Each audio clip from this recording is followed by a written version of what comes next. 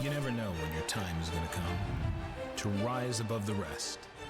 To seize the opportunity. To be crowned a champion. Every once in a while, you get one of those final tables that you say, wow. Tonight is one of those.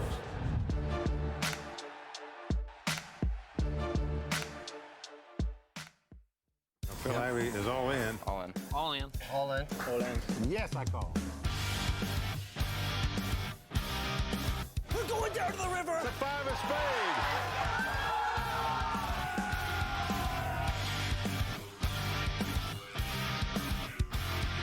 It's over. Tony Dutt has done it.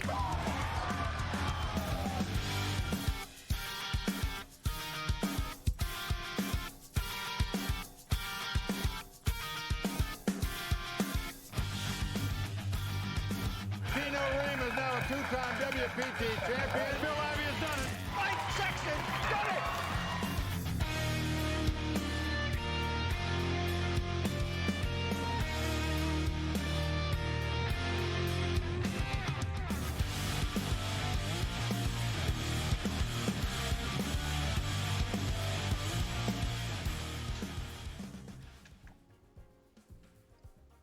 All right, welcome everybody to this, the 8 Max Championship final table.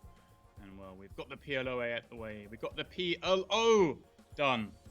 But for the first time, we're going to play for a spot on the Mike Sexton Championship trophy. And well, this is how things look at this final table. Gavin Cochran. There he is with the fast lead. And, well, who else could we have on the line for the Mike Sexton Championship trophy other than the man himself? Mike, how we doing, buddy? Hey, James, I'm so glad to be here. It's going to be a fantastic final, I know. Mike, tell me, you're not going to get sick of hearing that, are you? The Mike Sexton Championship trophy. Champions Cup trophy, pardon me. Sounds good right now. Let's see how it goes in a couple of years. Mike, it's obviously a great honor and one that's fully deserved. As we look today, the winner will not get just the trophy, but the $540,000 that goes with it. And Gavin Cochran, Mike, the one in the kind of very commanding situation here as we start this final table. Plenty of short stacks around, but his 115 big blinds, Mike, really was like a wrecking ball through this field last night. It really was amazing. I was watching him go down to that final table, and he beat 2 queens with ace-5. He beat 2 queens with king-3. It was just his day. He was running so good, and he's got a huge chip lead. And the funny thing is, every other player at this table has won multi-millions, not millions, multi-millions playing poker, and he's the only guy that hasn't, and he's a PLO expert. And yet he's a big chip leader here in the Hold'em event. Let's see if he can hold it. PLO specialist. Not doing too bad with 2 cards. And he's kicking it off, Mike, with a raised Queen-4 suited, continuing where he left off yesterday. But Zhou Gong with 2 jacks. All right, 17 blinds. And, well, Mike, I guess, some people might not know all these players on the table. But like you say, everyone here is very experienced, all big winners. Me personally, Mike, I got my man Sam Grafton in the mix. I've got to be rooting for him. Yeah, I know he's your man for sure, and he's for sure the most well-known player at the table, even in America. But most Americans probably don't know any of these players much, but boy, they can play, as you know, James, really play. I mean, these guys are something else. We'll go down through their bios as play goes along. But, this man, Mike, I guess you know a little bit more about, of course, Daniel, a kind of live poker regular in the US, obviously situated in Mexico for online play, but very well known, not on the online circuit as well as the live circuit around the US as well, of course. As he finds the jacks, pops it up. Mike, I noticed in the background there, you got a little Champions Cup chilling on the shelf there.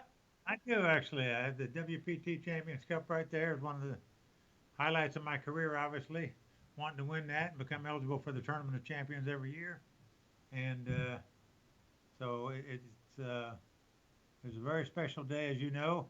I can remember clearly when you won your WPT title at Bellagio and how your fans You had the whole place jumping, rocking and rolling, rooting for you. I don't know Yeah. how many pieces they all had, but they must have had some because nobody jumped that high with that piece for sure. That was an exciting night as well. Yeah. I mean, one of these guys is going to join that list of winners. Obviously, won't have the fans jumping up and down quite how they might want. But they will be getting a seat to the Tournament of Champions, of course, that 15K seat being added in this event rather than being Added by drawn. Pope, Yeah, obviously commonly drawn from the prize pool. like they do most live events. But Party Poker's adding them online, and all 5 of the online events where you can win get your name engraved on the Champions Cup, you get a 15,000 entry into the Tournament of Champions, as well as a Hublot watch, as well as Baccarat. I mean, so many perks go to winners. Yeah, I was looking through all the stuff. So yeah, you get the Hublot Classic Fusion Titanium watch, which is it's not cheap, Mike, as well as of course the seat to the 15K. And I do gather as well that all the travel and accommodation and whatnot that goes with that seat is also being afforded these players. Because Mike, if you win 540K, you can't possibly pay for a hotel room yourself. Yeah. No, big prize money tonight, no doubt about it. And Daniel does win with his jacks, as Gong did with his hand before. And Mike, this is this table. It looks pretty similar to a WPT final table, doesn't it? The graphics are a nice setup. You feel like you're on the set of the WPT at some casino somewhere. Even they got the floodlights coming up from the floor. I mean, it's just remarkable how realistic this looks to a real WPT final table. It's like you're actually there. It truly is. I feel like I'm up in the booth with Vince looking down at the table. It looks just like this. And also a nice touch tonight. Those of you who are with us in the Omahas, you will see we've finally found a way to get pictures on here. So at least we have a vague idea of what these guys look like. And we didn't get to see everyone play yesterday who's made this final table. I want to give a shout out here, Mike, to Lars. His brother actually won the Shooting Stars for Charity event the other night. And now here he is gunning for this title. Yeah, a pretty good poker family, I would say. Yeah, and of course, again, if you weren't with us last night, I was heaping praise on Sam Grafton because he won the warm-up event. The Amax warm-up event, he won on Sunday night for just under 100K. Now he picks up 2 kings here. Yeah, I'd say he's fully warmed up, Mike. Yeah, he's quite a player. He's got like 12 million in winnings, live and online, and it's not a long list. Has more money than that. Yeah. And well, the 2 kings here. He's gonna raise it up, of course. And well, Oggy Dimov in the small blind, ace jack, Mike. Make himself in some trouble here. No, lets it go. All right. Now, one thing viewers will be confused about: this is an 8 max championship, yet we have 9 players at the table. James, explain that to him. Yeah, that is of course. What you don't want is a hand-hand situation with 2 tables left, where one table has 5, one table has 4. It's pretty unfair. I say it's unfair. It's not fair because it's random which table you're on, but it makes it a little unbalanced. I think it's a better system to always play odd number final tables. And so we get to this. When I played the 1-drop, $1 1-drop, we got down to 10 players. They paid 9. Now they actually took 10 to the final table, but even though 9 made the money, that was me, 9th place. They played because 8 made the television show the next day. So we played on.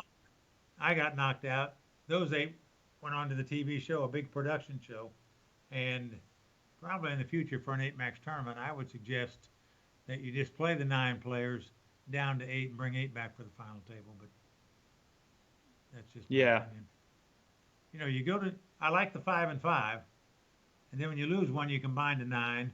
But combine to 9, draw the seats, and then play out until somebody's gone, so you bring back 8. Yeah. I mean, obviously much more important, Mike, in live events than it is here online, of course. You've got players having to, hang around hotel rooms and whatnot. And Oh, this pot. It's juicing up, Mike. It's juicing up good for Sam. Yeah, 5.9 million in there. We're playing 153.100, of course. We finished off last night. Thomas finished in second chip position going into the final table here. But he's going to be losing some of those chips. Yeah, and He's firing up the shell. Yeah, he does. Wow, had the open end straight. He's not stopped firing. Yeah. Obviously, Grafton, loving life here, calls it off and doubles up to 45 bigs. And as Mike says, it's a pretty big shift in the stacks. Eurosov still on 55, Grafton on 45. Obviously, Cochrane's still way in front. But this kind of like equalizes some more of those medium stacks. Great for Cochrane. Other short stacks puts a bit more pressure on them now. Dimov, Lars, Sotubayev there, all fairly short, sub 20. But as Mike says, a full table gives you a lot more room to maneuver. It really does. It protects the short stacks, if you want to know the truth. And usually when I get to the final table, I was one of them, so I was happy to see him go 10 hands back in the day.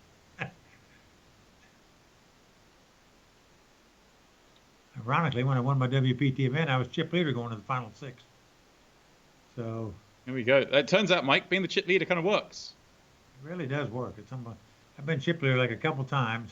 Once when I won my bracelet, and then at the WPT final table, I was chip leader, and I busted the guy in 7th to take a small chip lead over Emma Z. And I'm so happy things didn't. Yeah, Emma Z, quite the player, and I know, Mike, you're a huge fan of hers off the back of that final.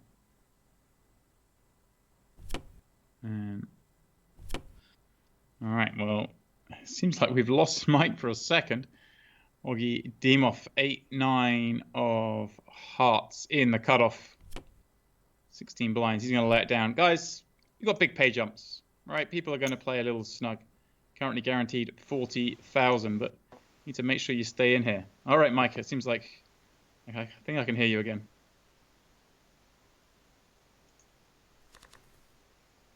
Oh, okay, maybe not. All right, guys, bear with us. As Gavin is going to bet this limped pot with his Jack-6 clubs, hopping a flush draw. And Daniel gives it up in the big blind.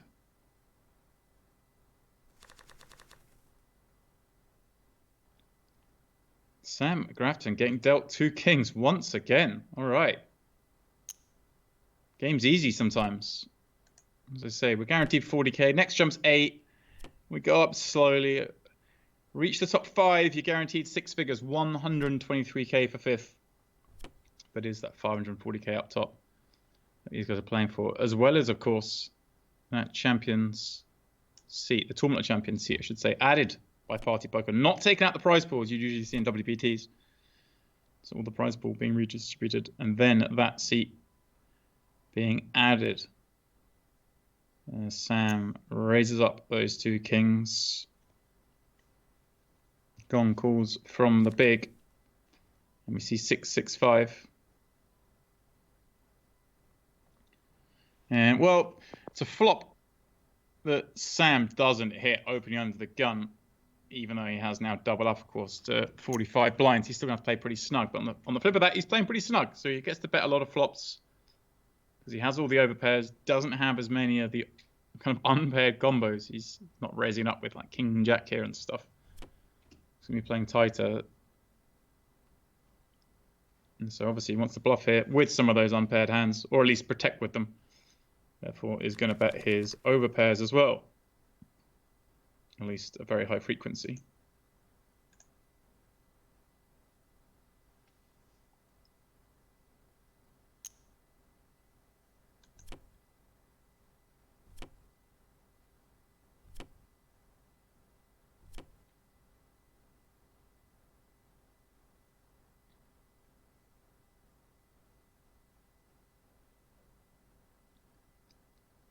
Gavin, tanking, but 8-5 offsuit.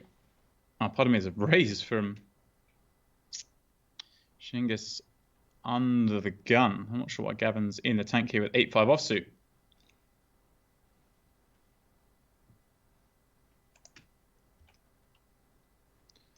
All right, well, whilst he is in the tank, let me turn my attention over to the Twitch chat. See how you're all getting on this evening. Manolution, Jim Ladd in the house. Ivan with us as well. See Jimmy T. How are we all doing this evening? Not today, thanks. In there as well. Life of Poker asking, what do I know about Gavin Cochran? Just that he's a PLO crusher.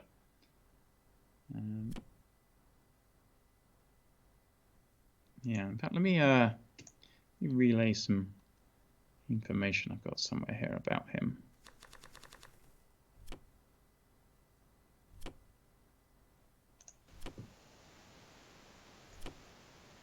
Yeah, there we go. He's in the Poker Masters recently, Poker Masters Online PLO series. He came 4th in the overall leaderboard, and then he came 4th in the mini as well. So we had the main Masters Online and the mini Masters. He came 4th in both leaderboards, cashing for, well, over 1.25 million between both leaderboards. And then as well, of course, final of the PLO 8 Championship, our first championship event of the series. So his second final table already in these events, and then coming in here with the chip lead.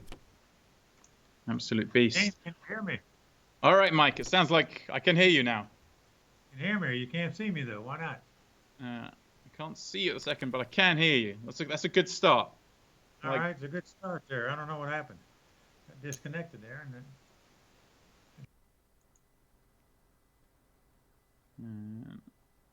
Gavin opening up Queen 3. All right, we are getting frisky.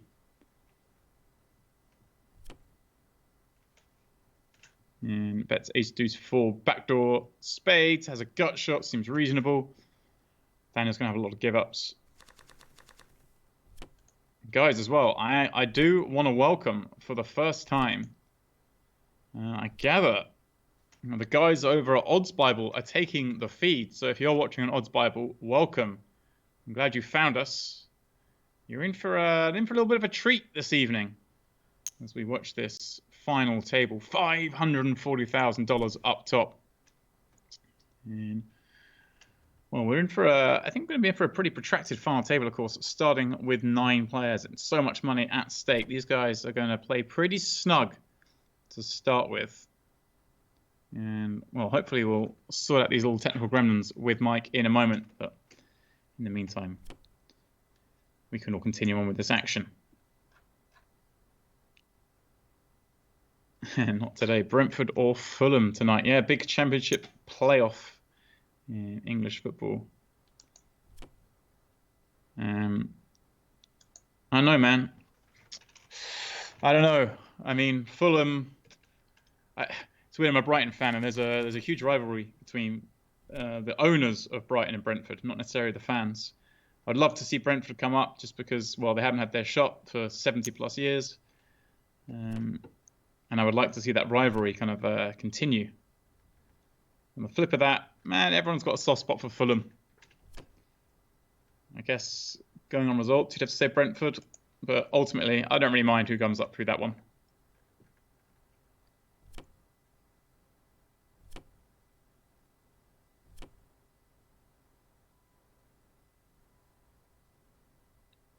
So Jimmy T32 asking about any big names in the field. Well, yes, basically. I mean, they all are, really.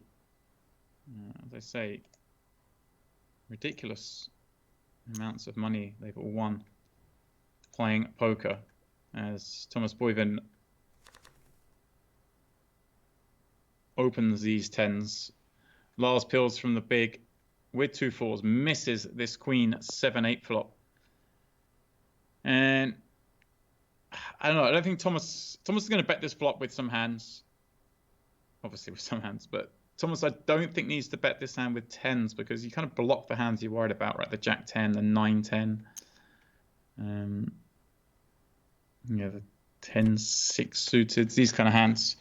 He does go ahead and bet. It's obviously fine. I mean, Lars has only got 9 blinds. But if there are going to be some checkbacks, I think 10s can slip in there nicely.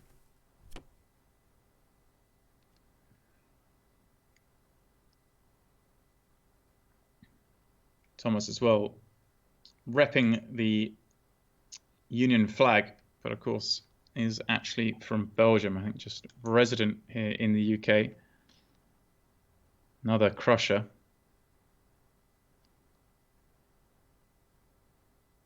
I think he took down a high roller at the WPT Gardens Festival in LA last year for 175k. I know I came across him in the Millions Barcelona, with Millions Grand Final in Barcelona back in 2018, when he finished 8th, I believe, on what was a ludicrous final table that actually myself and Mike did the commentary on. We'll get Mike back shortly, I'm sure.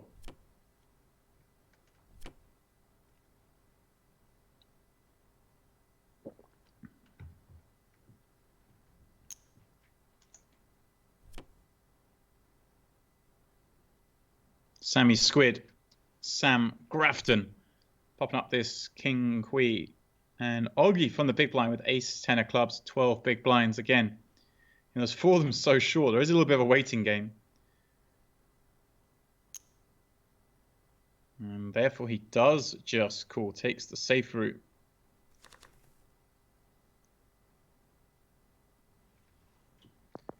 And misses at this Jack 8-5 flop.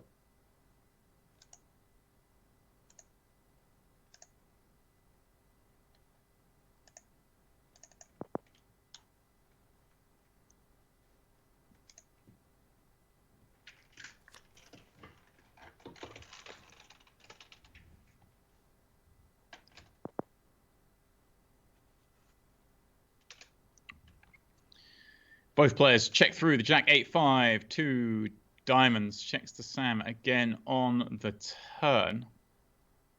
And I mean, he can just go really small at any point in this hand, really. He's electing just to check back. King Queen, man, it has a decent amount of showdown. Oggy peeling from the big. I mean, Oggy's probably not folding a pair the way this is played out, so I think Sam can be happy to check back this king high. You know, Oggy's going to jam some of the ace highs. Didn't jam this one, but would jam some. So a little unlucky perhaps to lose to an ace high would be his thoughts.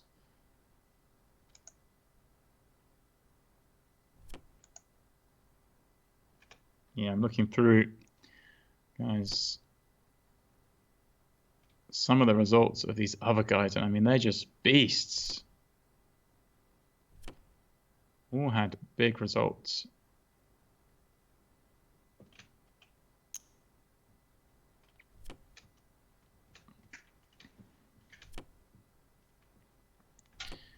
And this man raising up Dmitry Yurosov, no different.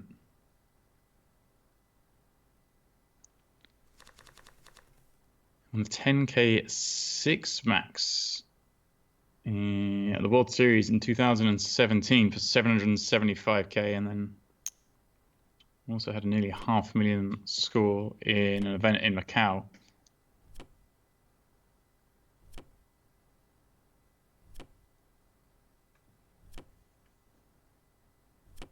And I can tell you, actually, Yurosov in for just a satellite. Won his seat. As Daniel's open, gets through with ace king.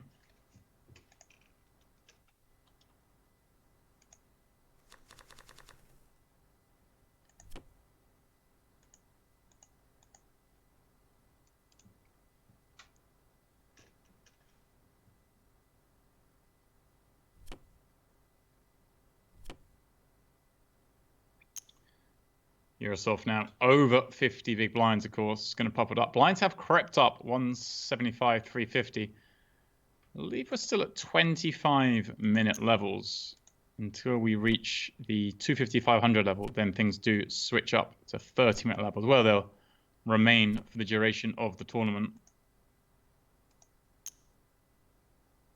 And well, Lars ripping it in for his sub-10 bigs with sixes. Holding so far on the queen, 7 deuce, all diamond. Neither player with a diamond, of course. Just needs to fade an ace or a 9 on the river. And he does. Lars with the double up. As I said, his brother having taken down that Shooting Stars for Charity event. And what a wrecking ball he was on that final table, if you were watching. Wow. Lars' brother Timo knocked out the other 5 players from when 6 remained. And was just relentless. Lars hoping to do similar here.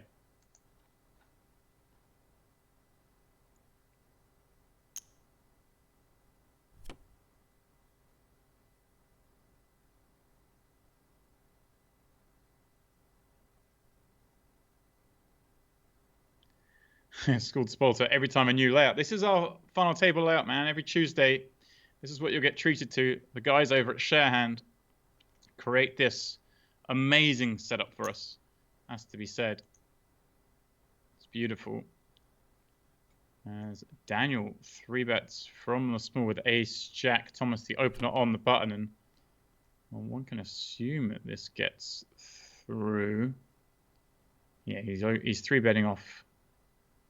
Just a little over 20 blinds, under 30 blinds anyway. I don't think Thomas will be peeling this 3-bet with 10-9 of diamonds, not when we're dealing with a final table situation. Thomas himself has to be careful, of course.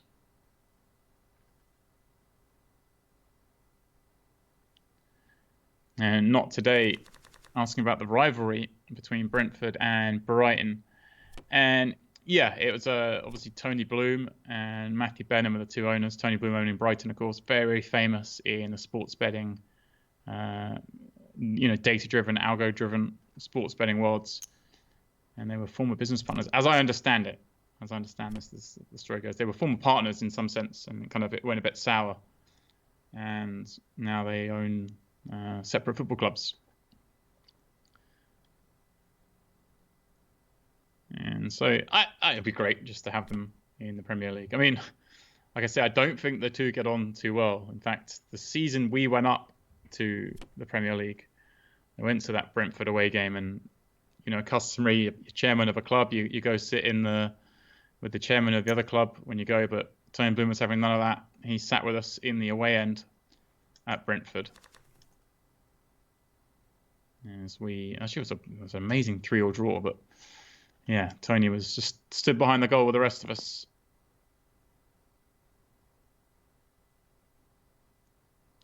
Squid defends 9, 6 of spades from the big blind over Oggie's open. And Oggie is going to c-bet this ace-high ball with his queens. Sam, second pair. Backdoor straight draw, backdoor flush draw. We'll be going nowhere just yet.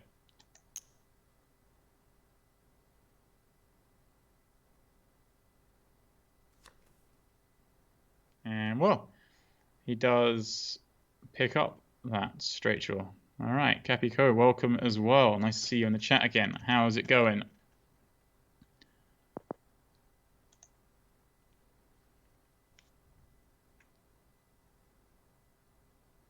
And Sam checks. Yeah, Oggie gonna check this one back. And well, river an 8. I mean, Sam gets to have more 8s than Oggie, but I think he's got enough to not bluff here. I mean, you're kind of really going after kings, queens, jacks, and 10s if you were to bluff here. And I think that's just not a big enough part of the range. Much better to check here and just win at showdown versus some Broadway combos. And there's no guarantee those hands even fold if you bet the river. With some missed draws out there.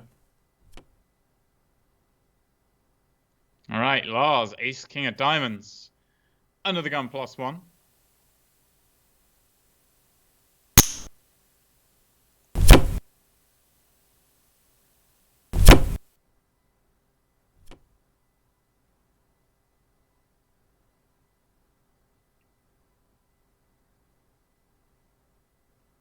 Raising it up, Daniel, king, jack of hearts in the cutoff, but I mean, well, I feel like we do have to play this, but I wouldn't be that upset if he didn't. I mean, Shingus with 11 blinds, Gong with 13, Lars opening off 17.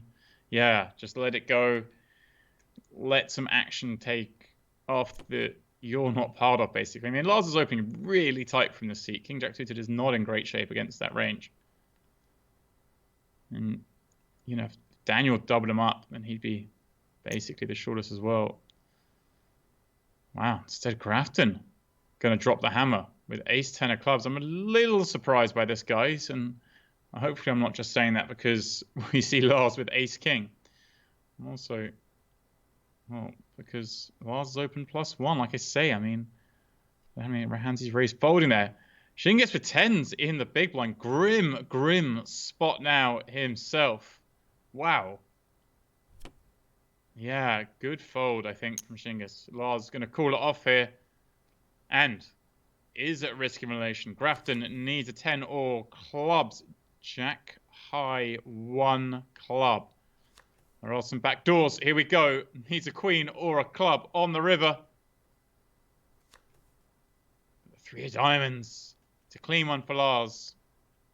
He doubles up to what, 14 million, equivalent of 40 big blinds. Sam down to just 5 million. And again, I hope I'm not just saying that because, you know, we saw he had ace king, but I'm not sure about that jam, guys.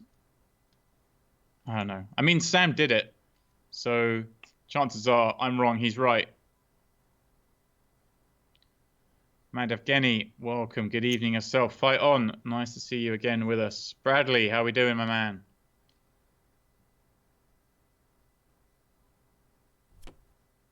Hero value. All right, my man. Benny, unlucky in that PLO final the other night. I know, obviously, with the 1 hour delay that you'd busted before we'd even come sort of on air, so I guess you weren't watching, but how we doing? All right, Capico. Wow, yeah, I avoid that storm. Hurricanes are no good. We are all good here. Daniel, ace, queen of hearts. Gonna raise it up. Gong, queen, jack of spades. Again, like, may look to play this first in. Situation's changed a little bit because, well, the short stack has moved, as it were. Sam Grafton now into 15 bigs. And, I mean, as you get fewer and fewer short stacks, there's less pressure on you as a short stack, as in you can take a bit more of a gamble at trying to get something going, especially with, as I say, the payouts in this one are a lot more top heavy than we're used to seeing on Party Poker. You know, the first jump's 8K, second jump's 13K, the next one's 26K, but 540K up top. It is all up there for the taking. And of course, that 15K added seat to the Tournament of Champions, courtesy of Party Poker. And Lars sees Jack 6-5, having peeled from the big checks over to Daniel. I think Daniel could just bet this. We have enough backdoor equity. He does decide to check it back. They're both over 30 bigs as well. I mean, I don't think Lars can just go crazy against you with a lot of hands. But of course, checking back ace, queen of hearts is also a good thing when you have lots of backdoor equity because, well, you can get to more rivers this way. If you do turn equity and your opponent bluffs, you get to call them.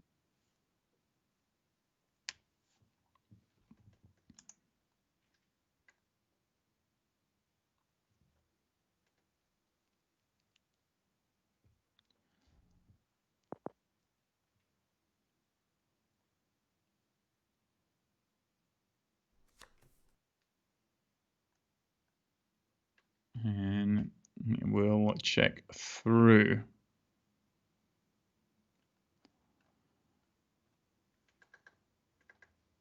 Yeah, all right. Benny in the chat. I see he's with me with Sam ripping that ace-10 from the small. Seemed a little optimistic for me, but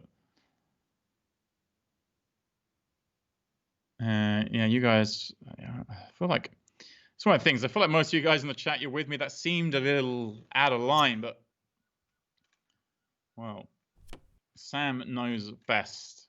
That's my answer to that. Maybe he's of the opinion Lars is opening under the gun +1 more than I was. And like I say, maybe I'm just being biased because we saw Ace King. You know, if he's opening there wide and folding some hands, then Jam's obviously going to be fine.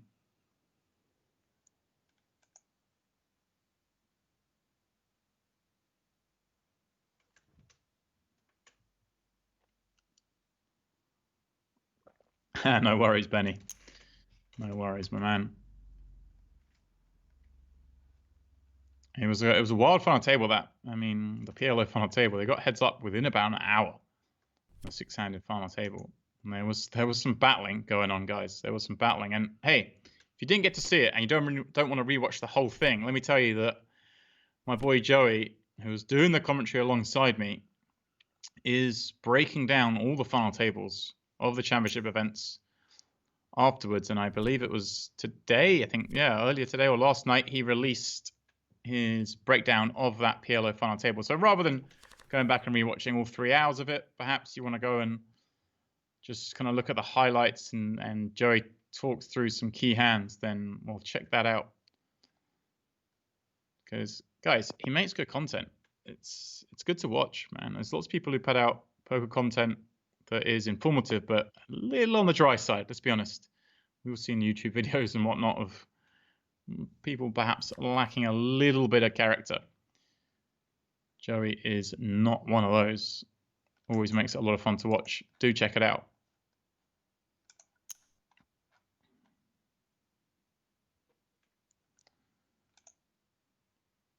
Gavin going at 2.4 million into Eurosov. Eurosov a top pair. All right, Gavin trying to play the bully here, but he's shoveling chips into top pair. It's never a great idea. River bricks off. Is he gonna fire again? Pot 7.2 million. Dimmy with 11 million back.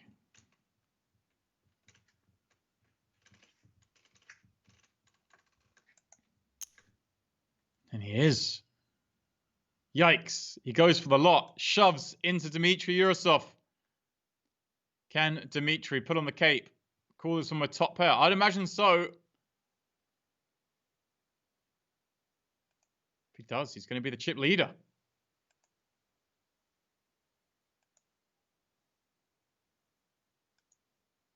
Come on, Dmitry. Find that call.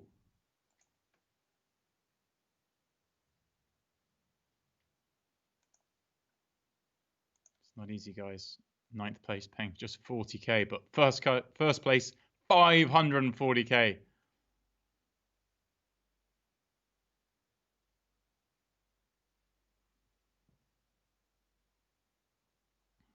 Gavin probably quite hopeful with this shove that he does block a hand like King Queen. We'll get some more Jack X hands. Dmitry makes the call. Wow. Dmitry Eurosov puts on the cape. Clicks call with one pair on the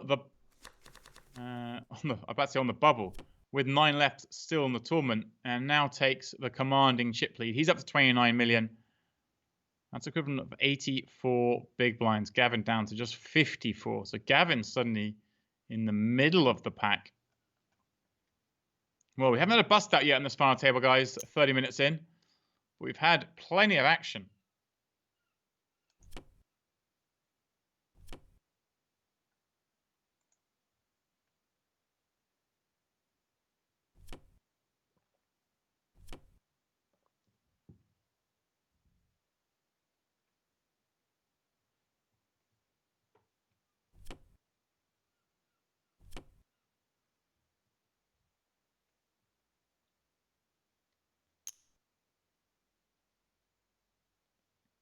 Daniel raising up ace 5 of clubs off 30 blinds. Thomas with the similar stack peels from the big blind. Jack 4 of diamonds. Flops nothing but backdoors on this 9-7-6. But again, this isn't really a flop. Daniel gets to bet. Having raised from early. Thomas going to connect with this way more.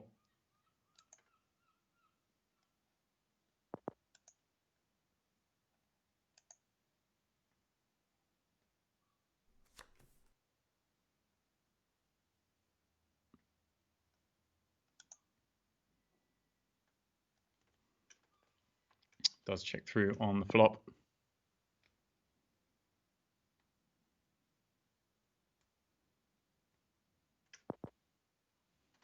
Checks through the turn. Yeah, well, two-player on board. Board getting better and better for Daniel's ace high. He'll surely win this one at showdown.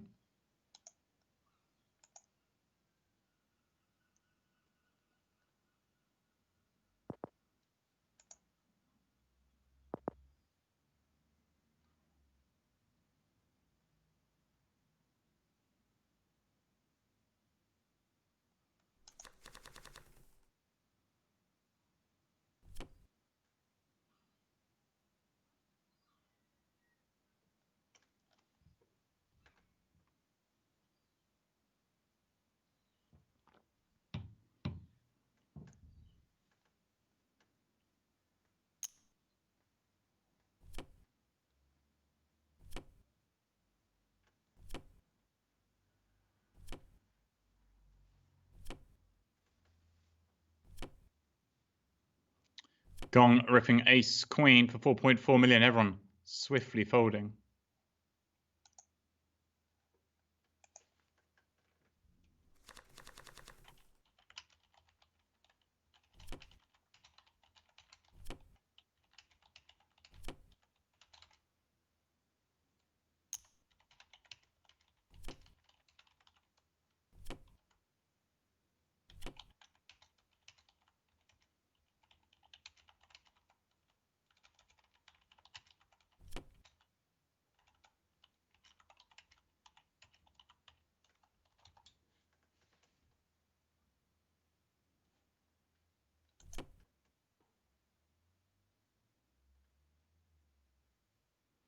Yurosov with the chip lead raises up 7-8 of clubs.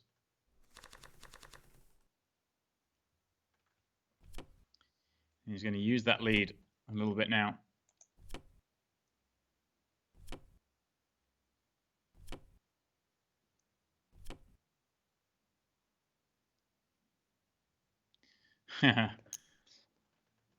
So yeah, man, Lucian, bang on. Respect to Gavin for making that bluff over the streets. A few hands to go against Dmitry Yurosov. Exactly that, man. He gave it a go. He just ran into a man who wasn't in a folding mood. A big call from Yurosov with just one pair.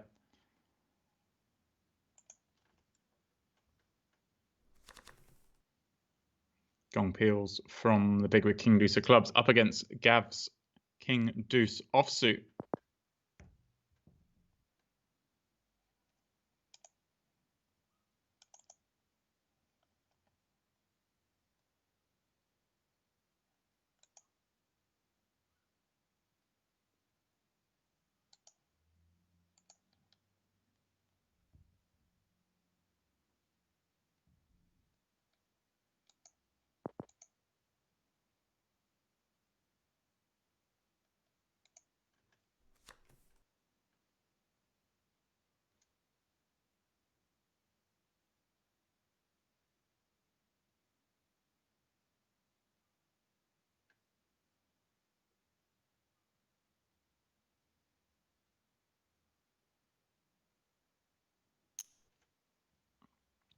Gong is going to bet this turn, having picked up clubs.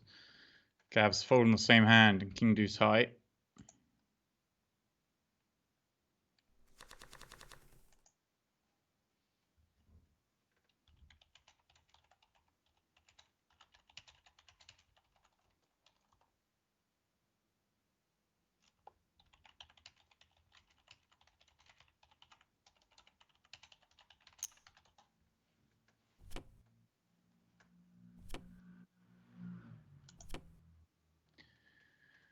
Shingus ripping ace, king of clubs under the gun for 10 blinds.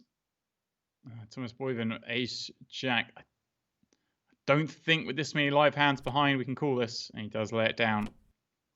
Also just does to represent quite a lot of Thomas's chips. This final table playing fairly shallow, really, given how the tournament's played up to now. Well, I say shallow if you sort of take out the stacks of Yurosov and Cochrane, then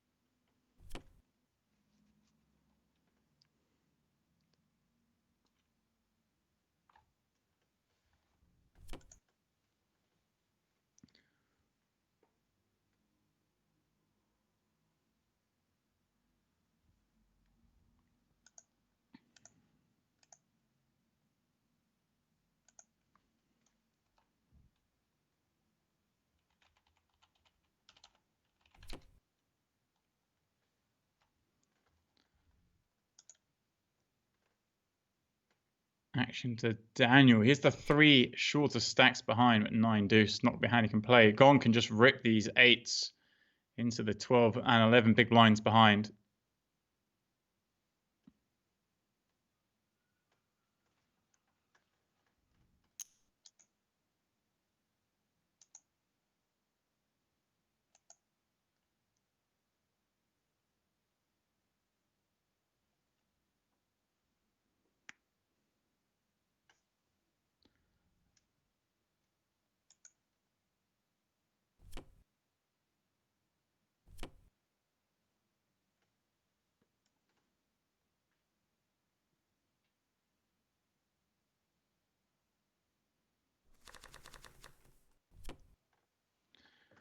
All right, Sammy Squid gonna get something going here quite likely. He's been dealt 2 kings on the button. Shingus with ace queen in the small blind. Sam's gonna rip here. Shingus gonna rejam, and our 2 shortest stacks are gonna be taking each other on. And well, whatever happens, the dynamic will shift a lot on this final table, with one player all but out, all out, and the other over 20 blinds.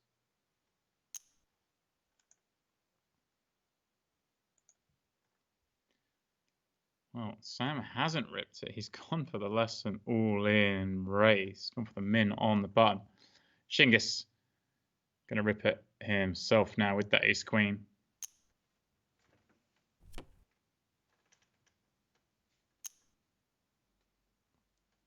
And Shingus is the one at risk. Grafton with just under a blind behind, but it's an ace-high flop.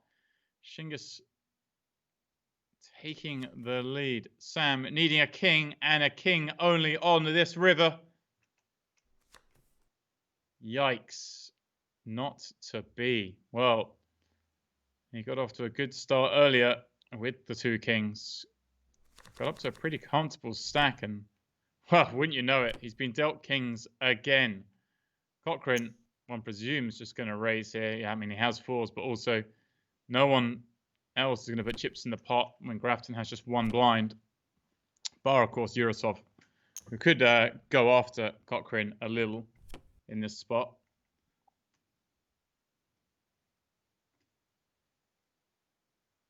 Yurosov is going to play this. I mean, it's 2 blinds. Sam's all in on the side. Yeah, I like it.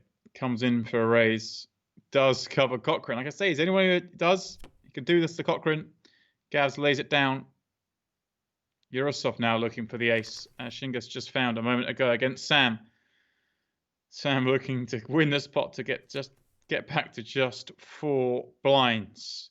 Dimitri needs an ace or a king. Oh my word. He finds the king on the river. Sam Grafton. A tale of pocket kings after pocket kings after pocket kings. But he's out in 9th. And it looks like we may have lost Sam, but maybe. Have we got Mike back? All right. I think we have you back. Wait. Well, Mike, So, wow. it's been, That's about as bad as it gets. Yeah. Can you hear me, James? I can. I think we're still struggling with Mike. I can hear you on and off here.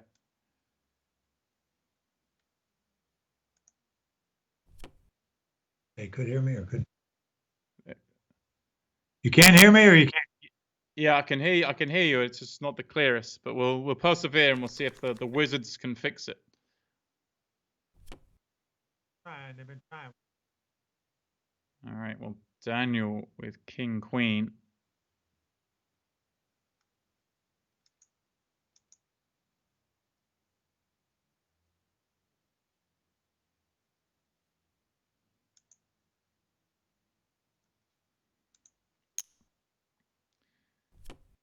Daniel is going to pop it up. Blinds have risen 200, 400. Daniel going to make it 880,000 to play.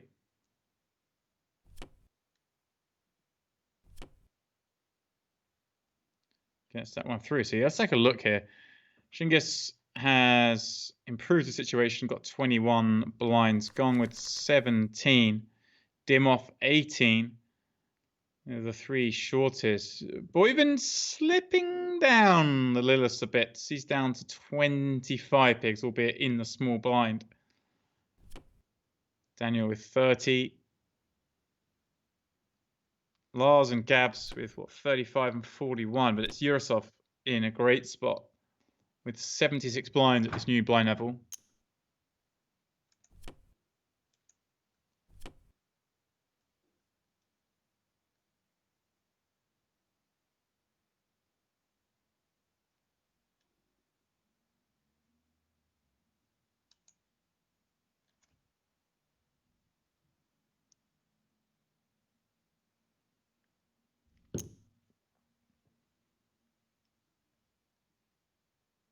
Yurosov popping it up with Queen 7 off. Well, I advocate some light raises with this stack advantage. That one may be a little bit too light, though, the Queen 7 offsuit.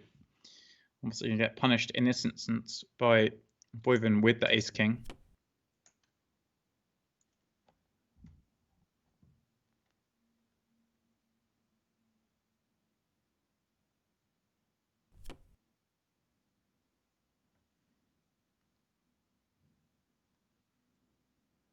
Yeah, sorry guys, see in the chat. We are trying to work on this, trying to get Mike back. I'm not quite sure what's going on.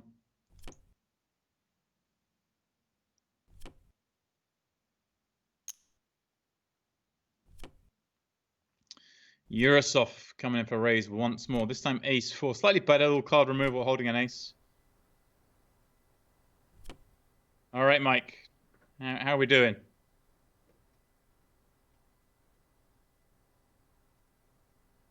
All right. Sorry, guys. We will get this figured out.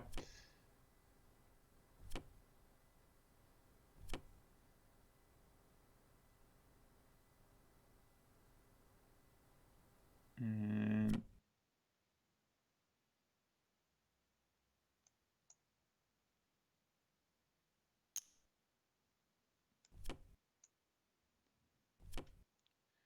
Thomas is going to pop it up with 10-9.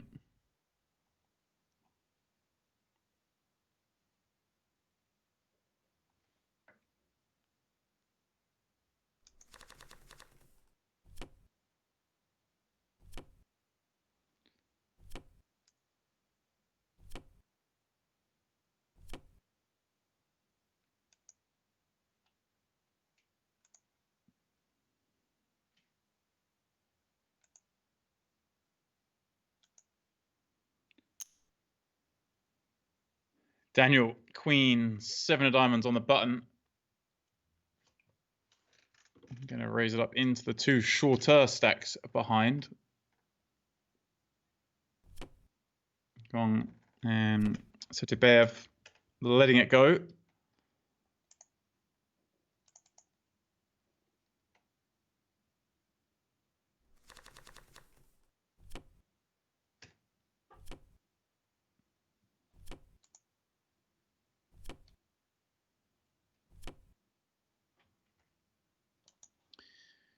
Guys, let me tell you, the 320 mini 8 Max Championship is down to the final 10. Roberto Romello still in the mix.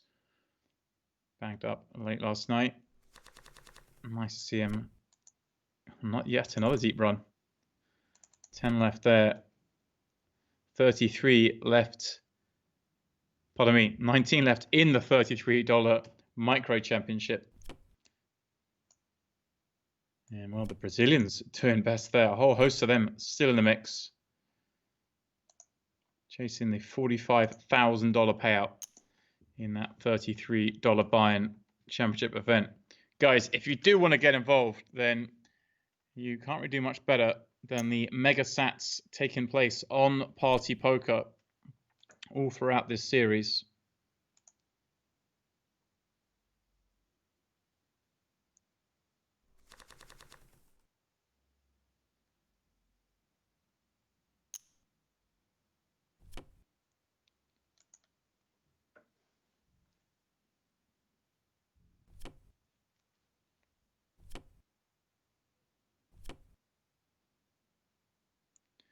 Yurosov on the button, ace 7. Boyven having open ace 5 suited from under the gun. Will Yurosov apply the pressure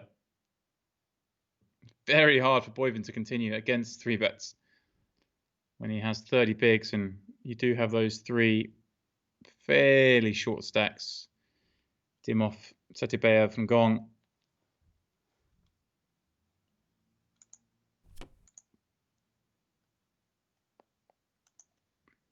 No, he does let it go. It's a nice open from Boyven. Lars in the small again as well. Not a great spot to get involved. Does let it go. Dimov, of course, going to call with the queen. 6 of clubs from the big blind. Flops bottom pair. Boyven with top pair, and he's going to bet 2 blinds. Get it done.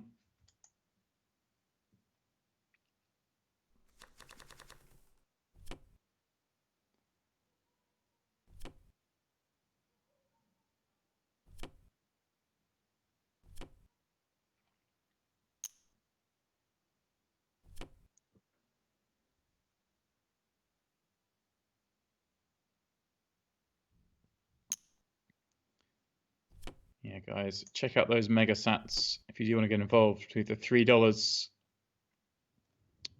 satellite into the $30 events. You have $30 satellites to the 300s, and then you have $300 satellites into the 3Ks like this one. Well, some of these guys got in here doing just that. In fact, let's have a look. See here. Gong got in. He's fired 1 bullet this tournament, and it was from a satellite. Lars, well, he's fired 2 entries, but both were satellite wins.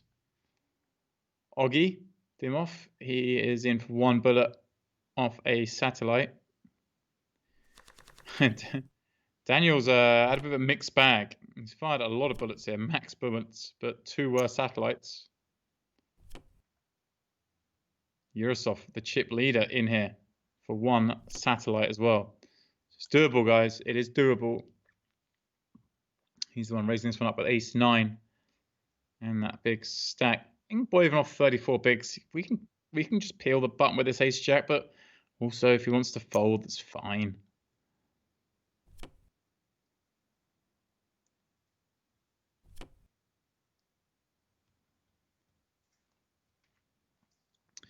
Three short stacks behind him. We see King 8-6. Now you can hear me. All right, Mike. There we go. We got the main man back. Well, you should be able.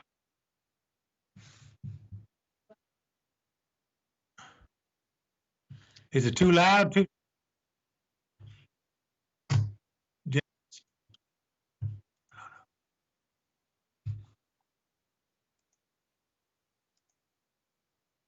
Hello? Yeah, Mike. Yurosov winning that one with a c-bet, making Boyven fold the ace-jack.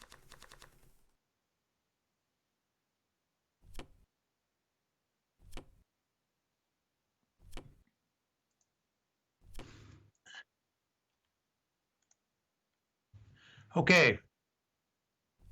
I'm hoping you can hear me now.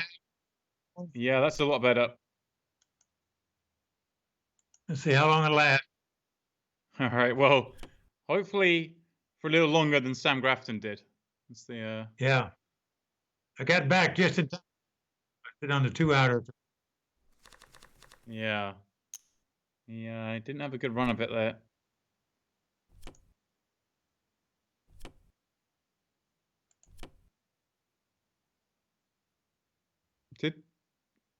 No, did I just see something there?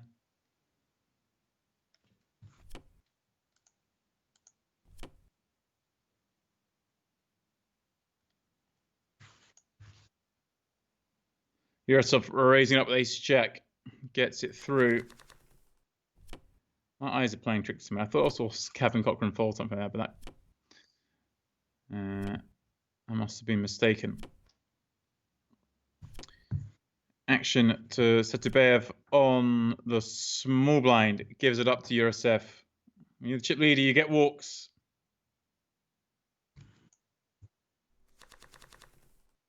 Okay, James, I think I'm. Mike, we're getting we're getting a word every so often, but we're not getting sentences, unfortunately. I'm sorry about the audio.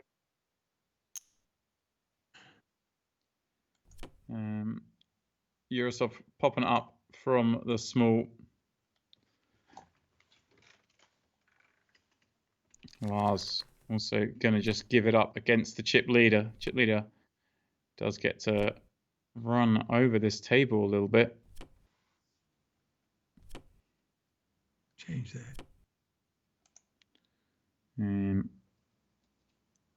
he's going to fill this one. Gets Lars in the small blind. The option will surely be to jam into Dimoff's stack. That's what he does. Those 2 3s.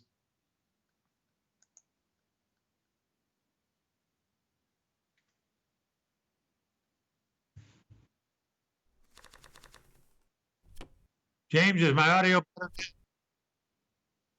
Does it fade in and out? Wow, I did see something earlier. Okay, so we are on a the stream's going out on a slight delay from what myself and Mike are seeing, and yeah, Gavin folded 2 queens. I'm not quite sure what that was about. Eurosov opened and Gavin folded 2 queens. So yeah, I thought I was going crazy. So to Bev opening up the 2 queens is going to win the pot.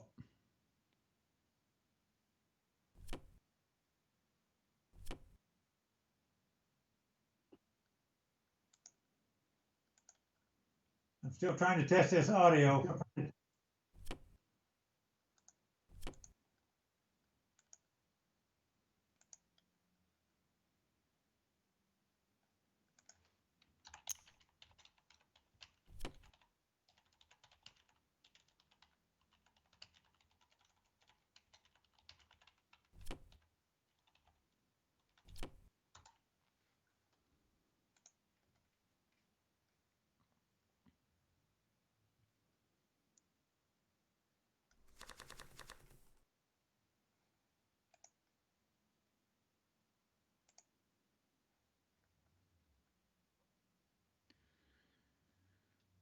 Okay, gong.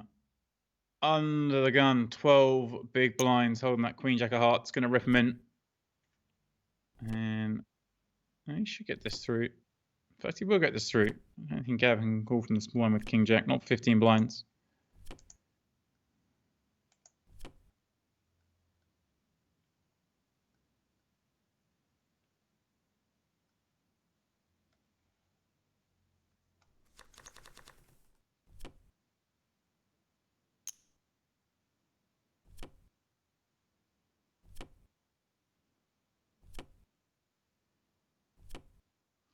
Eurosov raising up once more as a chip leader, but this time with a very playable ace-10 of spades.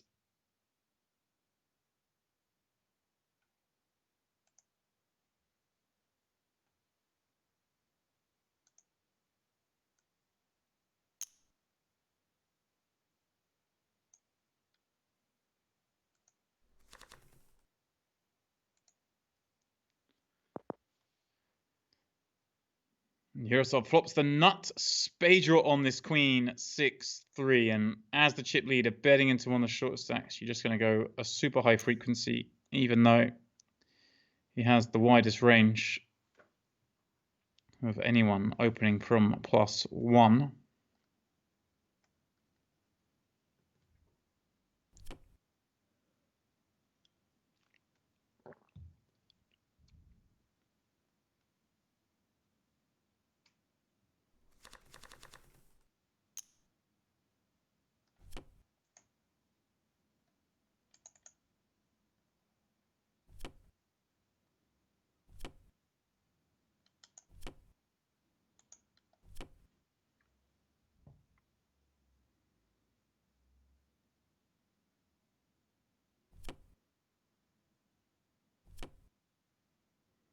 Dimitri again opening, this time under the gun. The rest make way.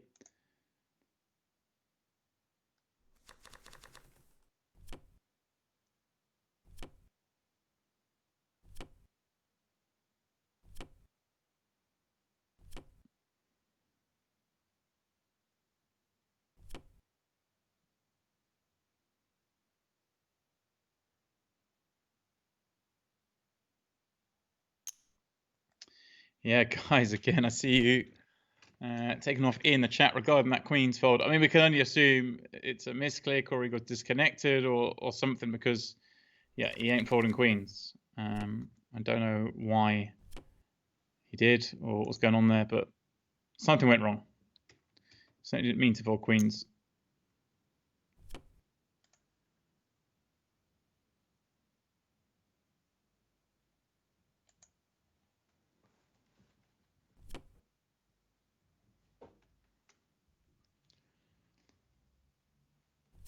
Gavin raising it up, 800k. Eurosov, any man reading will see does call from the small, but we're playing 35 big blinds deep. He can navigate his way to the river here to show down when needed. Well, he's not going to need to because Jack 4 deuce flop is after. Cold decking Eurosov here, top pair apiece. Gavin is going to c-bet and yeah, he gets a c-bet Jack 4 deuce, I think. I mean, Eurosov's going to have some Jack X, but he also has plenty of hands that missed this flop. Gavin has all the biggest pairs. And he gets called on the flop. Now, this is where things get interesting. Does he go for a bigger bet here and then make some decisions on the river about value betting, or does he just check back? There we go, take a pot control line. Doesn't want to get blasted up his hand. Wow, the hearts miss. Some of those straight draws miss. The ace threes, the ace fives, but Jack does not. Dmitry Eurosov's going to go big for value here. And well, Gavin's going to snap him off with a better hand.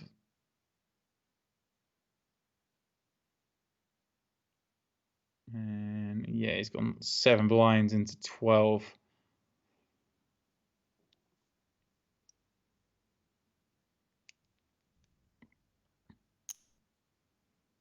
And Gavs is going for the small raise. Squeeze a bit of value.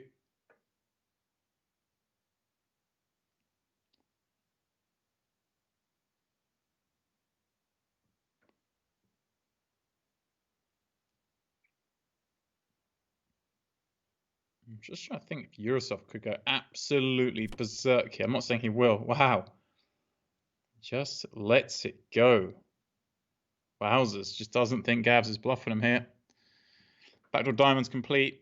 Obviously, all the other jacks are better than him. Lets it go. All right, well, as we reach our first break of the evening, that's how it looks. Sam Grafton, the only player to have busted so far. Everyone guaranteed 48k as things stand. Our winner walking away with 540k.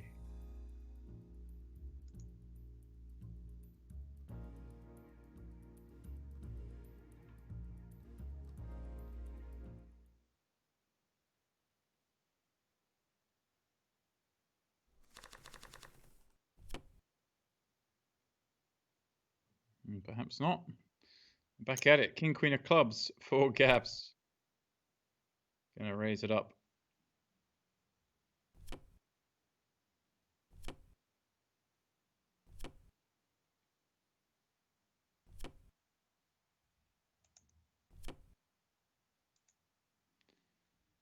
And he takes it down.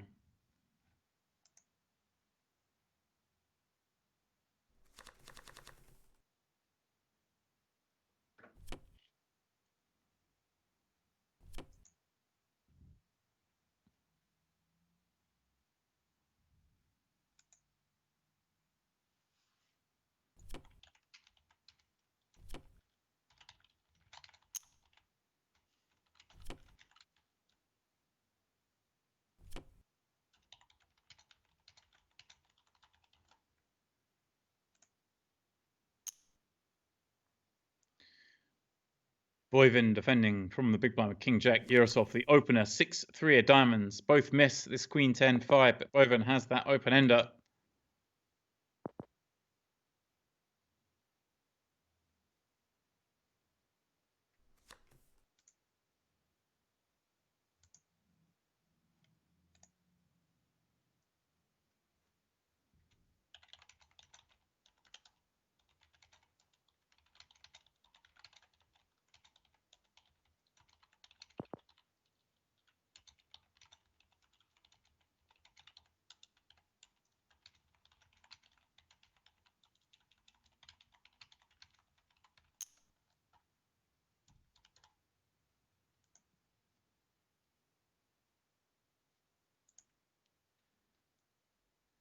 Yarosov picks up an open under himself on this turn. Going to bet 1.1 million when check to again, and Boyven makes the call with the King Jack. And King Jack High is going to be good if he can get this to showdown. And well, that may be where it's going. Yarosov just gives it up. Yeah, when you've been check called on the turn here, you're going to weight it more towards some 10x, even some Queen X, maybe even a 5. So it's not a great range to be buffing into on the river when all the draws have missed.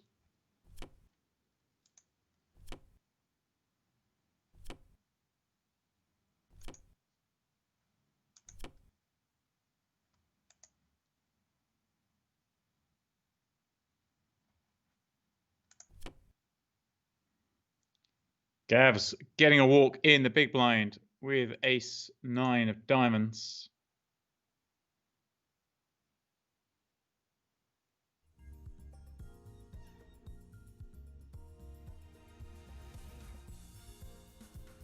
All right, quick look as we are about to go on our first break. I called it early a minute ago, but Dmitry Yarosov, he's had a fast start here on the final table, takes that lead off Gavin Cochran. Lars out in third. Gong, Dimov, Satubayev, all under 20 bigs. When we return, we will continue playing 200k, 400k here at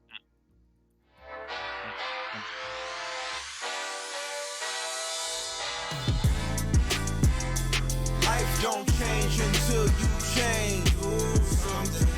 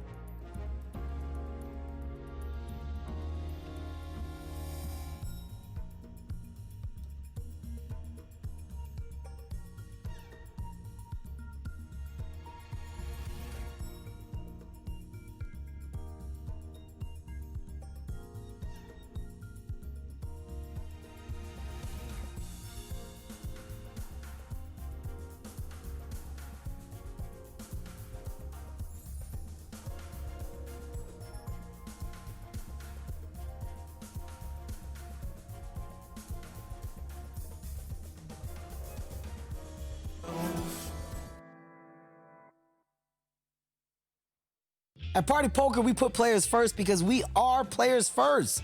You can't love poker if you're not into poker. You gotta be into it. You see my dog right here? My dog's name is Royal. See my cat? My cat's name is Flush. Look at all of my furnishings. Get a good look at it, huh? That's how into poker we are. That's why we got you. Love poker? Join Party. Hello, I'm Alex Gray, and today I'm joined by the wonderful Matt Savage, the WPT Executive Tour Director. Last night, the winner of our Shooting Stars for Charity event was crowned, an event that raised over $51,000 for the charity one day sooner. And the man who triumphed over some of the biggest names in poker, bagging himself $90,499, Mr. Timo Campus. All right, Timo. Hey guys, thank you. Timo, you started off the final table as a short stack, and you had a couple good hands there. One against Sam Trickett, where you beat him with Ace-King versus Ace-King. Tell us a little bit about that hand. Pretty standard hand. That's where it all started, and yeah, it came as a short stack. After that hand, I doubled. Then I doubled again with queens against Ace-King, and from that point on, I was like the big stack. Could apply a lot of pressure, and that's what I did, yeah. And the hand that you busted Sam Trickett with, King 4 up against his Ace-10 when you flopped 2 pair. A nice hand, right? It was a nice hand, yeah. I mean, that was like pretty late in the tournament already, where I was the big stack and everyone was pretty short. So I tried to play a lot of pressure, and he called it off. So that's bad for me, but also, I guess, bad for him. Yeah, the pressure was indeed intense because he did eliminate the final 5 players in the tournament. That's correct. Mm-hmm. Yeah. $90,000. It's a very nice start to the series. Are you going to plan on playing a lot more of these events here on the Party Poker series? Yeah, I mean, the Hold'em events just started. I'm playing all of them, and at least I'm break even for now. Now, aside from poker, we want to know a little bit more about you, Timo. Can you tell us what you've been up to outside of the virtual felts? I'm mainly playing online poker in my life. Started like 4 years ago. I have a twin brother, and we started together. Last year we played a lot of live events as well. Yeah, that's what we do on our daily basis, grinding online poker, I guess. So prior to 4 years ago, what were you doing before then? I was working at a school for disabled children on a voluntary side, and then I started studying, basically becoming a teacher for like disabled children, what I was doing in 2 years. Yeah, I've always been looking forward to, when I drop out of poker, going back in this kind of stuff. That's so nice. I mean, the charity aspect of this event was probably, good for you. I think that them raising over $50,000 for this charity was a great start to the series as well. And obviously want to thank Party Poker for doing that for the Shooting Star. For sure, yeah. That's a great thing, yeah. Now, tomorrow is our first WPT Championship event. It's a $3 million guarantee, 8 max event. Are you going to compete in that one? For sure, yeah. Looking forward to that one. Yeah, I got to get you on that Champions Cup, the Mike Sexton Champions Cup. Mike Sexton, exactly. I hope so, yeah. All right, well, thank you so much, Timo. I'm going to say good luck for the rest of the series, and maybe we'll see you again this time. Thank you, guys. Appreciate it. WPT champion. Thank you.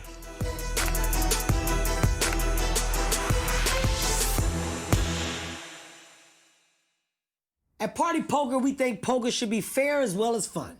Not like some of these guys letting predators get out of control. So unfair. You don't even stand a chance. It's like us getting in the ring with a boxing heavyweight. This is a David and Goliath situation. We're all Davids now. You know what that means. It's time for us to kick some Goliath butt. Yeah, you better stop it, all right? It's on. You love fair poker? Join Party.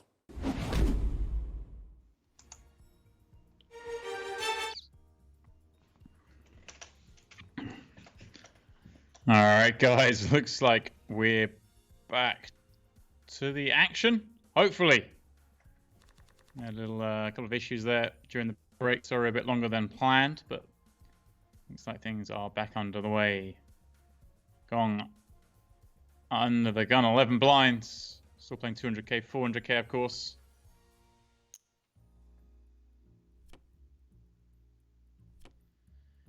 And he does rip it in with that ace-9 of diamonds, and this will get through.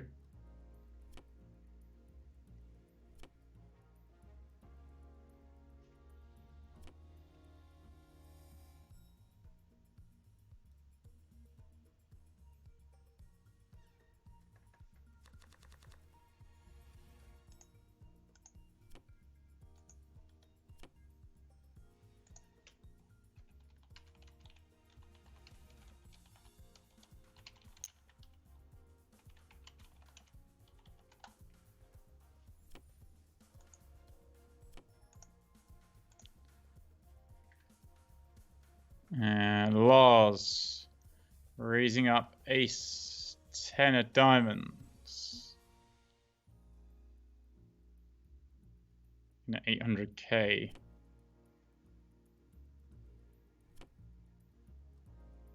Gab's giving up ace 10 offsuit. He definitely had an opportunity there to throw in a little bit of pressure, but perhaps electing to tighten up a little bit after those couple of missteps.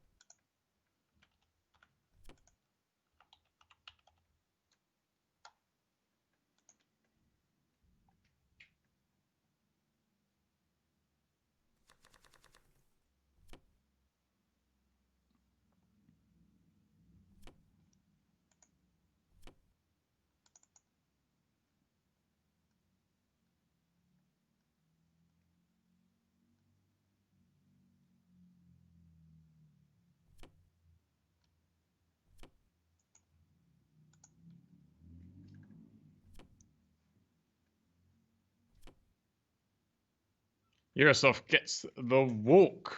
9-7 of diamonds, good enough to take the loot. All right, guys, how are we doing? Who's with us? We are, well, only one player into this final table. Only Sam Grafton has been eliminated so far.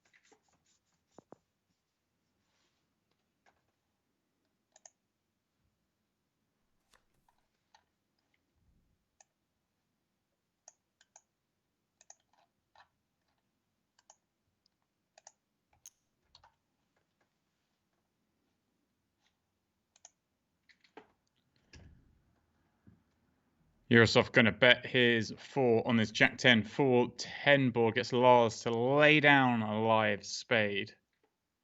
Great result. Denying that much equity.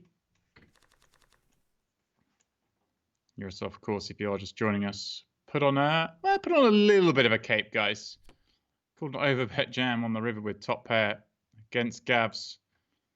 When there were 9 left. Was right, took the chip lead, and it looks like he's enjoying that chip lead at the moment, at least.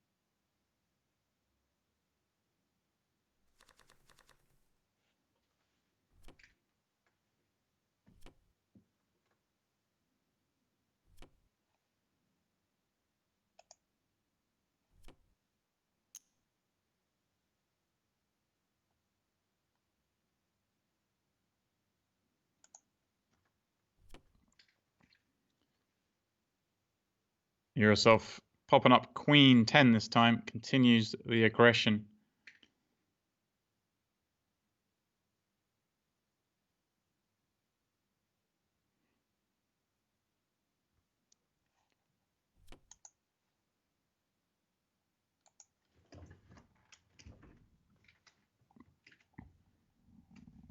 Guys, not a lot going on. That's what happens when people start playing final tables well. See, Oggy with 11 blinds. Shingus 16. Gong with 16. they're in a folding and waiting game. The others in the middle don't want to get involved against Dmitry Yurosov, who's doing all the raising. Gavs, though, he can get involved with ace-8 from the big blind.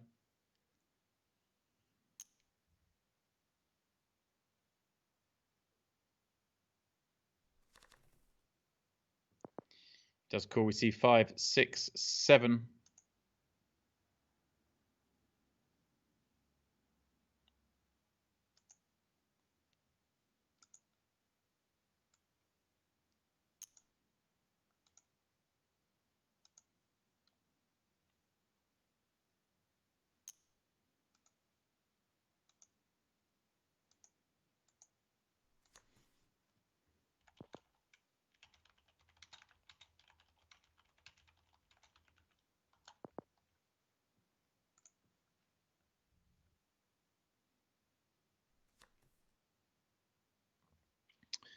Well, Gav's turned at top pair, but the board now runs out a straight.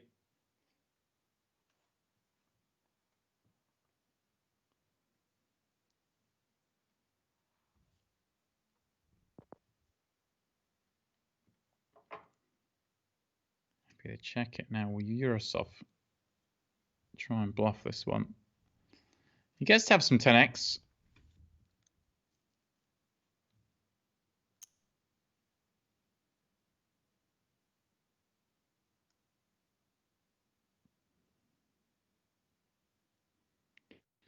All right, and well, we may be struggling with Mike Sexton, but it looks like we got my man back in the mix. Henry, are you there?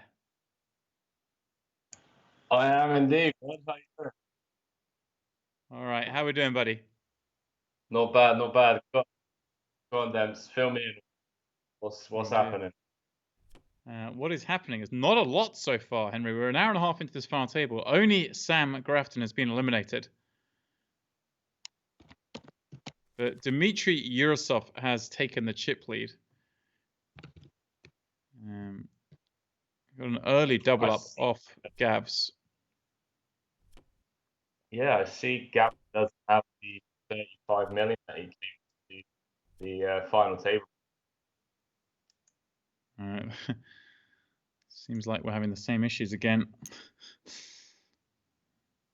Boyvin going to pop it up with kings on the button.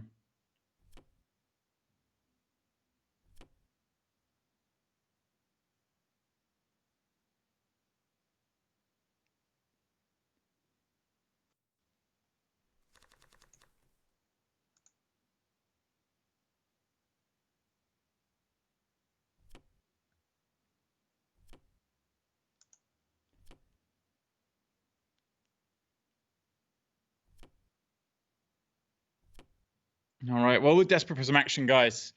There's not a lot going on. There's been some tight folds. There's been some surely accidental folds.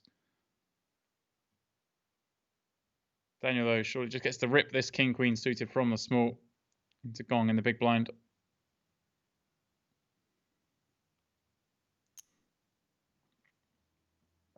Okay, he's going for less than that situation, raising up to 1 million, 2.5 blinds. I'm kind of surprised by this because, well, he covers Sutabayev, he covers Gong, and he covers Dimov.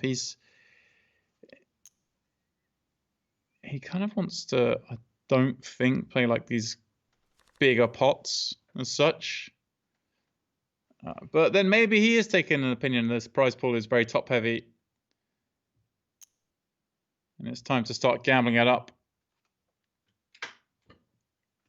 I want to have a crack at winning 540k, not just laddering up for another 8k. And I'm all for that. All right, Henry, let's try this again. Are you there? Yo, can you hear me? We can hear you. There we go. Yeah, I was just saying before I cut out that I see Gavin hasn't got the 35 mil that he started the FT with. No, we went a punting. I say we went a punting. We went aggressive. We tried to make Dmitry Yurosov fold top pair on the river with an overbet jam. It didn't work. Yurosov made the call, took the chip lead, and now Gavs has recovered a few chips since then though, and is comfortably in second place, looks like. Eurosov chip leader. Okay. I mean, we were obviously extremely impressed with him yesterday, deep into day 2. Guy kind of just put on an absolute clinic, and apparently put on the cape today as well. So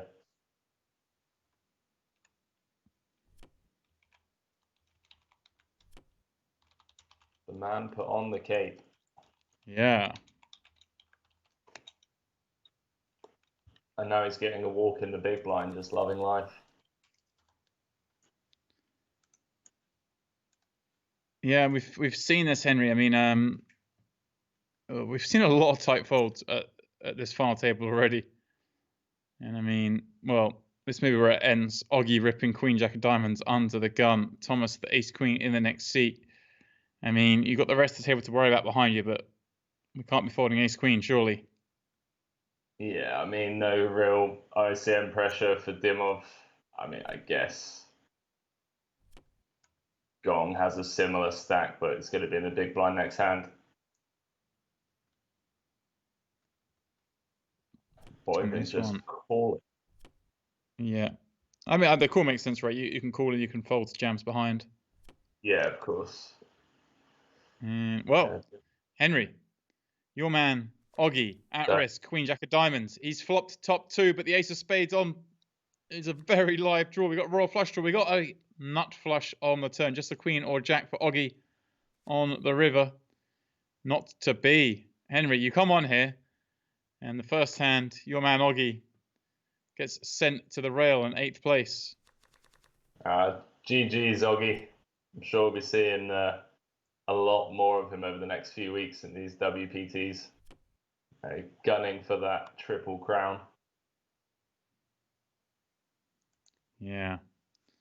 He had a shot today. It wasn't to be. That's big. Boyvin up over 20 million. Yourself gonna raise it up here on the button with an ace, as he should. Boyvin gonna get to continue from the big blind with Queen Jack of Clubs, two of the bigger stacks, shall we say. They are first and second in chips, but Boyvin obviously a lot closer to the pack. And well, Boyvin flops a big draw again. Gut shot to Broadway. Queen high flush draw. Obviously just going to play as a call against the chip leader. Spicy flop. Eurosov continuing for what, 1/3? Seems fairly standard so far. 6 of clubs would be disgusting.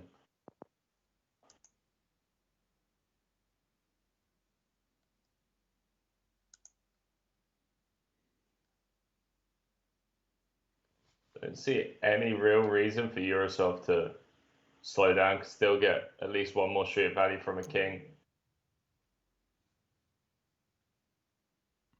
Right, we're going to get some value from King X. We're going to protect against some draws. We're never really getting check raised, are we, Henry, in this spot? Boyvin just can't really play big pots against the chip leader when the chip leader has all the strongest hands. Yeah, although we have more 3/4s in our range, we just, you're right. We just don't really get to check raise this turn that much. I mean, this is a river we could stab, but it elects not to. Again, you do want your opponent to have like the Queen of Clubs and the Jack of Clubs some of the time here to be bluffing, so perhaps not the best combination to turn into a bluff. But look at that. I mean, Eurosov up to 38 mil. It's got a commanding chip lead. Yeah, it's kind of similar to. Go on. Yeah, I was going to say everyone else is below 40 bigs as we kick things up to 250, 500. Yeah, I was just going to say it's kind of similar to that Timo FT situation where he just kind of got to abuse, these sub 30 big blind stacks due to just the insane ICM situation that we find ourselves in. Chinggis on 11 bigs, Gong on sub 10. Boyvin, Gavin, Lars will need to kind of, just watch out, really.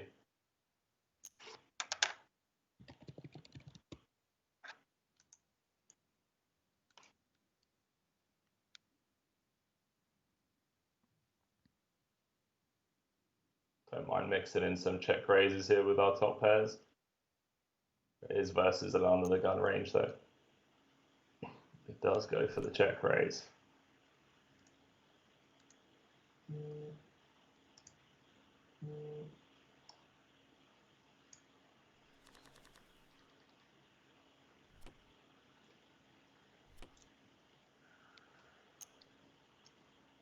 Eurosov popping up once more, this time to a milli.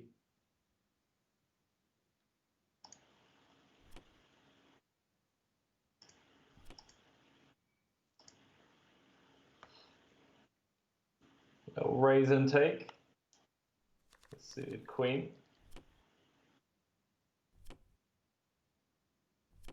What happened to Squiddy? Hang on, I only just realised.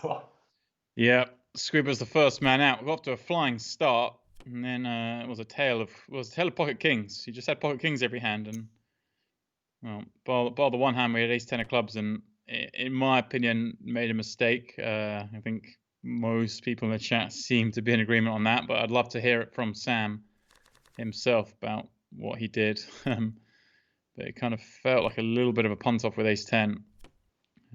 Certainly looked like a punt off given the way it ran out, but I'm not sure.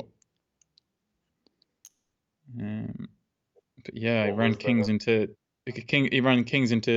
Setabayev's ace queen. Setabayev turning the ace or flopping an ace was what did the sort of final bit of damage. And then he actually got dealt kings the very next hand with his like one blind left, and Dmitry Eurosov spiked an ace that time with ace 10. So he just had back-to-back kings, and out you go. Well, like I say, he was down to less than a blind, so. Yeah, classic. I mean, come on, James. You've heard everyone in the 1-2 game at your local. Every time you got kings, it always comes ace high. You'd think ace magnets. Yeah, Sam would have known, or should have known. Well, speaking of aces, here they are. Gavin Cochran with them. Going to pop it up. Yeah, what we got? Two players below 10 bigs in Gong and Setabayev.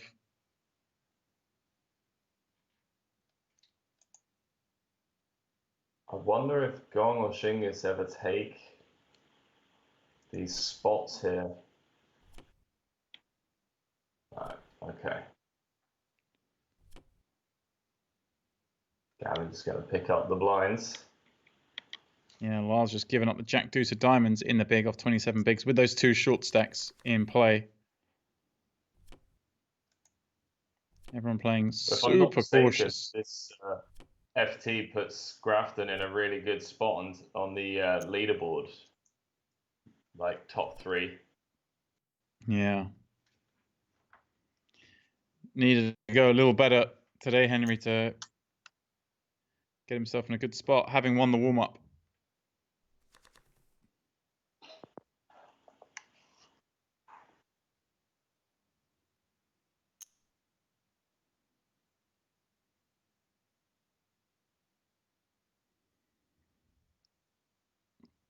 Eurosov c-betting his deuce on this 10-3 deuce board.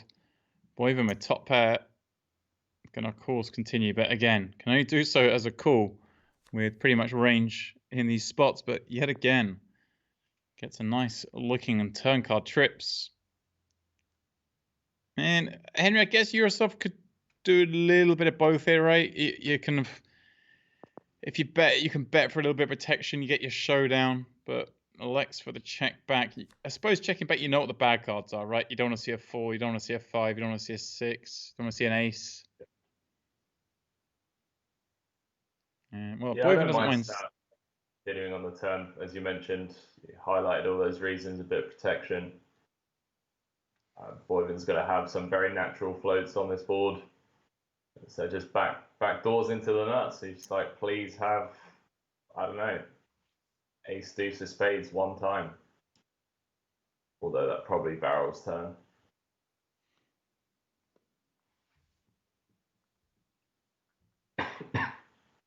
He's going to bet about 2/3 on the river. Eurosov giving up that deuce. Spades haven't got there, of course. 10 a possibility always when the player check calls flop.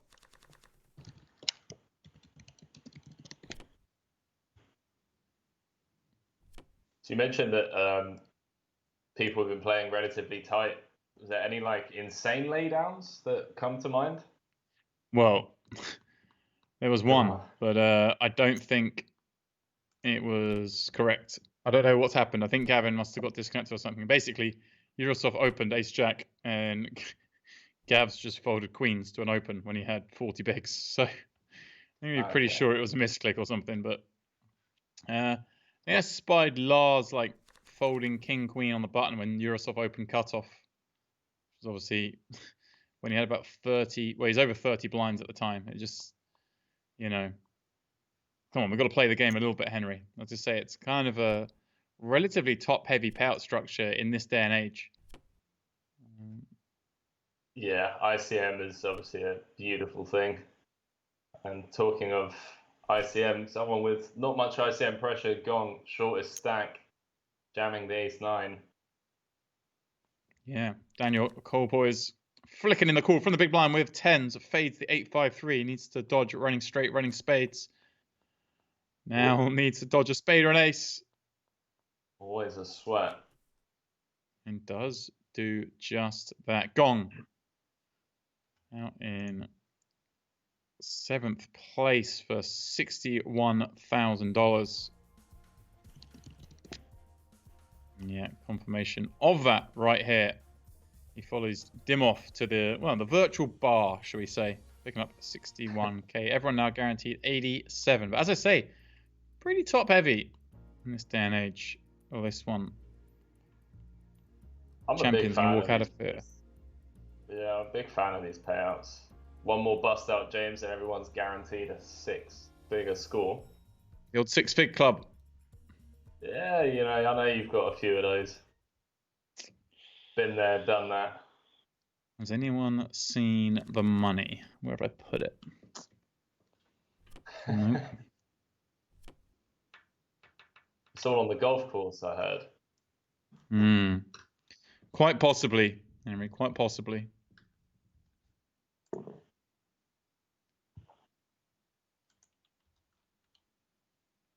Just looking at the stacks, I wonder if Dan ever jams 10 sub 10 bigs effective blind versus blind 9-8-0.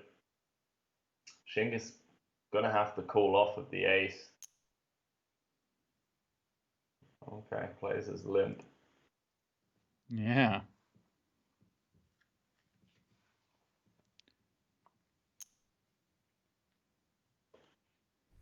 Shingus rips it in over that limp. Says, no. I'll be having some of that. And yeah, dynamic shifts now a bit. Shingus, of course, with the least pressure, being that much shorter than everyone else. 12 bigs. Next shortest being Lars. Again, I mean, Henry, you mentioned his brother earlier, Timo, who took down that celebrity shooting star event and just sunrun the final table. Lars, well, he's already had one double up this final. He's gonna try and follow in his brother's footsteps and just win the all-ins. That's all you have to do, Henry, is win the all-ins. It's a good strategy. From what I've heard, it is a good strategy.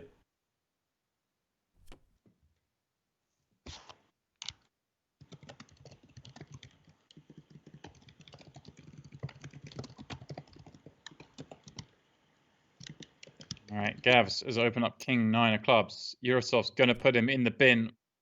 3 bets to 4 million.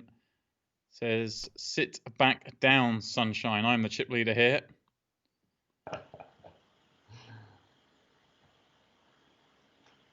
It's what's fun, Henry, with the chip lead, man. These six-handed spots.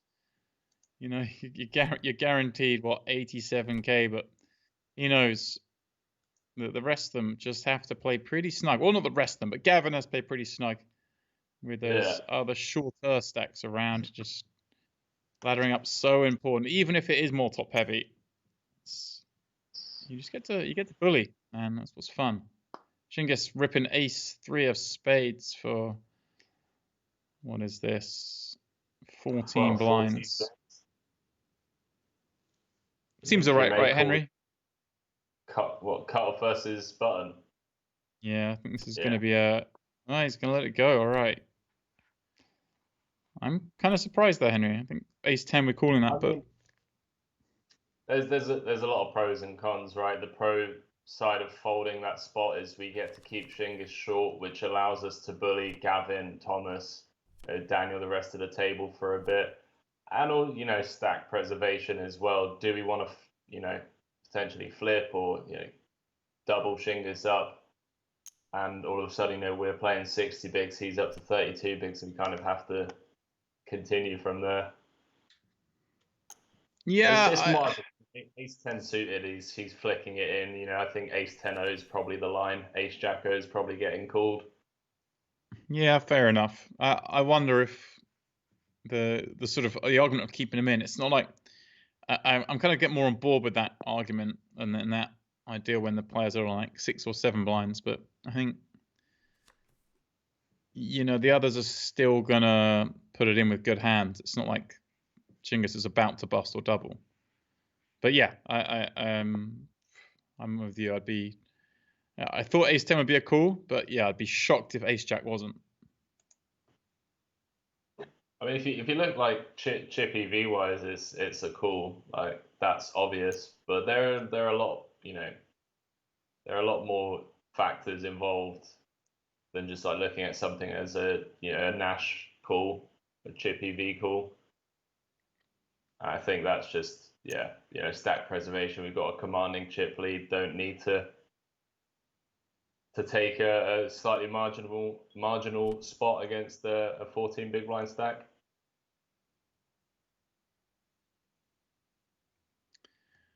All right, guys, and just got a little message. Obviously, Henry has stepped into some rather large shoes this evening, and we're going to rename the Champions Cup after Henry Kilbane instead. I'm just joking, but sadly, Mike, we've had some issues with him this evening, or with the connection this evening. Unfortunately, he won't be able to make it back for the rest of the evening, so myself and Henry will take us in from here. But he'll be back later in the series, and we'll get that all squared away.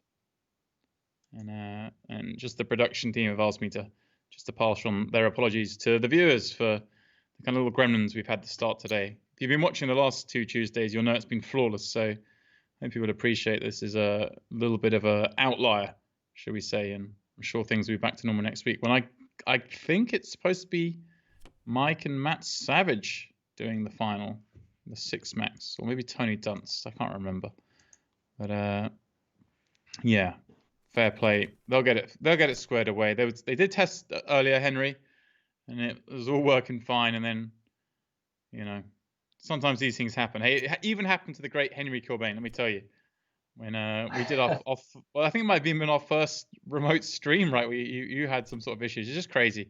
These things can happen. Yeah. I mean, it sounds like you probably have like a voodoo doll of Mike, me, Tony, all of your co-commentators, and depending on the mood that you're in that day, like, do I want to do commentary with Henry? Do I want to do commentary with Mike? No, right, pull the plug. There's something shady going on, James. And listen, I'm not pointing any fingers, but you mean at the point when it doesn't happen to one person, they must be responsible. Yeah, I'm with you. And basically, what it is I'm just making my position here so strong that no one can ever get rid of me, because I'm the rock that holds it all together. Guys, I'm the only one with a stable internet connection. Like, you can't get rid of me. Yeah, I mean, no, I've had my issues as well. Anyone who watched WPT Russia from Sochi will know that I was doing it remotely for the first time and also had issues. So, I mean, I didn't just spend the money, but the party and myself managed to sort that out. Party sent me a little setup, and I managed to secure some pretty strong internet, Henry, I have to say. I was kind of blown away with what's available on the market these days, I was like, oh, you don't need that much speed. Oh no, you can buy some Want to pay a bit more? You can buy some chunky internet. I remember that. That was that was the first day that I moved to Malta. Well, the first day I joined my flatmates, because if I remember correctly, you had some issues. Was it January, February? January, yeah. I remember messaging you, and you were like, "I'm just landing in Malta." I literally just walked through my front door for the first time into the new apartment, and you and Joe came like, "Any chance you can do commentary?" I was like, "I've just flown back from America. I'm pretty tired right now." Like, well, yeah, it happens, man. It happens to the best of us. Yeah, things do go wrong from time to time. Working from home, man. The whole world's getting used to it. It's not flawless, but it's getting better.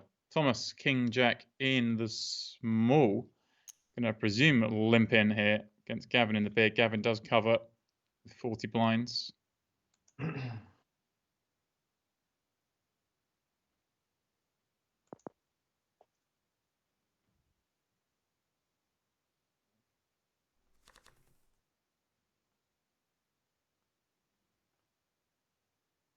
Thomas again, just, taking the lower variance route. Happy to limp, then call the 3.5x if Gavin consents to playing his big blind aggressively. Right. Be a disaster to, 3x this hand from the small and, get 3-bet just to get put in the bin. Yourself already sent Gavin to the naughty step once since I joined the booth. The naughty step, yeah, indeed. Thomas turns gut shot draw and a flush draw. Gabs with the open ender. Yeah, spicy turn card dealer. And yeah, Gabs, it feels like a pretty tough spot not to bet, isn't it? We got 9, no spade, I don't know. Goes for the small bet.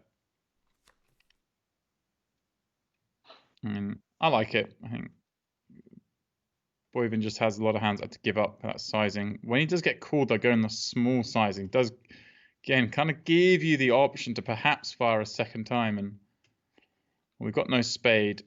We do have a 9, which isn't great. But I don't know. If we go small on the turn, you get to bluff some more rivers, right? Yeah, I couldn't agree more, James. Bottom of our range, as you mentioned, sure, having the 9 isn't great, blocking some of the hands that we want to have, but we are unblocking spades. But I think Gavin just deciding to shut down with that particular combo on the river. Queen of hearts, Thomas is going to have some Queen X spade with 1 spade, but cool turn.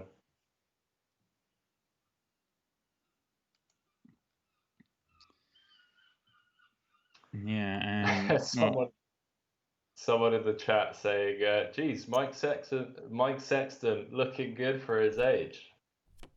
Yeah. All right, chat, calm down. So we're playing here for a spot on the WPT Henry Kilbane Champions Cup. That's what's at stake here, guys. It could catch on, Henry. It could catch on. We could rename it, No. Give me another 30 years. I need to win a few WPT trophies myself. Boyven 10 is going to pop it up. Shingus ace-6 in the big blind, the shortest. Just gives it up. Not even going to flick in the blind. I'm a little surprised by that, Henry. We got an ace. Surely we got to call and see a flop there. I'm sorry, I missed. What was it? Ace-6-0? Yeah. James, don't make me send you the charts, my man. I don't do charts, my friend. I don't do charts. I'm gonna send you a funny video about Ace-6 offsuit from the big blind.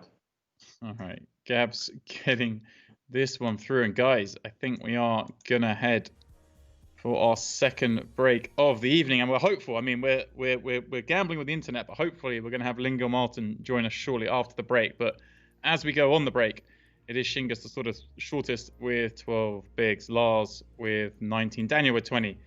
but it is Dmitry Yurosov ruling the roost here with just under 40 million chips. When we return, more action at 250, 500 here at the 8 Max Championship final table.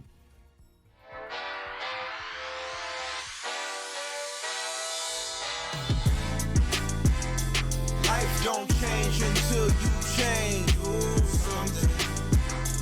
We're all different but the same. We work hard and then we play.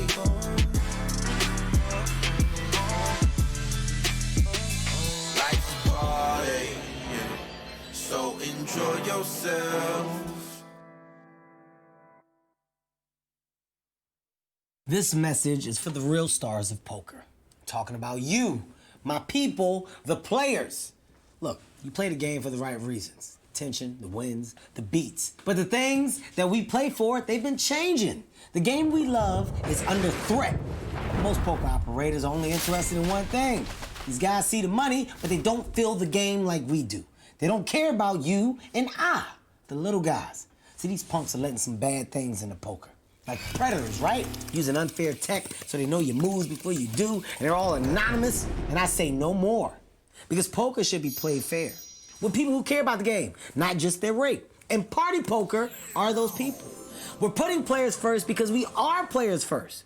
Party poker gives over a third of their revenue back to players, and we're innovating. That's why players are joining us every day. Like these guys, legends, fellow legends. If you love poker, like we love poker, it's time to join Party. Because this is poker. Oh, man. Okay. We're here. Yeah. It's a party, people. Hey, everyone. It's Matt Savage, and you're watching the Savage Beat of the Week.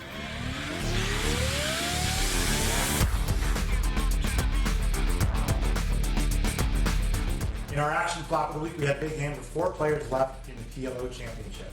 Mike Leah flopped a straight draw, flush draw, and a royal flush draw up against Paresh Doshi's bottom set of 4s. The board paired on the turn, making Paresh a full house, and quads on the river, eliminating Mike Leah in 4th place. In our no gamble, no future hand of the week, 5 players remaining in the PLO Championship. Alfred Carlson had Laszlo Butas dominated before the flop, on the turn, and not on the river. A jackal on the river, Laszlo Butas eliminates Alfred Carlson in 5th place.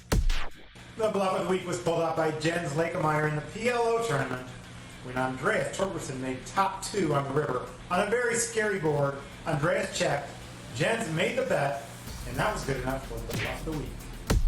Our drawing dead hand of the week goes to Jesse Rockwitz, who gets it all in with 4-4-5-7.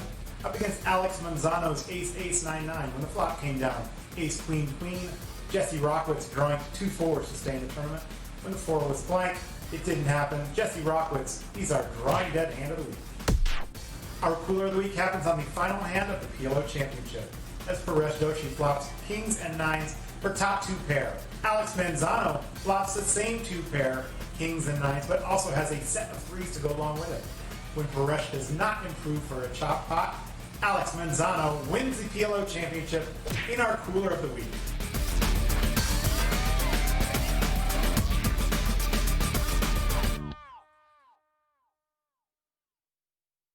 At Party Poker, we put players first because we are players first. You can't love poker if you're not into poker. You gotta be into it. You see my dog right here? My dog's name is Royal. See my cat? My cat's name is Flush. Look at all of my furnishings. Get a good look at it, huh? That's how into poker we are. That's why we got you. Love poker? Join Party. Phil Ivey is all in. All in. All in. All in. All in. Yes, I call. We're going down to the river. It's a 5 of spades.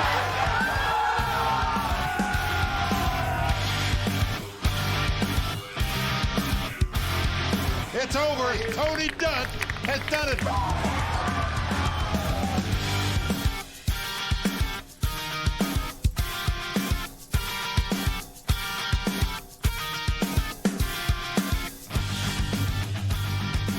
Pino Ream is now a 2-time WPT champion. Bill Ivey has done it. Mike Sexton done it.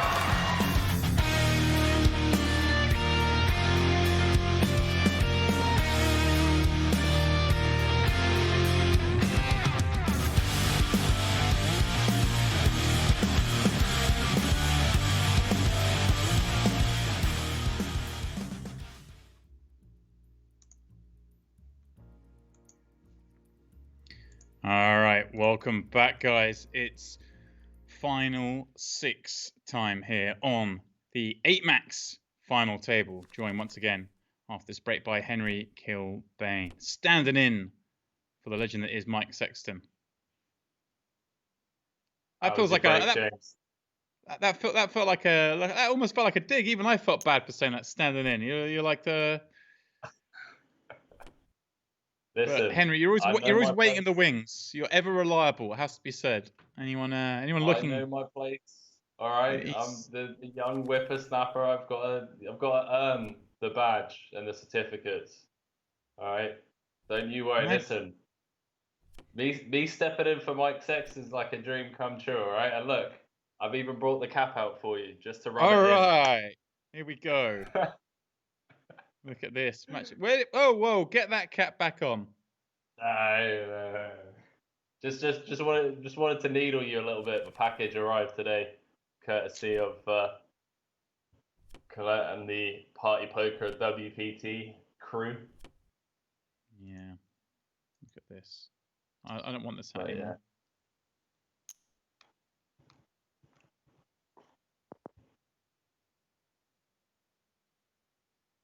You got going on.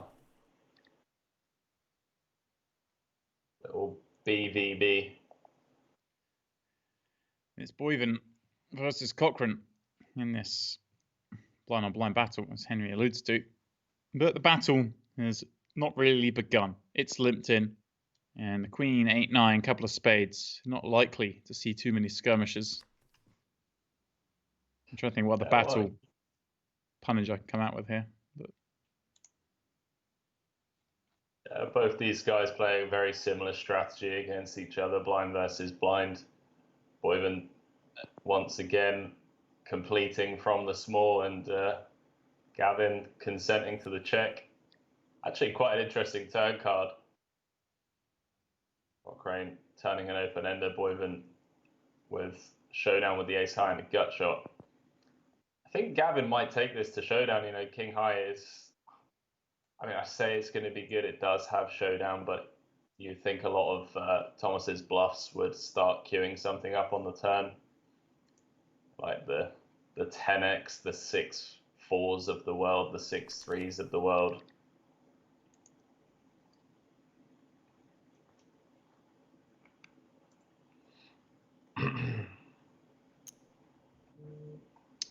Shingus ripping jacks for 13 blinds.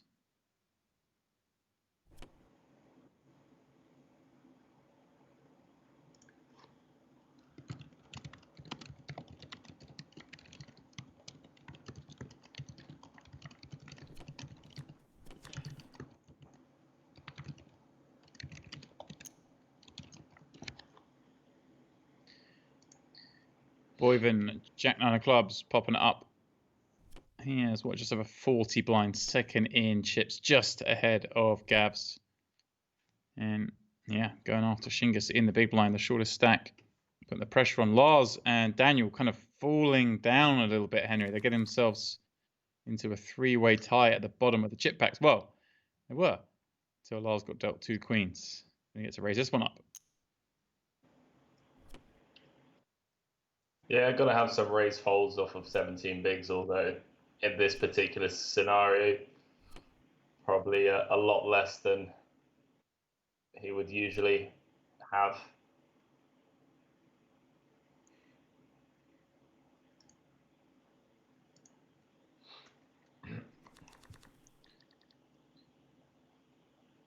And Boyven under the gun, going to pop up ace-4 suited, that's for sure. And well, so you're around to Lars. Let's see. I mean, Lars followed that king queen from the button, so I don't expect him to fold to call queen deuce suited from the big blind here. He does let it go. Looking for the ladders.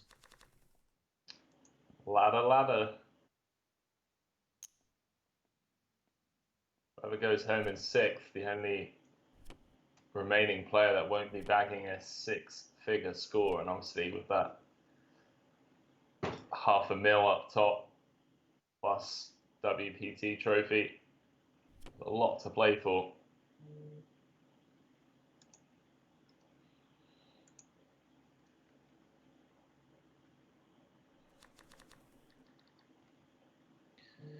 A spot on the Champions Cup. That's what's at stake here.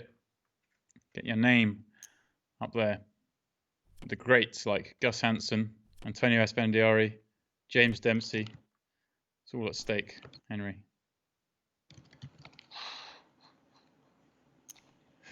All right, all right. Cochrane peels from the pig with King 3 of hearts.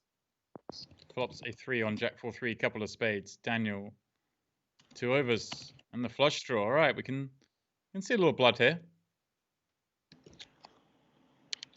Yeah, see fireworks if Queen of Diamonds rolls off. Sorry, Queen of Diamonds, King of Diamonds. Sorry.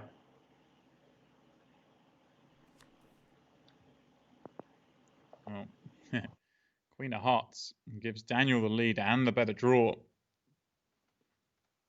Gin card, really.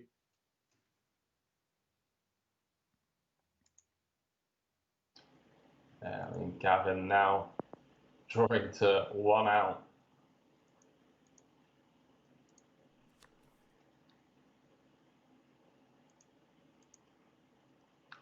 I like the pot control from Cold Boys on the turn.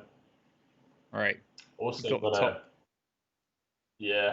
gonna induce some bluffs from Gavin. I think King 3, obviously too much showdown value. We're talking about the 5-7s, the 6-5s of the world.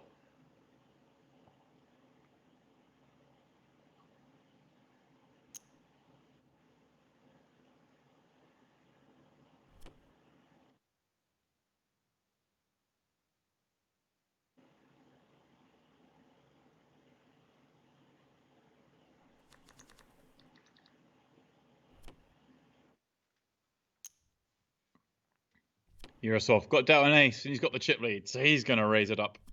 Takes up to a milli.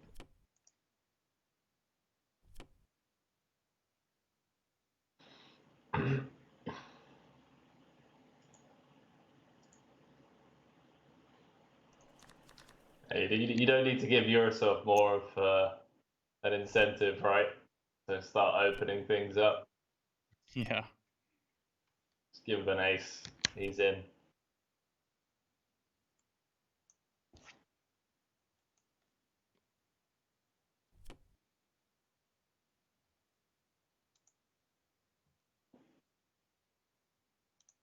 Your man, Jim Ladd, is calling it a night, James. Yeah, Jim Ladd. Sorry, guys, I'm not interacting quite as much with the chat tonight. We seem to be on a bit of a delay, so it's a little hard for me to engage with you guys as much. But yeah, I am reading. It's just if I start asking you questions and you start replying to me, we're going to be on a very, very long, delayed conversation. So don't think I'm not here. I want to join in. It's like speaking with your nan on the phone, James. You just like, whenever you say anything, and then like 5 seconds go by, and she's like, "What? What was that?" Yeah, all the time, mate. Not easy. Oh boy. Yikes. Oh boy. Cochrane going to raise up the 10s here. Daniel surely going to rip in this ace king. And well, Henry, Cochrane's been pretty good at flips so far in this tournament. Can he win another one? But you're also very good at jinxing people, so I don't know. I think it's true. a flip. That's it's a true. Fair flip. It is a fair fight. Cochrane's 10s. Flopping good on Queen, Deuce, 3. Even has the spades covered. 7 on the turn means Daniel needs just an ace or a king on the river. 6 outs once. Not to be, No. Henry. Nice. Not to be. Daniel Colpoys out in 6th place. And as you mentioned before, that means everyone now guaranteed over 100k. 123, I believe, is what 5th gets you. Daniel are having to make do with the $87,296 he gets for finishing in 6th. So Henry, Nice the 6-figure club, huh? Yeah. Nice little $36,002 ladder. I mean, Shingus with what, 13 bigs, just licking his lips right now. Yeah, and that just extra 36k. now on a 50k pay jump. Lars and Shingus both short. Be hoping to outlast each other.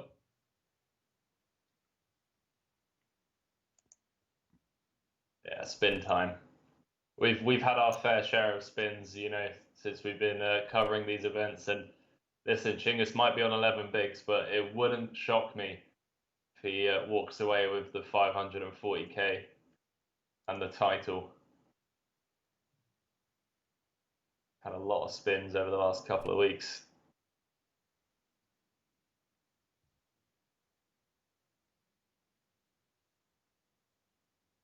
Yurosov steals yet another one.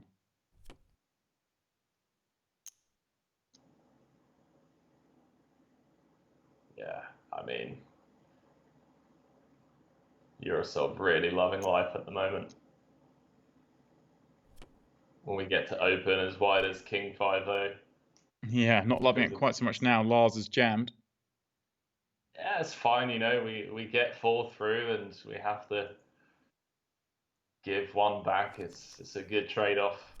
It's a fair, well, not a fair trade-off. I guess in Yurosov's shoes, he thinks it's probably a great deal.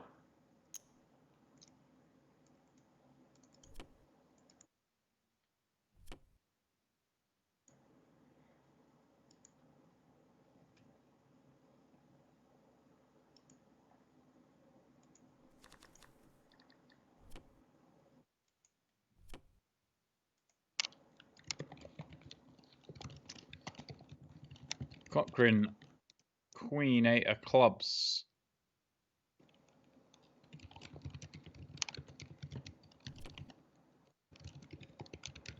Gonna give up the button. Doesn't want to let Yurosov put him in any spots. Even though he won that flip just a moment ago. Still covered by Dmitry Yurosov, of course.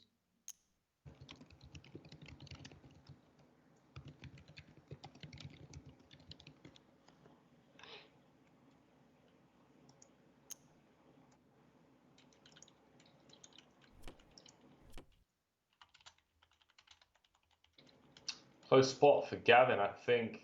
Probably has to call this off. Raise to 2. Got to call 6.5 big blinds. Getting the right price as well. Yeah, does. Cool. Flops, spades. Shingus with a 10. King on the turn. It gives Cochrane the lead. Just has to fade the jack, ace, or 10. There isn't a spade. And he does do that. Shingus Satubayev following Daniel out the door in quick succession. What a result for Lars. Getting that 50k pay jump. Just 18 blinds in his stack. Shingus out with that 123. Lars and the rest guaranteed. Well, I'm going to call it 174, Henry. I'll kick in the extra $45 if they really want. Yeah, ladder. What a spin for Shingus. Came in as, what was he, yesterday's chip leader in day 2? Managed to navigate his way to the FT. 6-figure payday. Yeah, having a look here. Yeah, Shingus was the shortest stack, in fact, coming in to today. Came in with 4.8 million. So laddered up quite nicely.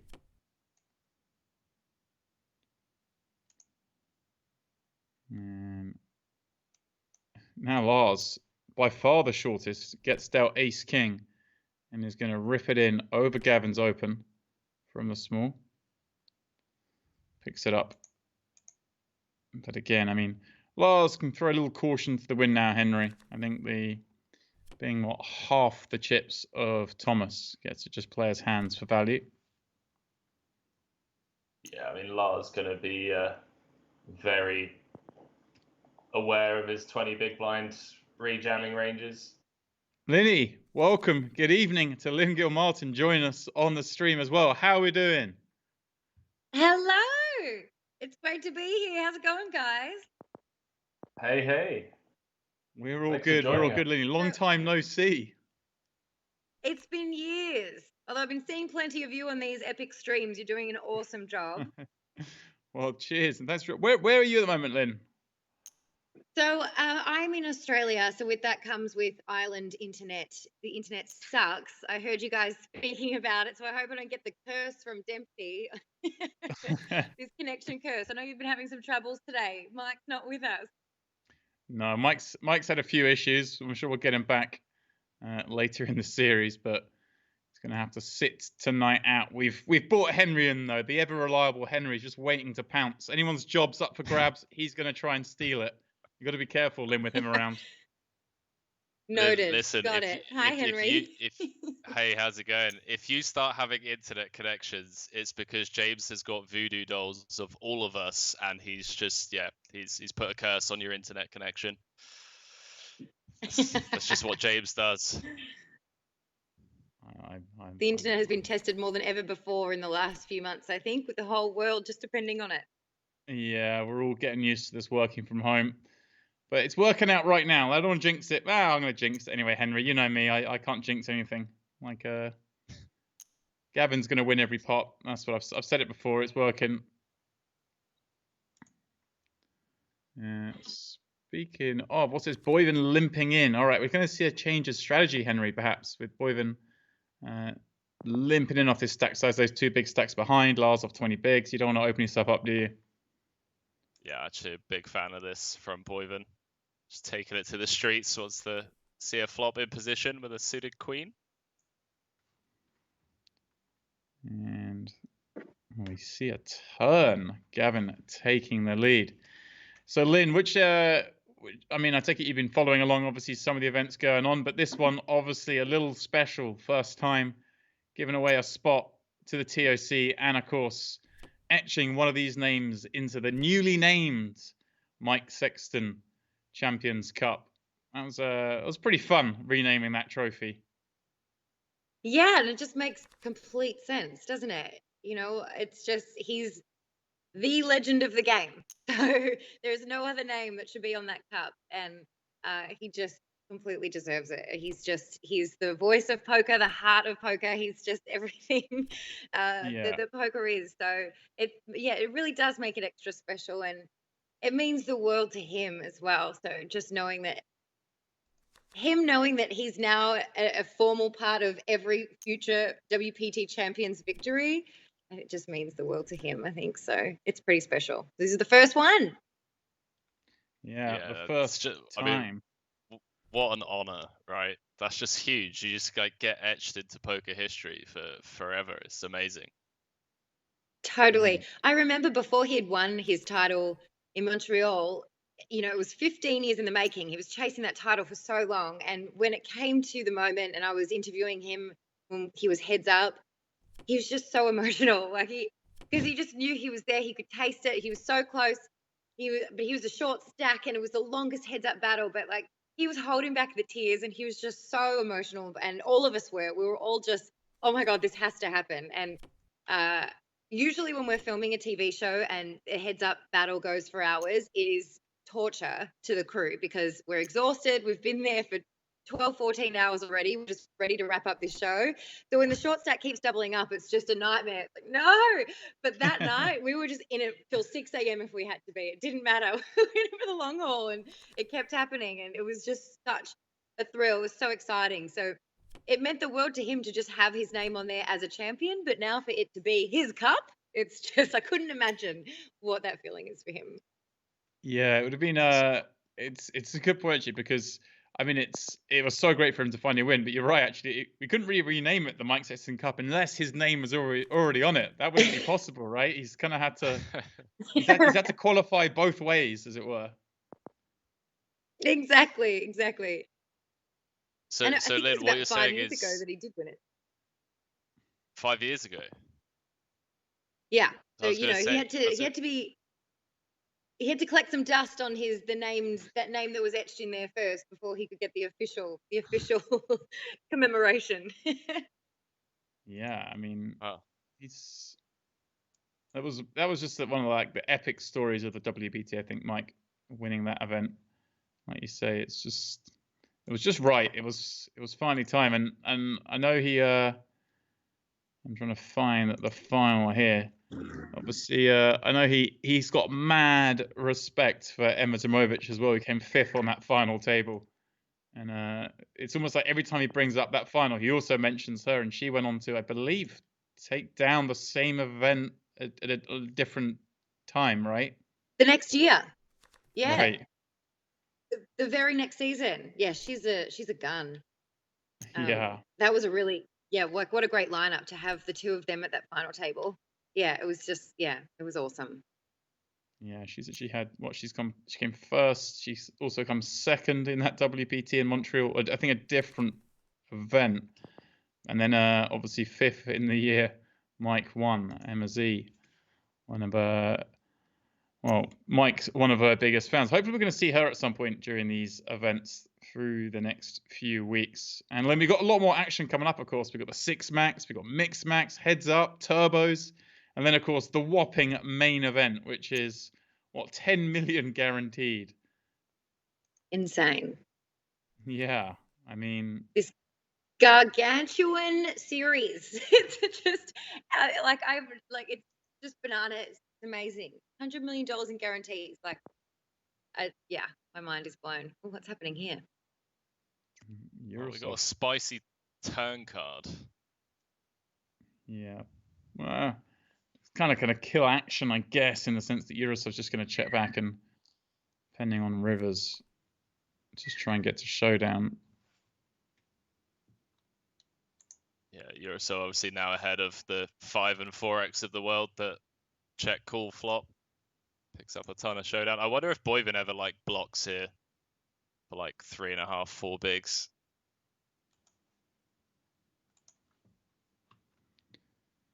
Yeah, I mean, yeah, he does do just that, Henry. As you say, goes 3 bigs on the end. Blinds, of course, have risen to 300k, 600k.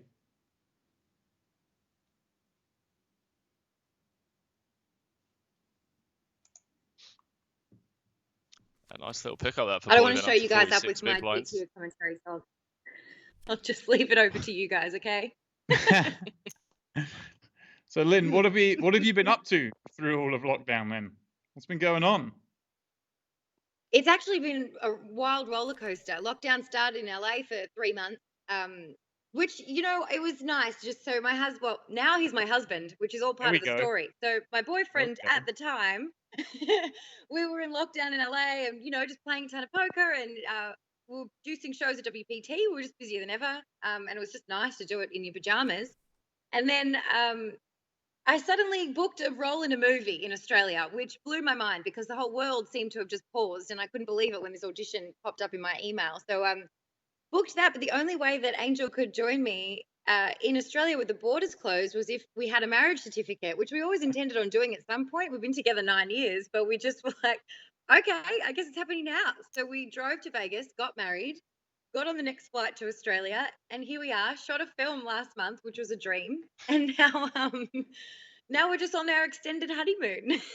Wow. So nice. basically you're saying is not much. I've walked down the street, I've taken up eating ice creams nightly, I've gone through a lot of wine, you've done about the same. All right, okay, I like it, putting us to shame. That's a lot of stuff's gone on, Lynn, when not a lot's going on. I'm impressed.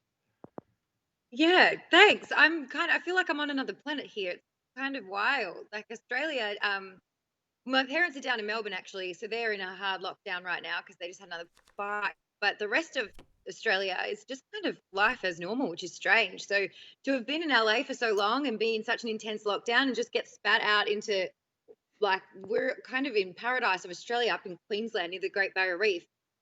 There's not a mask in sight. Everyone's just kids are still at school and the cases are all under control. It's pretty amazing. So I'm pretty grateful with how Australia's handled this whole thing.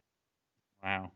Have you got room there for a guest? I mean, Sorry to rub it in, you guys. I was about to say, I think the UK could take some notes from Australia by the sounds of things. Totally. Which the UK finally has. You've started doing the quarantine, I think. It just took a long time to do it, but that's been the big factor. We got the best thing ever started this week, Lynn. We got this thing called What? Eat Out to Help Out. So for Monday, Tuesday, Wednesday for the month of August, the government pays half your dinner bill if you go out and eat in a restaurant. Let me tell you, I'm doing a lot of eating out this month. Wow, that's brilliant. Yeah, to restart the kind of hospitality industry, to get restaurants back on their feet. Yeah, so I've only eaten out twice today so far, but. Does it include if it's Uber Eats? Can you eat in and have a delivery? Nah. That's actually kind of the funny, perverse thing is you've got to be eating in, so we're encouraging people to go inside restaurants. But I'll leave that for another time. Don't want to get too stuck into this debate. Lars is the shortest here with 16 bigs. Thomas Boyven with, 3 times that amount. Pretty bunched towards the top, but Lars is now clearly the shortest stack as we're playing at 300k, 600k. But he's doing well. Guaranteed himself, 173k. And Lynn, I think, did you speak to Timo the other night after he won the Shooting Stars? I'm not sure if I you got didn't. So Matt Savage and Alex Gray chatted with him, but I did watch it, and he just seems like a lovely guy. How awesome is this, that brothers are at final tables in the same week? That's epic. Yeah, pretty amazing. Lars trying to do, the same job his brother did. His brother ran pretty hot that final table. Lars is going to have to win some all-ins from here to do it. That thing's for sure. With just 15 blinds, but he's in the game. Yeah, I mean, if we look back at Timo's final table, James, what was he, sub 10 big blinds for a decent half hour or so? Yeah. Ended up winning it, so Lars going to pull off another comeback, or he's going to try at least. Yeah, not impossible, of course. We've seen it enough times. And Lynn, you watch a lot of final tables. You've seen some pretty heroic comebacks through the years, no doubt. Oh, yeah. So much that I couldn't even tell you one of them. They all kind of blended into each other. But Mike's was the most epic one for sure, because he was so short. I think he was less than 10 big blinds, I think, a number of times when he won. I mean, that's heads up, so obviously it's different. But yeah, of course, it happens. It happens all the time. The chip in a chair, this term that everyone loves to say and everyone hates to hear. Yeah, that's true. But I mean, it's a saying for a reason. And if you're in, you're in. You got a chance. Exactly. I'm sure all 4 of these have been under it at some point during this tournament and have come back. Yarosov seems to be the one who's kind of got here, Henry. This final table obviously made that big call early on with 9 left, and then it's just kind of coasted through the final table up to now. But Gavin Cochran does just take the lead now with this 58 blinds versus 57. Thomas Boyven. Yeah. Wow, indeed. Queen 3 versus Jack 3. All the remaining jacks pop out on the flop. I mean... Yeah, I mean, Queen High's going to be good here a lot of the time. Thomas just getting some protection, want to protect against all of the random hands that Gavin has. Does not want to see a queen.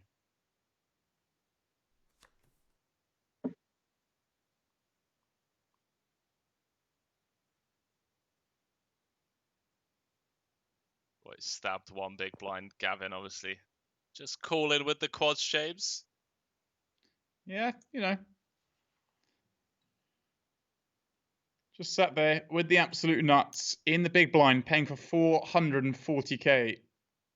I mean, you knuckle pre, Henry, and you just flop quads with this garbage.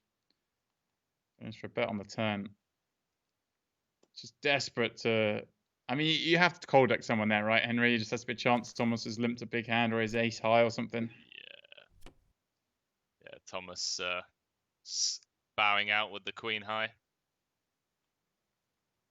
So, Lynn, tell us a little bit more about this this film you booked then, or what can you tell us about it? I want to know.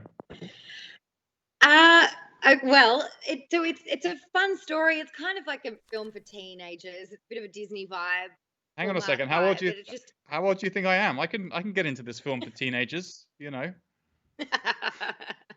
All right. If you love a little romance, it was just a cute story about a girl returning home. She lived on an island, and we all have American accents in it, so that'll be interesting to hear what everyone thinks of my American accent. All right. Can we hear a bit of it now? But sure. I feel like I've warmed up all month. Wow. How long did you have to practice for to get the accent knuckled down? It's just been gradual over the years. So I've been living in Los Angeles for 8 years and just traveling around the States. You kind of just pick it up naturally without even noticing. And a film I shot last year, actually, I had an Irish accent in it. And I was born in Ireland, so my parents still have their Irish accent. So it was actually way easier than I thought to tap into the Irish accent because I've just been hearing it my whole life. It's just there. Yeah. So I took one online course to get that Dublin accent, and I kind of nailed it in like 15 minutes. But it's been a while since I rehearsed that one, so don't ask me to do the Irish accent. Won't put you on the spot for that one just yet. Yeah, but it's fun though, playing around with accents and different characters and stuff. So what's wild though is we did just shoot that film. It was about a month. We were in a resort, and because of COVID, I mean, it's obviously, even though I'm saying that Australia has it pretty well under control, it's obviously they're at the forefront of everything that we do. And so in order for the production company to get the approval to do it, we all had to form a bubble. So we were filming this whole movie in a resort. We were pretending we were on some magical American foreign island, and everyone had to stay in the resort. We all had to get a COVID test and then create a bubble. So we were filming and living on set basically for a month, and we couldn't leave at all, but it was heaven. So, and it was kind of a great way, after being in lockdown so heavily for 3 months in LA, to then introduce myself back into society and mingle with people. It was like a nice, safe way to do it and ease back into the world. So yeah, that's but the same producers have another film going up in far north Queensland again, which is where that was. So I'm leaving again next week because I'm going to work on that film too. Wow. All right. Well, I mean, once you're in, you're in. Back-to-back movies. Yeah. Yeah. Pretty stoked. Well, don't forget us in 5 years when you're winning awards and stuff like that. All right, just remember the WPT. Of course, I'll still be on the WPT, of course. But until I'm grey. You're like, so who's Mike Sexton? No, sorry, I've won an Oscar. I don't know him. No. I mean, never. You know, Lynn, you've got to be careful, or Matt Savage will come, coming for his money if you start turning into some sort of diva. I know he's always warned you, like. He's so obsessed with that. Yeah, we made a bet. It was my first show. I just started with the WPT, and it's a good idea just in case I was diva inclined. It was a good idea to start this bet right from the beginning. But he made a bet. He gave me 2 years. He keeps telling people it was 1, but it was 2 seasons. It was $100 bet that I would become a diva within 2 seasons. He was convinced, and so I was obviously convinced that I wouldn't, and I won that bet hands down. He had to get a vote from all of the crew who'd been working with me for 2 years, and it was a clean shot that I won that bet. All right. Easy money. He's not daft, that Savage guy. You see, he created a win-win situation. He did. He did. And we're looking forward to getting so you both, where are you guys? Are you both in London? No. Henry, I'm in Malta. Malta. Yeah, Henry's living the island life. I am in Brighton, loving life in Brighton, but not quite as glamorous as you two. And Henry's been doing about as much jet setting as you have as well. Every time I talk to him, he's in a different country. I don't know.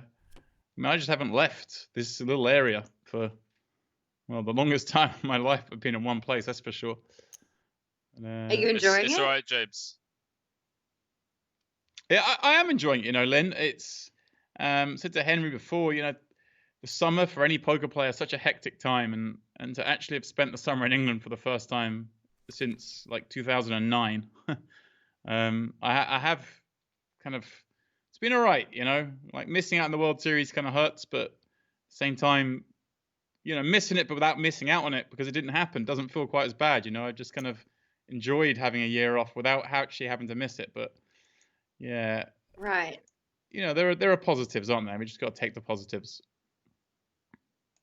Yeah, now you can play at home in your pajamas instead for just as big prize pools. Just Yeah. as big titles. Yeah, you're not missing out with poker action, certainly here on Party with this WPT series. And yeah, and Lynn, obviously for those watching, want to get involved, we have all sorts of satellites and mixed level buy-ins as well. I think that's what's really great about this series is we have the minis and the micros. So a 3K main each weekend, but then the 300 and the 30s, everyone can get involved at some price point. And then even the satellites, Lynn, as well. So, you know, if you don't want to pay the $30 even, you can get in for a $3 satellite and Yeah. have a chance of winning big prizes as Lars gets one through here with the ace-8 of spades. Well, at least now we've got a movie to look forward to, James. You know, as soon as you're ready, you're more than welcome to jump on a flight to Malta and come and join me, and we'll have a bromance date. Yeah, I'm looking forward to this. Movie. We'll get the signed DVD sent over. Like, a DVD still a thing? We'll get actually, the projector up. Do people still have DVDs? I don't know. Is that? Yeah, I don't know. It's a good question. I don't think so. They're archaic now, aren't they? Crazy how things change so fast. Yeah, man. I mean, Henry, have you ever heard of videotapes? They're before you were born, or? I don't know what that is, mate. No. Yeah, I remember my dad mentioning a Walkman as well, but I've never seen one. Wow. Yikes. Oh, and you remember if you walked too fast, the CD would jump. It was so annoying. You could never go for a jog with a Walkman.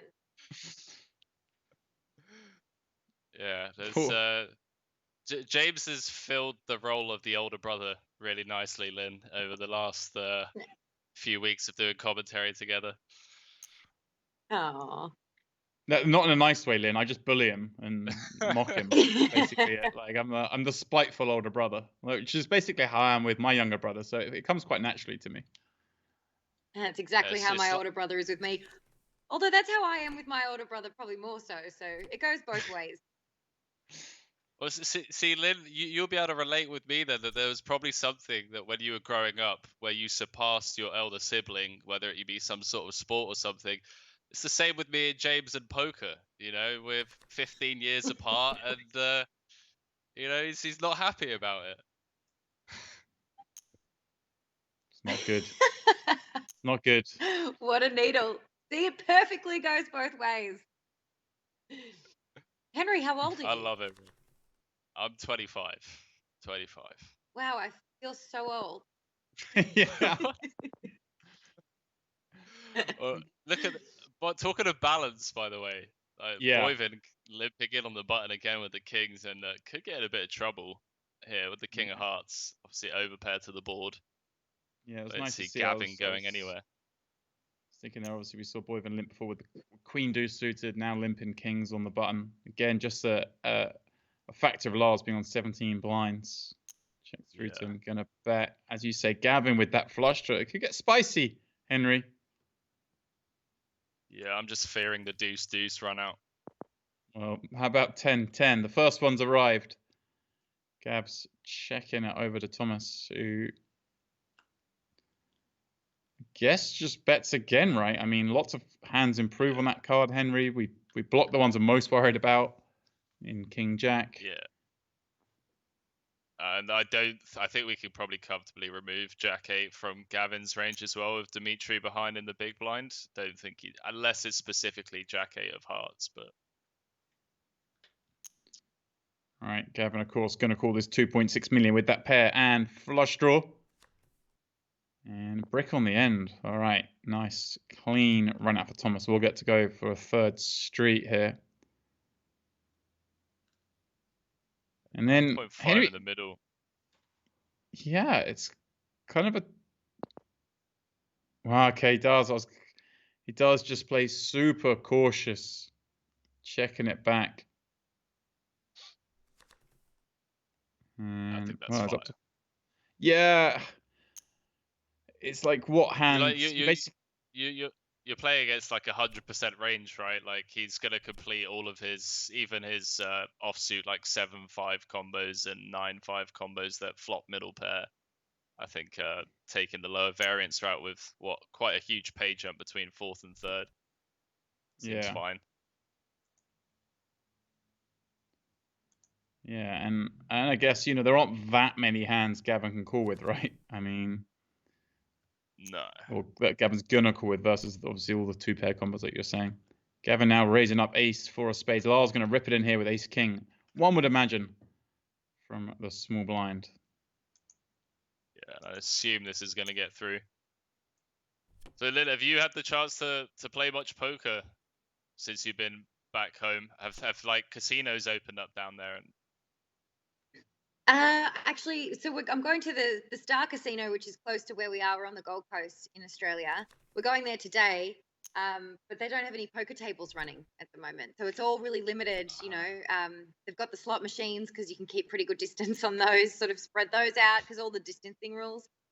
But yeah, so I haven't played poker in real life, even though life feels somewhat as normal, you know, in cafes and things here, not in the casino, not yet.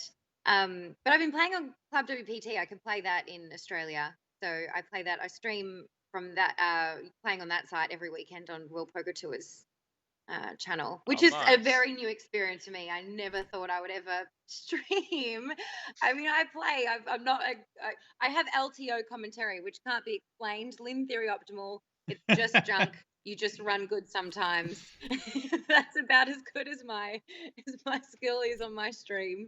But yeah, so I have been playing a lot more than usual. That's for sure. Lynn, have you come close to sort of toppling Matt Savage from the top of that pile? I know he was streaming the Club WPT Sunday tournament and won it, which was just basically the worst thing that could have happened to anyone at WPT was Matt Savage winning that tournament. Let's be honest. Right, exactly. We're still hearing about it. He demanded that WPT made like this imagery of him on a throne with a crown for the victory lap tournament that we had the following week. Oh, he's hilarious.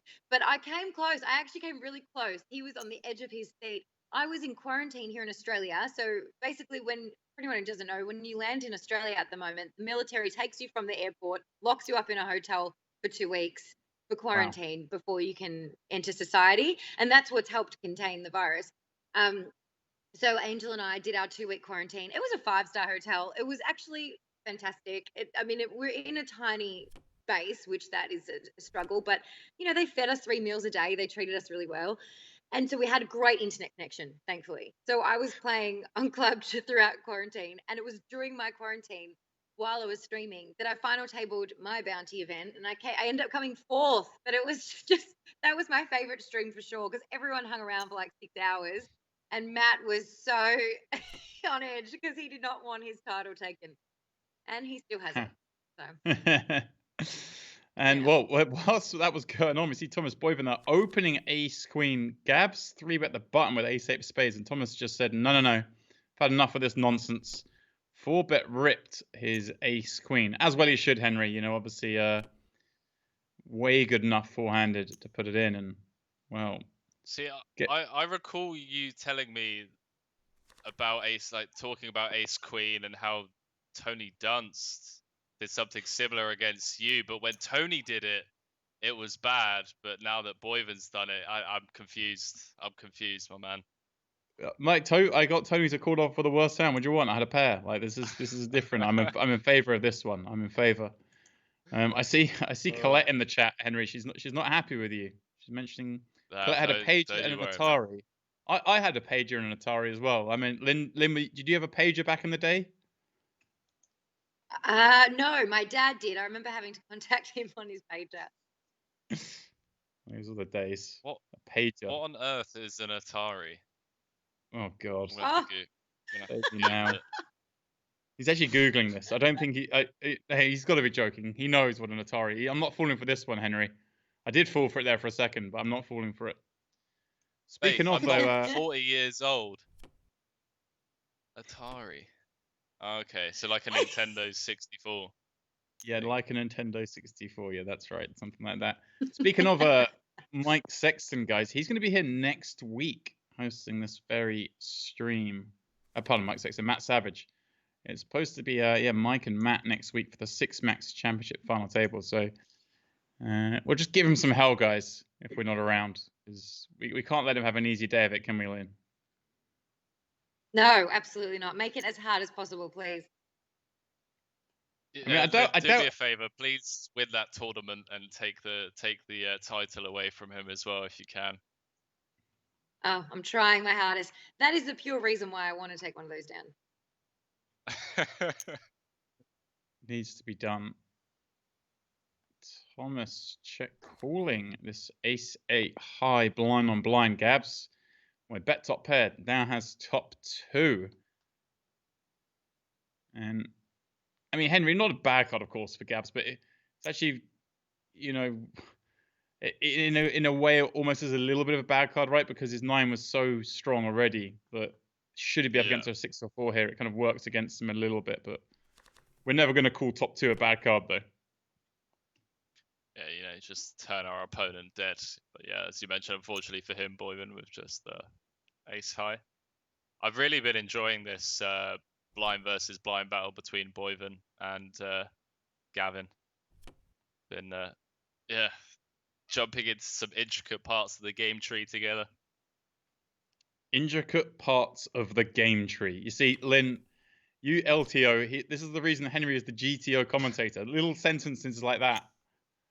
I mean, I've been playing the game for 15 plus years. I got no idea what he just said. You know what? Whatever happened. All right. Come on, Lynn. Whatever happened, just to sticking the chips in when you think they're bluffing. That's the sort of poker I want to play. All this game trees. It's the only poker I still play. That's why I'm losing. Yeah. Debs, mate, you've got the heart of a lion. All right. Don't let any of this GTO nonsense.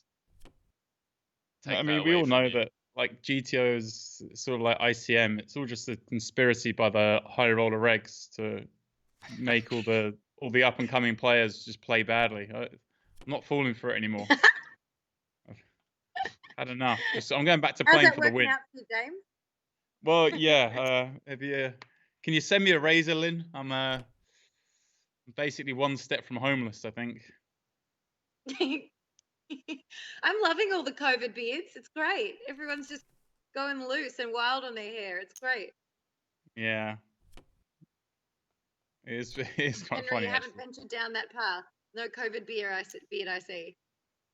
Listen, I wish I could grow a beard, Lynn, but unfortunately I can't. So I'm going to be honest, and yeah, it's just not happening.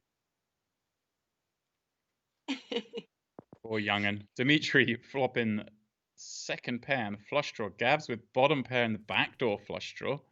All right, here comes the turn. Dimitri picks up the flush. Gabs improves to an open ender, but is of course drawing dead here.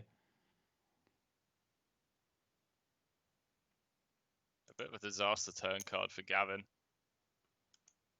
Don't think he's going to go anywhere facing 1/3. Does not want to see an offsuit 6 or ace.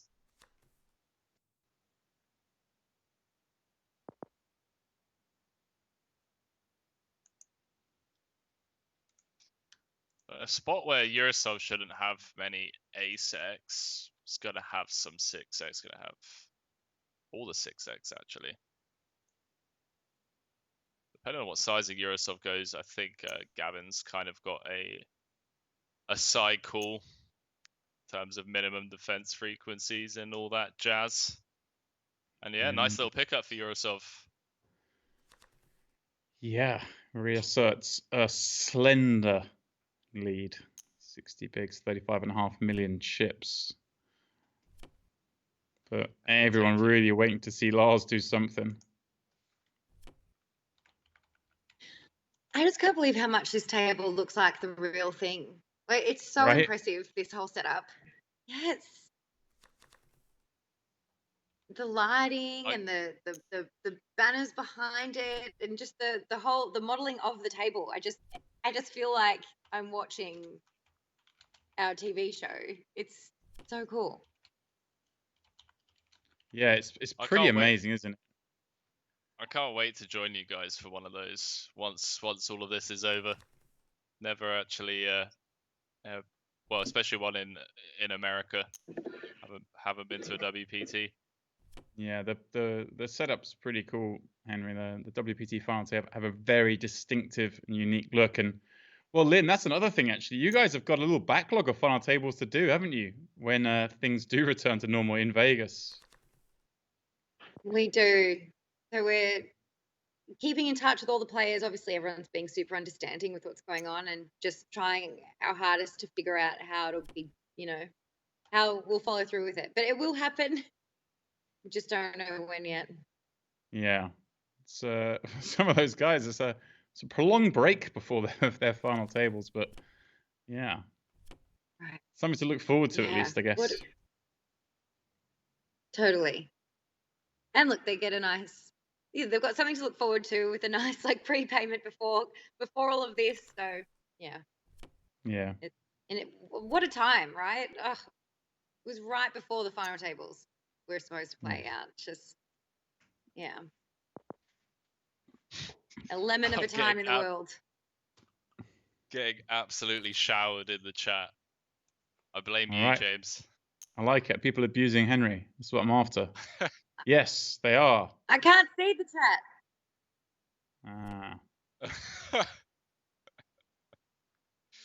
Oh, that's brilliant. I hope they're being nice.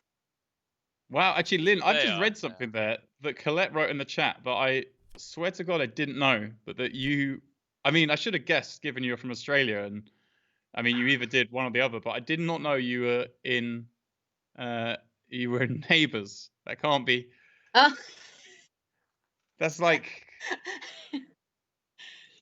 It was this year, actually. It was only 2 episodes, but yes. So anyone who's not from the UK or Australia probably has no idea what Neighbours is, but it's a soap, an Aussie soap that's been on TV for 35 years, so as long as I've been alive. And every Australian and UK household grows up watching it. It's on at dinner time, and yeah, it's just every child grows up on Neighbours. So yeah, I got a guest role this year. I filmed it. I was home in Australia in February, so I filmed it then, and it aired April, May. It was so fun to just be in Erinsborough on Ramsay Street. I couldn't believe it. Wow, yeah. And guess what? Do you know what I so wanted to somehow bring poker into it, right? And so there was one scene where I was on a date with a guy, and we're in the background, and we just had to have random chit chat, for the background shot. There was no script. And so I got the director's credit cards. I got him to give me 2 of his credit cards, and we played credit card roulette under the table in the background. So I've got CCR on Neighbours. Wow, I'm gonna have to find that. That's amazing. Like corrupting Neighbours. Like it doesn't need any help, man. Come on. That's brilliant. Well, it's like Thomas Boyven taking that pot down. I believe we are going to go on another break now, our third break of the evening. When we come back, we're going to play some more 300k, 600k with Lars, the shortest, on 23 bigs. And then it's bunched. Just 6 blinds separates Thomas, Gavin, and Dimitri. We'll be back in under 5 minutes right here at Party Poker.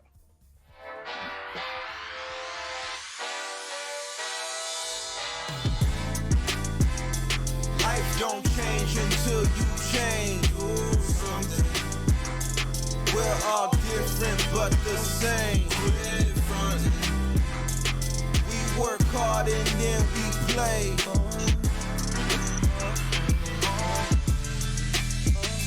Life's a party, so enjoy yourself. At Party Poker, we put players first because we are players first. You can't love poker if you're not into poker. You gotta be into it. You see my dog right here? My dog's name is Royal. See my cat? My cat's name is Flush. Look at all of my furnishings. Get a good look at it, huh? That's how into poker we are. That's why we got you. Love poker? Join Party. Hello, I'm Alex Gray, and today I'm joined by the wonderful Matt Savage, the WPT Executive Tour Director. Last night, the winner of our Shooting Stars for Charity event was crowned, an event that raised over $51,000 for the charity one day sooner. And the man who triumphed over some of the biggest names in poker, bagging himself $90,499, Mr. Timo Campus. All right, Timo. Hey guys, thank you. Timo, you started off the final table as a short stack, and you had a couple good hands there. One against Sam Trickett, where you beat him with Ace-King versus Ace-King. Tell us a little bit about that hand. Pretty standard hand. That's where it all started, and yeah, it came as a short stack. After that hand, I doubled. Then I doubled again with queens against Ace-King, and from that point on, I was like the big stack. Could apply a lot of pressure, and that's what I did, yeah. And the hand that you busted Sam Trickett with, King 4 up against his Ace-10 when you flopped 2 pair. A nice hand, right? It was a nice hand, yeah. I mean, that was like pretty late in the tournament already, where I was the big stack and everyone was pretty short. So I tried to play a lot of pressure, and he called it off. So that's bad for me, but also, I guess, bad for him. Yeah, the pressure was indeed intense because you did eliminate the final 5 players in the tournament. That's correct. Yeah. $90,000. It's a very nice start to the series. Are you going to plan on playing a lot more of these events here on the Party Poker series? Yeah, I mean, the Hold'em events just started. I'm playing all of them, and at least I'm break even for now. Now, aside from poker, we want to know a little bit more about you, Timo. Can you tell us what you've been up to outside of the virtual felts? I'm mainly playing online poker in my life. Started like 4 years ago. I have a twin brother, and we started together. Last year we played a lot of live events as well. Yeah, that's what we do on our daily basis, grinding online poker, I guess. So prior to 4 years ago, what were you doing before then? I was working at a school for disabled children on a voluntary side, and then I started studying, basically becoming a teacher for like disabled children, what I was doing like 2 years. Yeah, I've always been looking forward to, when I drop out of poker, going back in this kind of stuff. That's so nice. I mean, the charity aspect of this event was probably, good for you. I think that them raising over $50,000 for this charity was a great start to the series as well. And I obviously want to thank Party Poker for doing that for the Shooting Star For sure, event. yeah. That's a great thing, yeah. Now, tomorrow is our first WPT Championship event. It's a $3 million guarantee, 8 max event. Are you going to compete in that one? For sure, yeah. Looking forward to that one. Yeah, I got to get you on that Champions Cup, the Mike Sexton Champions Cup. Mike Sexton, exactly. I hope so, yeah. All right, well, thank you so much, Timo. I'm going to say good luck for the rest of the series, and maybe we'll see you again this time. Thank you, guys. Appreciate it. WPT champion. Thank you.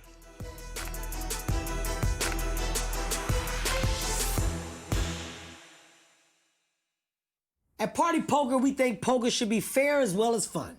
Not like some of these guys letting predators get out of control. So unfair. You don't even stand a chance. It's like us getting in the ring with a boxing heavyweight. This is a David and Goliath situation. We're all Davids now. You know what that means. It's time for us to kick some Goliath butt. Yeah, you better stop it, all right? It's on. You love fair poker? Join Party.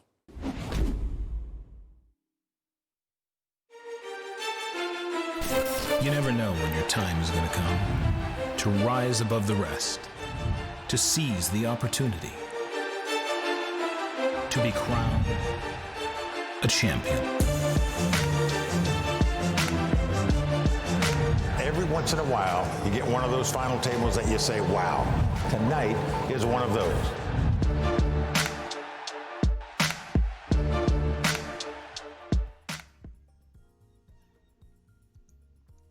All right, guys, we're back at it. Still 4 remain here at your 8 Max Championship final table. Once again, joined by Henry Kilbane and Lynn Gilmartin for this WPT special final table. All right, guys, we're going back into it here. 4 left. Who's it going to be? That's what we should be doing. We should be getting picks going on here. Okay, prop bets in the commentary booth. Let's go. I really want to see Lars take it down because I just think the back-to-back brother victory is kind of epic. Yeah, that would be epic. I I don't know. I don't want to like jinx it or call anyone, but I think we're gonna have a fun level. You know, we got what 75k pay jump between 4th and 3rd. I think this is gonna be a fun level. Yeah, and well, Lars wins this little pot, but a big pot for him. I'm kind of with Lynn actually. I want to see Lars spin this up, at least get in the mix, at least give himself a sweat. Right. It's nice to root for the underdog. There we go. In this current moment, he is. The only problem with that, Lynn, is if we keep rooting for the underdog, there's always an underdog. And they switch around. Here comes in. Right. Gavin. This deuces see Queen 9-3 stay ahead, but neither player liking this one. Henry. Yeah, I think Eurosov with the aggression pre-flop, if I'm not mistaken. And yeah, happy to barrel with the jack on a Queen 9-3 board. Going to be able to continue on quite a few turns as well. All right, Twitch chat. We're giving away 3 $33 WPT satellite tickets. We have to do to win one is type Mike Sexton in the chat. And look at this. Henry's just first in there, as per usual, entering the giveaways, just relentless. How do I do it? I'm gonna pull it up on my phone. I don't want to mess up my internet connection. He's just shameless, Lynn. Henry tries to win all the giveaways. It's just listen. Oh look, and Lynn's in there as well. Like, what is going on? You two. It's just. Got to get that value, Party poker, WPT, giving it like we've already had stories of people qualifying into these main events from $33 satellites. Why not me, James? Yeah, I think it was Jim Lad, right? I think who spun up one of them. I think it was Bradley. Bradley had Bradley. One as I well. think you're right, actually. Yeah, Bradley. Yeah, who spun all the way up. It's doable, guys. It is doable. This could be a car crash for Lars, by the way. He's limped small blind with an ace, and Boyman's gonna, I assume, gonna make it about 3.5x. Lars could limp jam, and he's gonna run into the ace queen. I think you're right. Oh, just lets it go. Wow. All right. Good fold, Lars. Yikes. I was with you, Henry. It was only a 3x in the end as well. Yeah, feels like we could get exploited a bit there if we're limp folding aces from the small, but impeccable timing from the young Austrian. I'm going to show my age here. I'm still learning Twitch. Why is everyone putting the exclamation mark before Mike Sexton? What does that mean?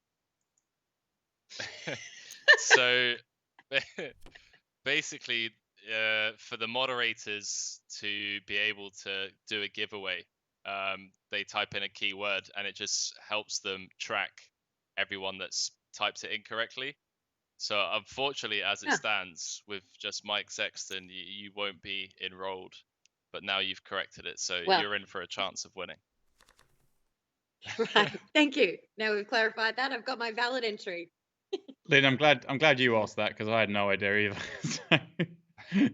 I mean, I only stream on Twitch 4 days a week, but I don't. Yeah.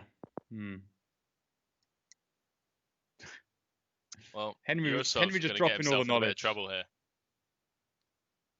Yeah, top pair. And being checked to. Well, Boyden with 42 bigs behind, 16 in the pot. Yeah, it's kind of a dicey one at this SPR, right? Right, Boyden. Our hand needs protection, but we're gonna get check raised by so many like ace king, ace queen type hands where we just don't get to realize our hand at showdown enough. Boyden just going to check call with the overpair and the heart. And wow, not a bad turn card for him. Top set. Checks it to Dimitri again. He's happy to check this back. And Well, kind of a brick on the river, Henry. And I mean, Dimitri may still do some chips in this pot, right? Yeah, I think he is going to lose some chips in this pot. My brain's not working fast enough at the moment to work, the exact amount of offsuit combos of ace king, ace queen type hands that we're going to have to flick in the call again. It also depends on what sizing Boivin goes for. If he goes really polar, then Eurosov's in a tough spot. Wow, he does as well. 11 million to 14.5. Thomas Boivin, who's been biding his time on this final table, putting Eurosov to, well, the test. Not for the first time, Eurosov has been put in a really tough river decision in this tournament. This time he is behind. Can he? Well, he does find the fold this time, Henry. He ducks when he's supposed to duck, and he dives when he's supposed to dive. Eurosov maintains that big stack. But Thomas Boivin now the chip leader, Henry. He is indeed. Kind of out of nowhere. I think yesterday, if I'm not mistaken, was one of the shorter stacks when we were 12 players left, and just kind of nursed that 20 big blind stack really well. And look at this. I mean, chip leader, 4 left. Great spot to be in. Yeah. I mean, he still so close between those three, man. Like, I'm kind of surprised that not a lot has kind of happened four-handed, guys, to be honest. I mean, the cards haven't really cooperated, but also seems like everyone is kind of a little risk adverse, perhaps, with so much money on the line. Yeah, well, I mean, 75k pay jumps. I think I'd be feeling the pressure. Yeah. I know for you guys, you've been around the poker world for a long time, and you've careful there, you've careful. That's I like it. You see these 6-figure pay jumps all the time. You're like, it's no big deal, but I'd put a deposit down on an apartment with a 75k pay jump. Yeah. Well, it's funny how the perspective shifts though when you're emotionally connected. Like I have become immune to like seeing these figures and these huge payouts, but then suddenly when my husband is playing and I see that pay jump, it definitely, you feel it. It's a big terrifying thought. Like, oof. The emotional roller coaster that you guys ride playing these tournaments are just oof. My hat, it goes off to you. I have so much respect, so much.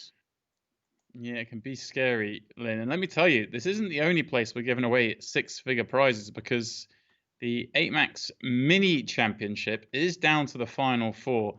Top 2 there walk away with the 6 figures. And Roberto Romanello's still in the mix. He and Daniel Macaulay leading the way. They have most of the chips, the vast majority of the chips between the two of them. With Joseph and Ivan, the 2 shortest stacks, guaranteed 45k apiece at the moment. But playing for 152k in the mini main. Lynn, 152k in just the mini main. Who would have thought it? So much money. Pandemonium. It's outrageous. Everything's just huge. Yeah. I love it.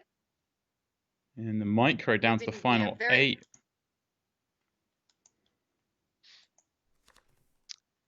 Eurosov just letting Lars win a crucial pot there by not probing the turn with his flush draw. Lars rivering 2 pair. It almost had WPT's very own Joachim made a deep run in that event you just mentioned, James, as well. Yeah, he did. Finished 27th. Joachim finished, outlasting just along the likes of Davide Catai and João Vieira, busted up just before him. He was giving it a good run, but hopefully, I'm biased. Hopefully Roberto continues his current winning form and takes that one down to go with his bracelet he won the other day, completing his triple crown. And I like this as well. Obviously, Henry, the chat, there's some Thomas love in there. The Boyven fans There are is out. indeed. I just watched him win There that is pot with a indeed. set of jacks.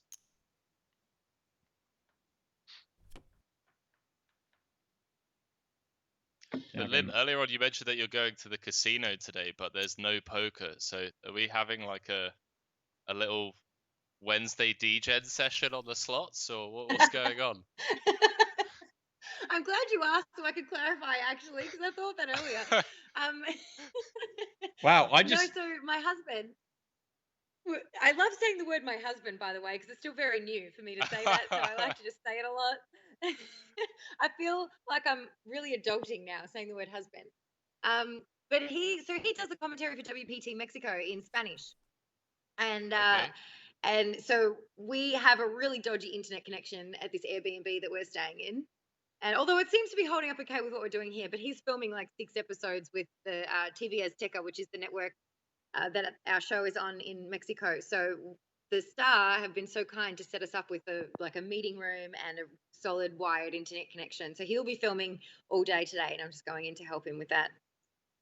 And I was so hopeful Lynn was just going in for the full DGen. You're going to sit there on the pokies for 12 hours just pressing buttons. I'm so disappointed. I might end up doing that while he's filming because I've got nothing else to do. So I'll just go down and try win a jackpot, shall I? There we go. No doubt. I'm in. Can I buy a piece? Are you selling pieces for the pokey spin up? Like this. How much do you want to throw at me? Let's do it. I will take 10% of your slots action. Just as long as it's not too high. Yeah, you got to be careful just throwing out round numbers there, Henry. 10%. You know how much money the WPT pay Lynn. She can afford to lose a lot of money at the pokies. You got to be careful. Really? Ultimate Hold'em's where it's at. Trust me, it's a good game. Oh, my friend won the $10,000 jackpot on that game. It was her first time in Vegas. She came to visit us during the series. We took her downtown to, I can't remember which casino it was, but we were just sitting there having some drinks, some bad food, and we just sat on this Ultimate Hold'em table, and boom, she wins a $10,000 jackpot. She's the luckiest person I know. I really should teach her how to play poker. Wow. There you go. All right, and I see joining me in the chat. I was wondering if this would happen, Lynn. We have a real strong regular on the Party Poker Twitch channel, and it's MJ from Sydney, and he's just popped up and he's throwing that little Aussie. Greetings from Sydney. Ah! Oi. There we go. So welcome, MJ. Yeah, MJ, your dream has been realized. You have a compatriot in the mix. Lynn with us. Oh, I love it. I like it, Lynn. We've been doing all these streams. They get to the late hours, and some people drop off, the UK viewers, and then MJ pops up from Australia and gets us going with tales of the Australian morning. Right? Makes me jealous every time as well. It's 8 a.m. here. It's bright and early. I got up super early for you guys. This is it's nice to be able to wake up to these final tables. It's kind of a good viewing hour. You just wake up and see, what title's being played out right now. You just tap into the final tables. I kind of like it. Yeah, that is nice. It's 8 a.m. Wow. I thought there was like 10 hours difference. I thought there was like 10, 11 hours difference between us. Oh boy, what a flop. Yeah. Blind Thomas versus blind. With the open ender, Gabs top and bottom. Limped pot. I wouldn't be surprised to see Boyven check raise this combo of the open ender. I think 9-10, 9-7 probably players check call. Right. The weakest of the straight draws. Does play just as a call at the moment. But again, this kind of goes in with how this tournament's been playing, right? It's been a little bit more snug, but yeah, I'm with you. I'm kind of surprised because blinds have gone up. Eurosub's sub 30 now. You could put a lot of pressure on Gabs, but does check call. Finds a pair on the turn. It's going to find a second barrel, a much bigger one. They've been keeping each other relatively honest, blind versus blind. They've really been enjoying these, small pots going back and forth between the two.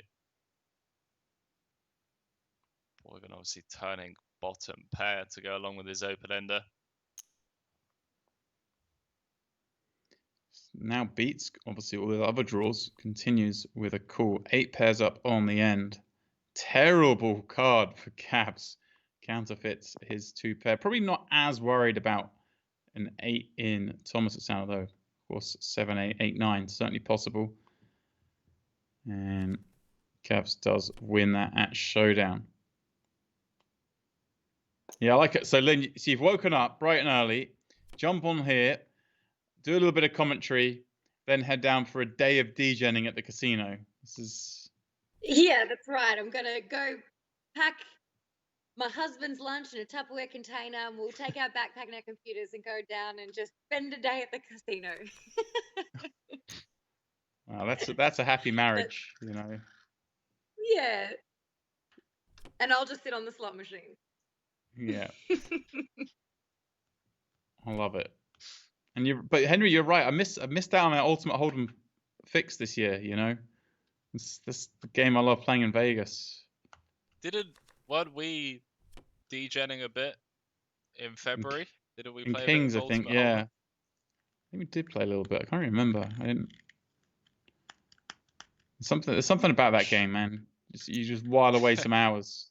That's right. I think were we playing with Akenhead? Is that what we were doing? Did that happen? Listen, man, there's no way you put, both of us in a casino, stuck in a booth together, and, a couple of Ultimate Hold'em tables, and we don't end up on the Ultimate Hold'em tables after doing commentary.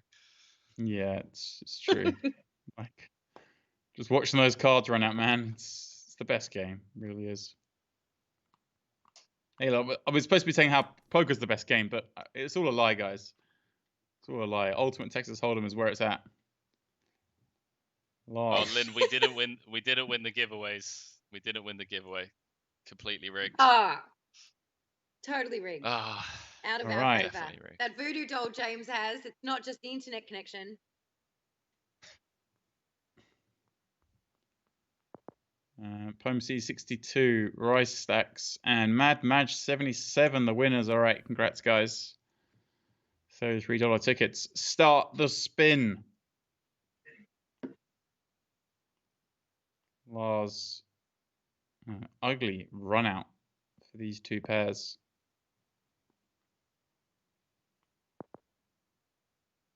Let's go check though. Henry, this is going on for quite a while, 4-handed, and we haven't seen, too many spots where it could go any different either, really, have we? It's all right, man. I told you it's going to be a fun level. Just the boys are just warming up. All right. A little teaser. We'll have some fun. Then I just followed you on Instagram. Apologies that I only just followed you on Instagram, but I expect to see some DGen Instagram stories later on in the day, or in the morning. All right, when I wake up, it's midnight now. Okay, then you'll have the full report by the time you wake up. Okay. Deal. I'm honored to get the follow. Followed back. We're gonna. Way to put pressure on someone to get the follow back. You announce on the live stream, I'm following you now. I have to follow you back. No, that's amazing. I'll do my slot. I don't know if I want to go on the slots. I'll make up some kind of report. We'll see. I'll try to keep you entertained for when you wake up in the morning. But I think we're gonna. I better go and bounce. I hate to leave you guys to go onto my slot machine / commentary adventure. Lynn, it's been wonderful having you with us here. It feels like I say that, but we're in your domain. This is your domain usually, so it's been wonderful for us to join you in this WPT final table. And yeah, well, best of luck with that. You guys are doing an awesome job here. Thank you. All right, it's been Lynn. a pleasure. Awesome to chat to you guys. Take care. Bye-bye. Bye. All right. Well, as Lynn leaves, Yarosov makes the king high flush, Henry. Yeah, it goes for the large sizing. I love it. Gavs, yeah, he's tanking here with the 8. I mean, it would be it's a lot of hands, right? If we're calling with an 8 there. Yeah, it's tough, man. Poker's tough. It's tough to make a pair, and you know, it's tough for our opponents to have it as well when they choose that sizing.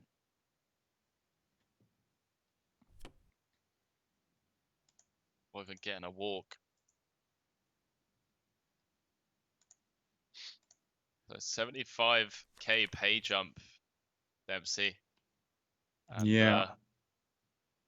Bit of a gap now between Gavin and Thomas, obviously at the top of the pack. Then yeah, I mean a hefty drop off, 18 big blinds to Eurosov and then 30 bigs to Lars. So yeah, this Eurosov four-handed kind of in a cage. This four-handed has not been going too great for Eurosov, has it? No, it's not been his finest hour. It's going great for Thomas though. Flops a king against Gavs's pocket queens here. Going to potentially win another small one, but the small ones, they add up if you keep winning them. They do indeed. Just a disaster turn card for Gavin as well.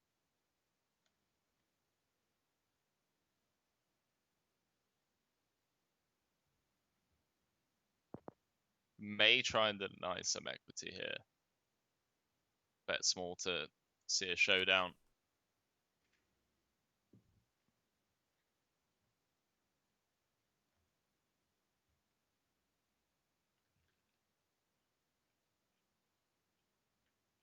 I wonder if Boyvan bets small now.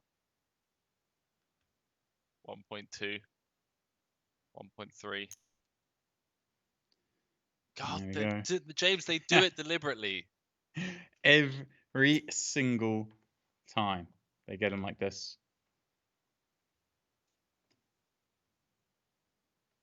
It's always out by like 10%. I'm clearly not working hard enough on my game like these guys are, James. Well, these guys have worked very hard so far because they've guaranteed themselves $173,955. But the jumps, they're getting meatier and meatier. Hence the slightly cagey play, Henry. Look at those payouts. Yep. Runner-up 388. First prize 540 plus the 15k seat to the TOC, along with, of course, the right to play in the Tournament of Champions for the rest of your life. Yeah, man. It's not many people can say that, you know. Not many people can say that. And Eurosov could get himself in some trouble here. Although, as you mentioned, you know, no one's really been getting out of line with the pre-flop 3-bets. But, I mean, four-handed cut-off versus small blind. Boyvan just flatting. This comes ace high as GG's for Eurosov.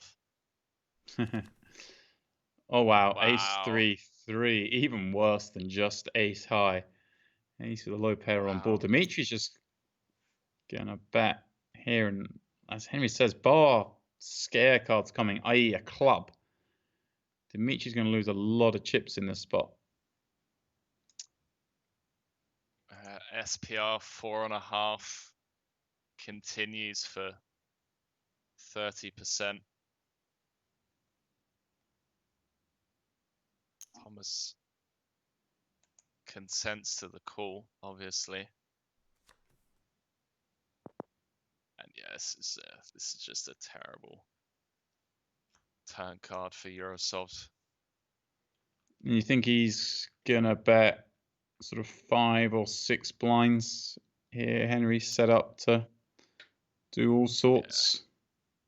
Yeah. I think this is GG's to our man from Belarus out. Boyvan obviously setting the trap pre-flop and getting the dream flop. But don't really. Well, I say we don't need much protection. We do need protection. Obviously, clubs and now spades rolling off on the turn, and we unblock both. It does decide to just play his call. Brick River would be a disaster, and that's a brick. That is a brick, James. Eurosov can still comfortably jam for value here. Mind you, I mean... Yeah, he finds the knuckle. Everyone playing so cagey, Henry. But look at this! Thomas Boivin crosses the 50 million chip mark. The first player to do so. Huge lead now. And well, Gavin in a pretty tough spot, although he does have position on Thomas. And it's Dimitri and Lars both with 17 blinds. We've got another weird ICM spot developing. And the chat loving it. We've got some Thomas fans in the house. We do indeed. The man is kind of... It's going all right for him. He's doing okay here.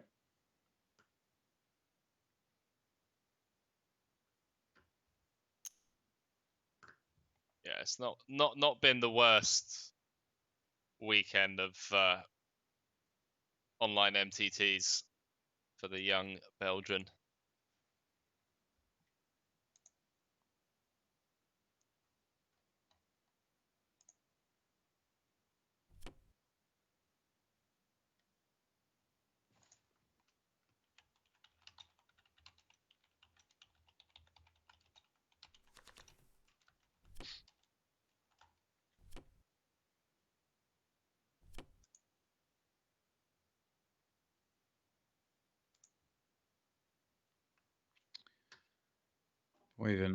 Well, he won that big pot there, Henry, but had he 3-bet, he may have eliminated Eurosov.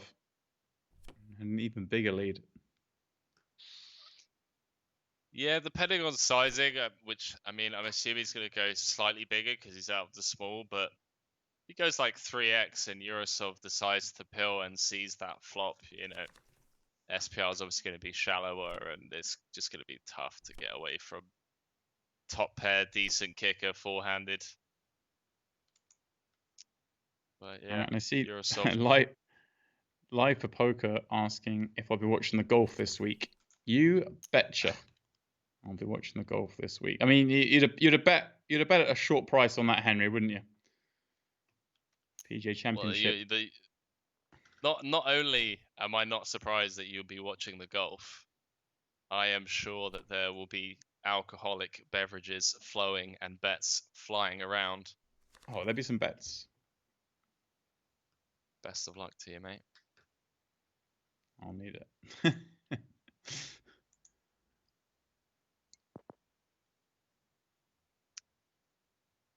Talking of bets, I recall winning one. I still owe you. Yeah, you have to send me some details. Oh, I've got to chase you for the money. Well, you got to send me some details. You got to send me details, man. How's a man supposed to pay? How's a man supposed to pay? You know. All right. Can I pay you in satellite tickets? No, I'm gonna go hard pass on that. I'll take the 50 quid. Okay, that seems reasonable. That James Dempsey money. Got a hand developing here. 6.9 in the middle. Gavin obviously sticking around with the ace-jack. On a 10-8 deuce 8 board, Tom's going to have a super wide range. Chip lead, full-handed. Ace-jack going to be good a lot of the time. Man, this is a spicy sizing from Boivin. I just love this kid. I say kid, he's older than me, but it's just been on point today. Like that block earlier on with the, I think it was 6-4. Just really knows where he's at.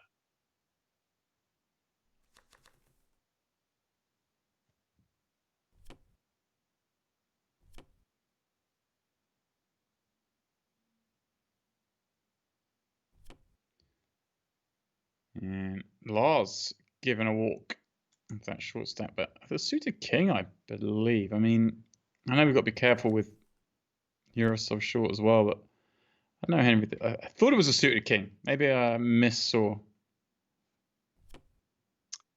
Yeah, I apologize. I was reading our Skype Skype group chat. I missed it. Boyven. MJ said, James, love the stack size and big blind showing both at the same time. Finally, somebody did both.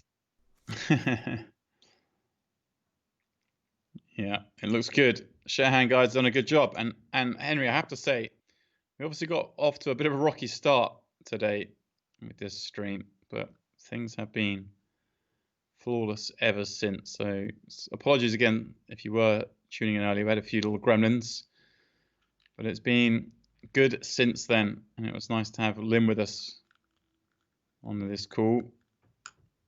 It's Boyven. Flops top pair, checks it to Gavs. Gavs checking back, Jack high. Yeah, you're welcome, mate. You're welcome. Anytime. Henry stepping in. He's our saviour. He put the cape on. He jumped on in.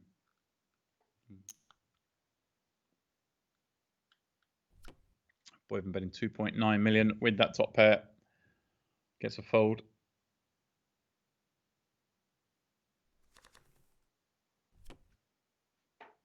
Now finds ace king. Gonna pop this up. Get a couple more folds, one would imagine. Henry, my man Roberto, chip leader with 4 left in the mini championship. Reminder their payouts up top, 153k should Roberto close it out. How does he do it? He's a beast. How does that man do it? Boris Angelov leading the $33 micro with 6 left. They're guaranteed now 6k, Henry, in that $30 tournament for making the last 6. That's the sort of return I'm about. Yeah, that's a hefty return.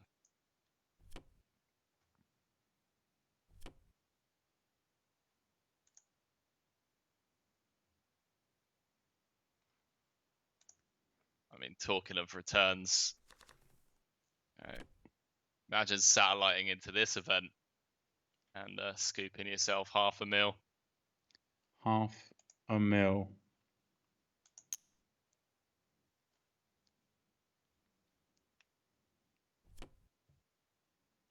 Lars popping up to 1.4 on the button with this king queen. Gavin gonna take it to the streets against the short stack.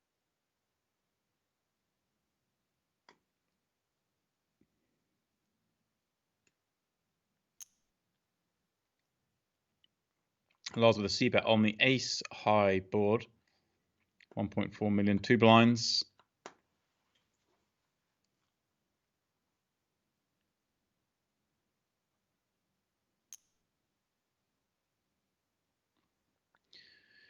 Kevin does make the call with that pair. Lars takes the lead. All right. Here we go. Lars hasn't played many hands.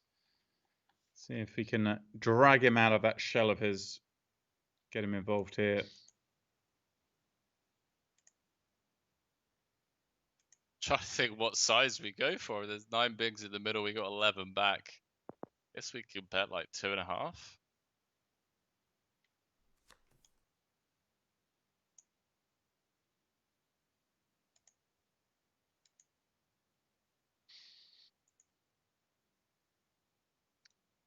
Obviously, an awful run out for Gavin. He's gonna see the king queen at showdown. Lars up to 20 bigs.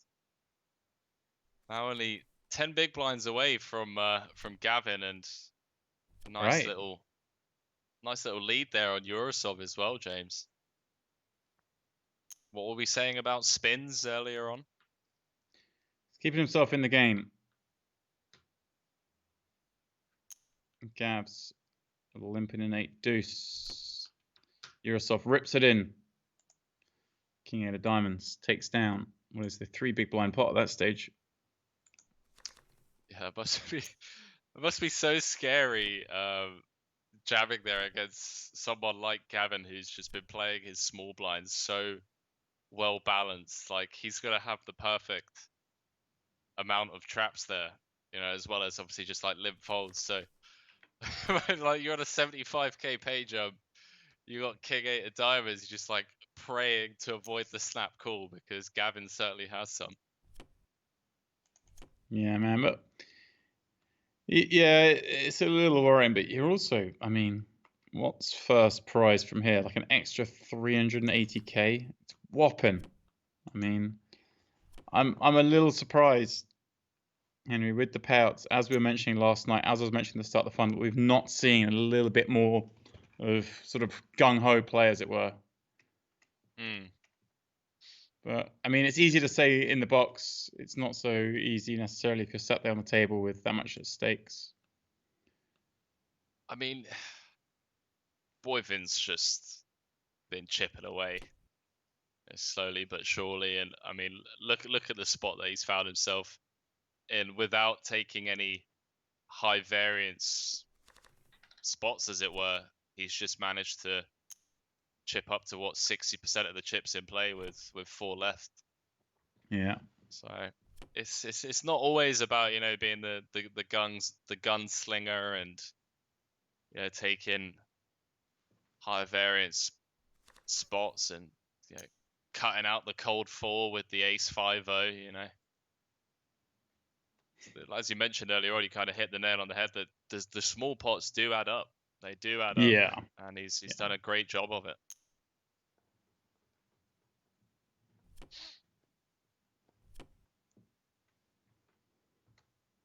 Raise from Thomas, flap from Gavs, and Thomas flopping a gut shot to the wheel.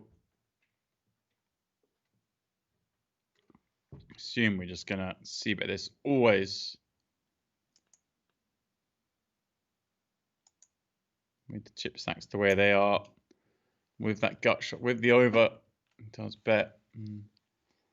Well, Gavs may want to stick around here. King, Queen, backdoor spades does do so, but things can get dicey pretty quickly here with 22 blinds behind. Okay, he finds a queen.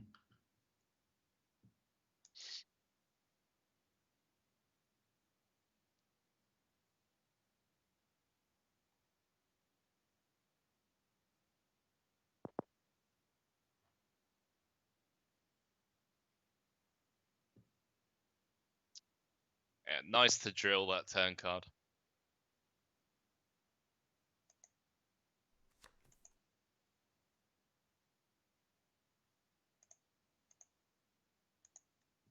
The real Pope said, how much thinking time do players have per decision?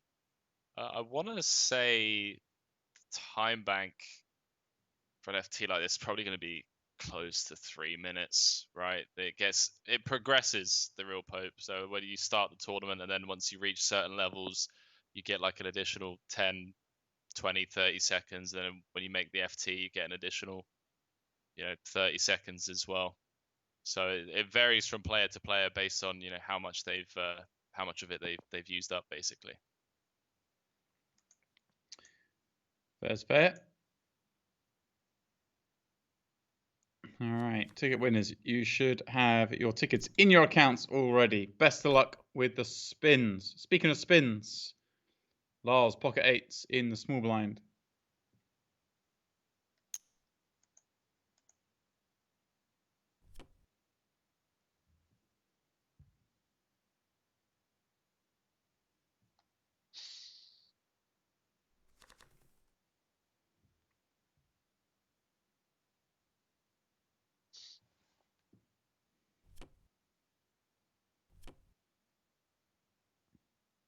Suited king on the button. Again, just tossing it in the bin. Well, last one was the small, I think. This one from the button. I wouldn't mind a limp. I mean, but then again, when it comes to ICM and whatnot.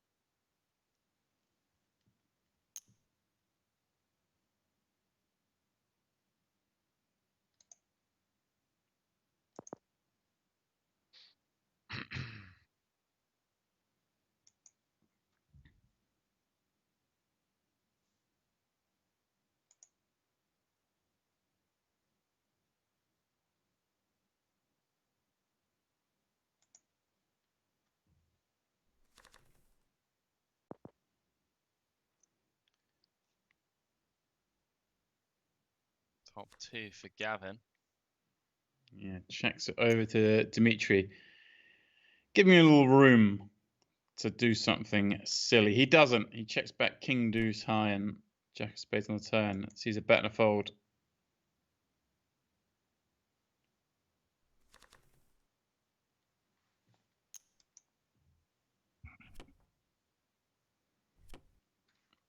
Thomas opening up jacks off the chip lead. Gets it through again. Lars of the ace-6 this time. Henry hitting the bin. And you're going to say something about ace-6 again, but... No, I'll send you the video. It's actually hilarious.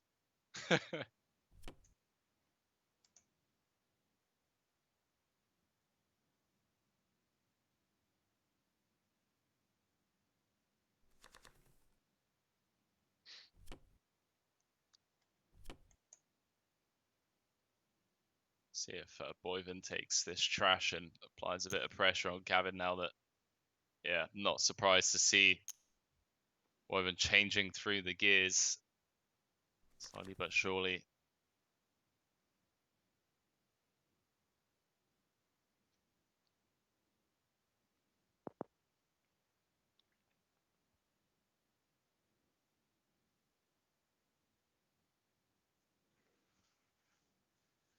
Boyven going to check it.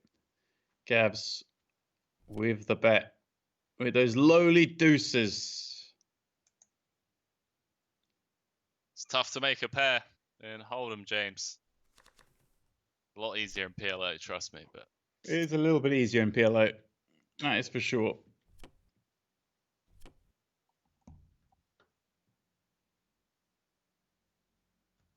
you're yourself in the danger zone, four-handed. Out to 10.5 bigs. Probably gonna no. I was gonna say if it folds to him, gonna take the spot. BVB. Let's see what Lars does this time with the ace-7 in the big blind. Yeah, interesting spot actually here, Henry. You mentioned it. Whoa, he does take it. Yeah, I'm not surprised. And weird spot for Boyven. You know, I know we've discussed it a lot before. Chip EV wise, it's a call, but do we just want to keep Eurosov and Lars on the ropes? Allows us to kind of play aggressively, small blind versus big blind, and chip away at Gavin. He does just fold. See what would have happened if Boyven had folded instead of opening that queen 8, because Eurosov would have ripped the small one. Maybe we would have seen whether Lars was willing to gamble. He had ace-7 in the big blind. I say gamble, I mean it should be a call, but he's been taking the tight line in a number of spots.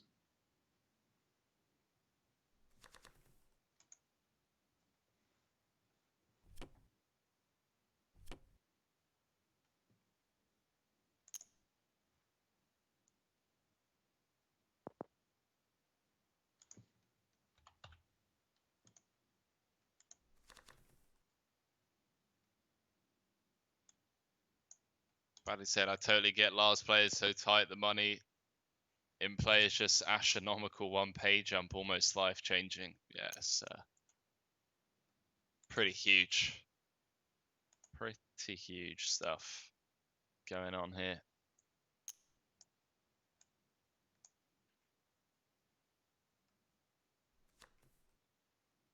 With the check call, and look at this turn card.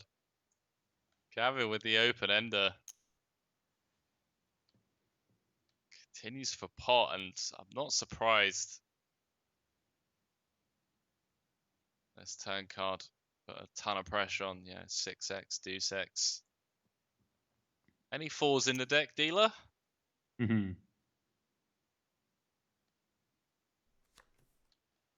Wow. Okay. Yikes. All right, Gavin. All right, mate. You just start queuing it up on the flop. He's like, listen, I got 3 to a straight. Then I started blasting. Gavin. 7 in the middle. He ran hot late last night, Henry. I think that's an understatement that he ran hot late last night.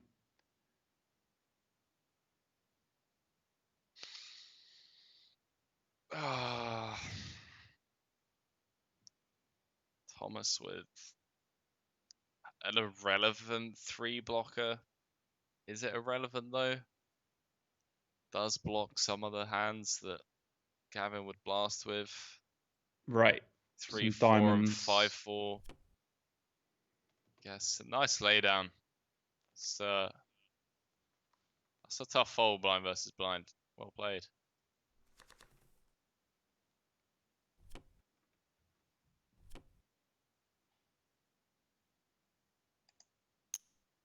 Nice. I was about to say, I assume we pile.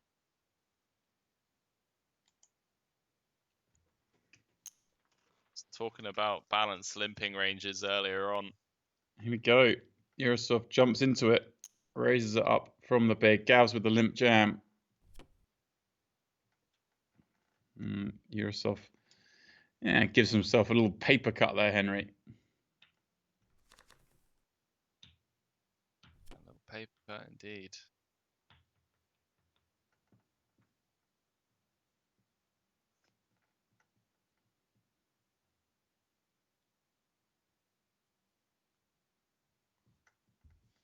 Is this just a jam on the button in your books? Yeah.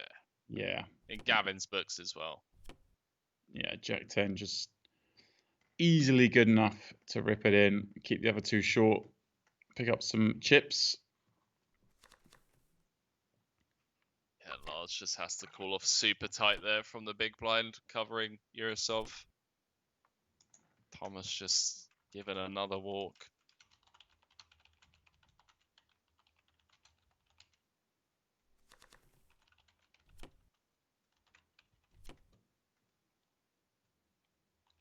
Get some love in the chat for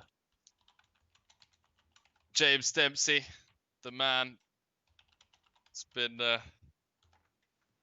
let me needle him for the last God knows how long. It's been 6 months now since we first worked together.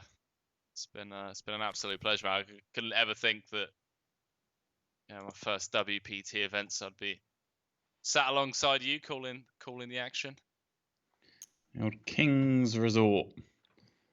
The magic happens.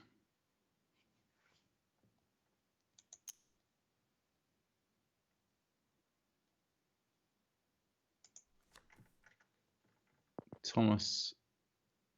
All right. Picks up a gutter. Gavs picks up a gutter as well, but his gutter has the benefit of a flush draw with it.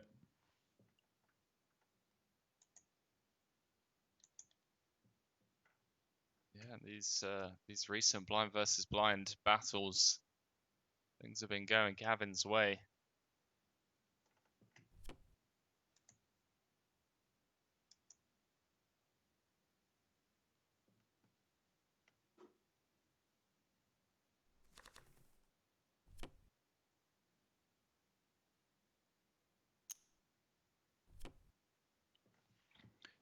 Boyvin raising up to 1.4 million. And his two blinds, of course. Yurosov peels from the big off his 10 big blind stack, and well, flops a flush draw as Boyvin flops second pair. Henry, are we about to see Yurosov get it in? Wow. Boyvin bets. I mean, 9 bigs behind, check jamming the 10 high flush draw. Seems inevitable.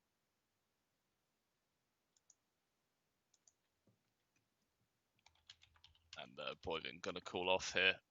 Lars gonna be sweating the 75k. Wow, he doesn't. Okay. Wow. Wow. Henry, I'm with you. What's going on there?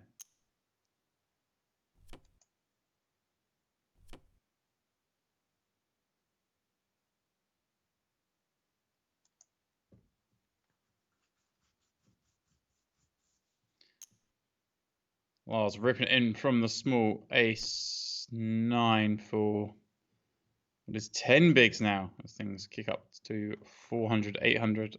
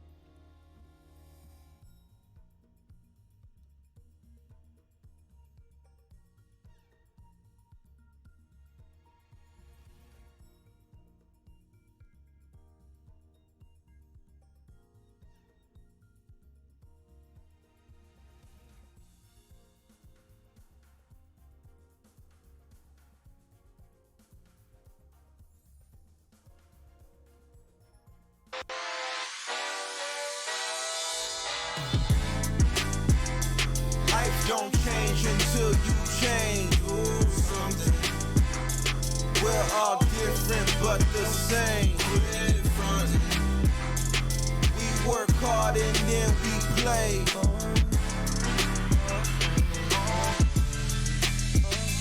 Life's a party, so enjoy yourself. This message is for the real stars of poker. I'm talking about you, my people, the players. Look, you play the game for the right reasons. Tension, the wins, the beats. But the things that we play for, they've been changing. The game we love is under threat. Most poker operators are only interested in one thing. These guys see the money, but they don't feel the game like we do. They don't care about you and the little guys. See, these punks are letting some bad things into poker. Like predators, right? Using unfair tech so they know your moves before you do, and they're all anonymous. And I say no more. Because poker should be played fair. With people who care about the game, not just their rate. And party poker are those people. We're putting players first because we are players first. Party poker gives over a third of their revenue back to players. And we're innovating. That's why players are joining us every day. Like these guys. Legends. Fellow legends. If you love poker, like we love poker, it's time to join Party. Because this is poker. Oh, man. Okay. We're here. Yeah. It's a party, people. Hey everyone, it's Matt Savage and you're watching the Savage Beat of the Week.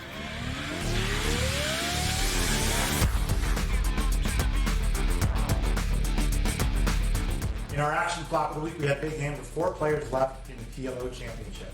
Mike Leah flopped a straight draw, flush draw, and a royal flush draw up against Paresh Doshi's bottom set of fours.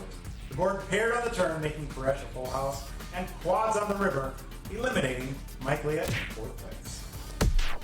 In our no gamble, no future hand of the week, 5 players remaining in the PLO Championship. Alfred Carlson had Laszlo Butas dominated before the flop, on the turn, and not on the river. A jackal on the river, Laszlo Butas eliminates Alfred Carlson in 5th place. The bluff of the week was pulled out by Jens Lakemeyer in the PLO tournament when Andreas Torgerson made top 2 on the river. On a very scary board, Andreas checked, Jens made the bet, and that was good enough for the bluff of the week. Our drawing dead hand of the week goes to Jesse Rockwitz, who gets it all in with 4-4-5-7, up against Alex Manzano's Ace-Ace-9-9 when the flop came down. Ace-Queen-Queen, Jesse Rockwitz drawing 2 4s to stay in the tournament. When the 4 was blank, it didn't happen. Jesse Rockwitz, he's our drawing dead hand of the week. Our cooler of the week happens on the final hand of the PLO Championship, as Paresh Doshi flops kings and 9s for top 2 pair. Alex Manzano flops the same 2 pair, kings and 9s, but also has a set of 3s to go along with it. When Paresh does not improve for a chop pot, Alex Manzano wins the PLO Championship in our cooler of the week.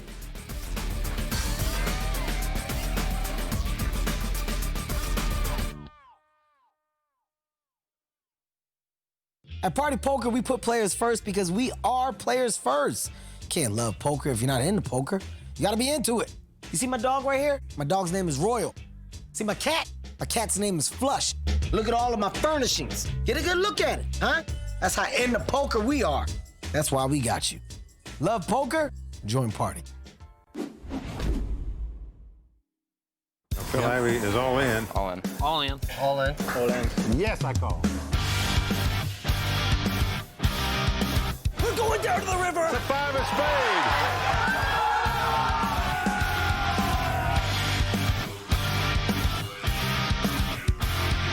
It's over. Tony Dutt has done it.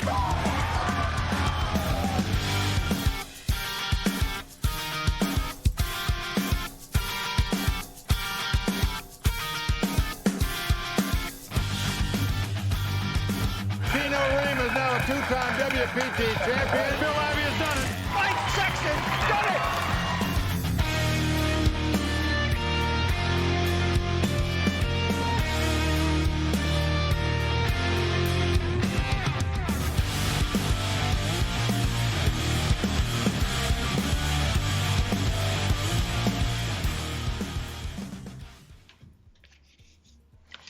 All right, guys. Apologies. We had a little blip, but we're back. And we are about to get action back underway. We haven't missed any hands, guys. I can tell you that much. You haven't missed any action. We have missed Henry's pretty little face, I suppose, for a few minutes, but you all may do, I'm guessing. We are back indeed. Four-handed. Still. Everyone guaranteed more money than I've ever made in a tournament. Must be nice. $173,955. James, $500,000 to play for. Yeah, and right now, Thomas Boivin in the driver's seat, 69 bigs at 800k big blind. He is in the driver's seat. Wonder what car he's going to buy, what driver's seat he's going to be in a week from now.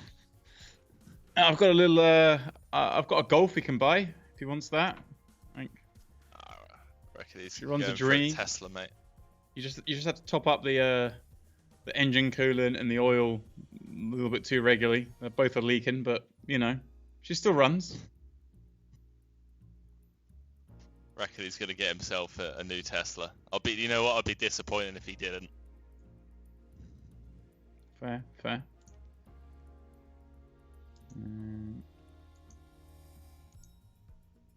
Well, guys, play will start again in a moment. I promise you. We're just getting set back up here, and then we'll get back underway. All right. Something's happening, Henry. Something's happening. Here we go. Dmitry Yurosov with 11 bigs. Lars with 14. Gavin and Thomas out in front with 38 and 69 respectively. And like I say, Thomas's stack equates to 55 million, which is, well, a little over half the chips in play with 4 left. We're still playing 400-800 with a 100 ante, Henry. And here we go. Back at it.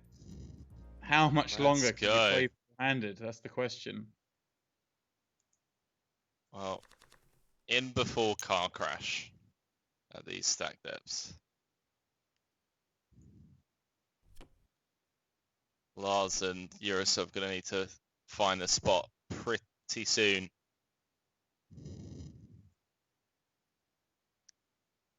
Boivin just opening the King 5-0. On that little break that we just had, James went out to the living area, and my flatmate's like qualified into the main event, the 6 max 3K on Saturday. So I'm hoping that come Monday, Tuesday next week, it's my flatmate's name on the screen, making a deep run. May just be. You never know. It's about time he won a tournament, to be fair. Yurosov's going to try and win this hand, surely, with ace-4. Does rip it in, and Boivin with ace-8 will surely give a spin, Henry. What is it? Just 10 blind. 10 bigs. Wow. He folds the 10 bigs. I think ace jack off is probably the line there, in my opinion. Wow. I mean, 10 blinds. I get it in too often, don't I? This is what I learn, Henry, all the time. You love a call. You do love flicking it in.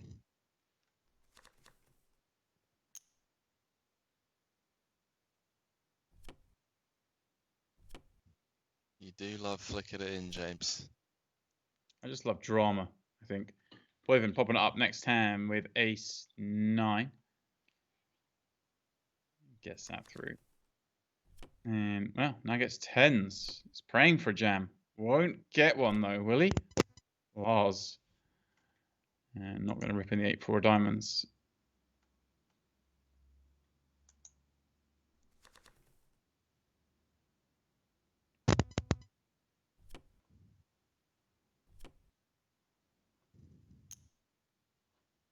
And Boyven limping blind on blind against Gavs. Gavs doesn't get to raise his ace jack here to that action.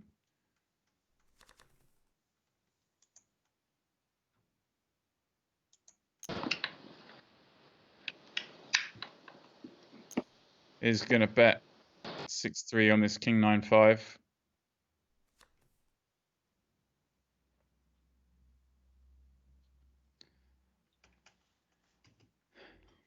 Picks up an open ender on the turn. Surely going to fire again, having bet once on the flop. 3.6 million chips in the pot. Fires out exactly that amount and gets Gavs to give up that ace high.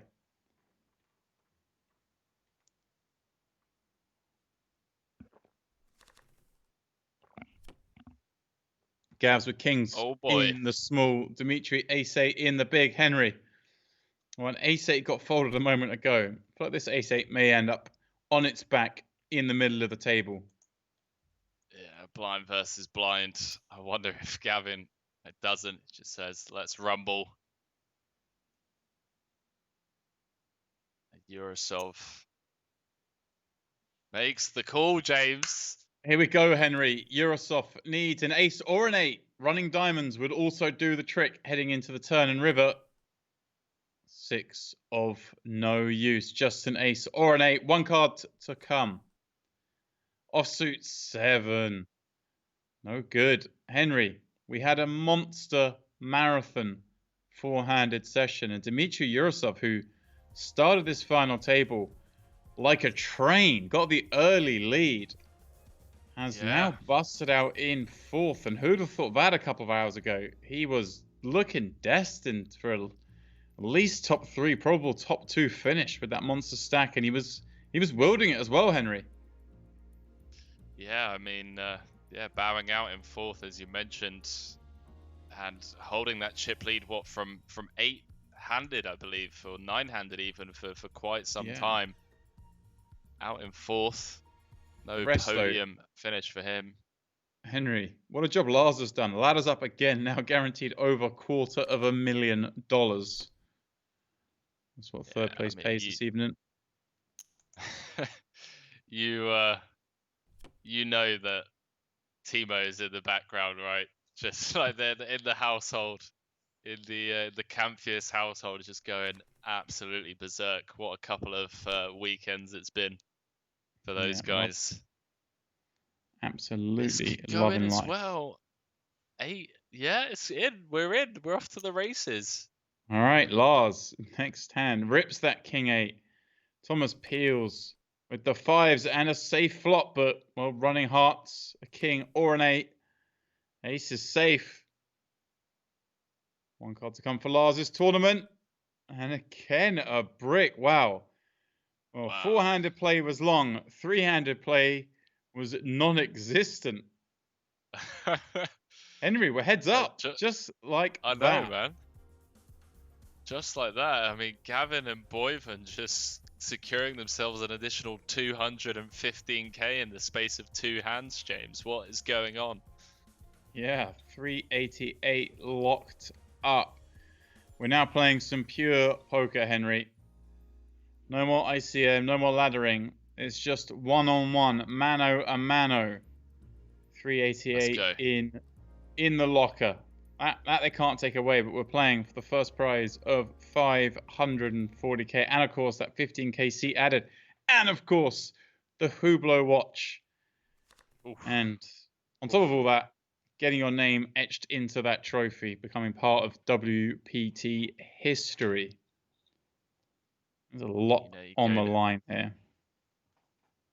Go down to the casino, you go out for dinner with friends. Oh, nice watch. Where'd you get that from? Ah, just won a WPT. No big deal. All right, don't mention it. I don't. Yeah, I like it. The obnoxious. Oh yeah, just flash that bit of jewelry around. I think I'd be too scared to wear such a watch, to be honest with you.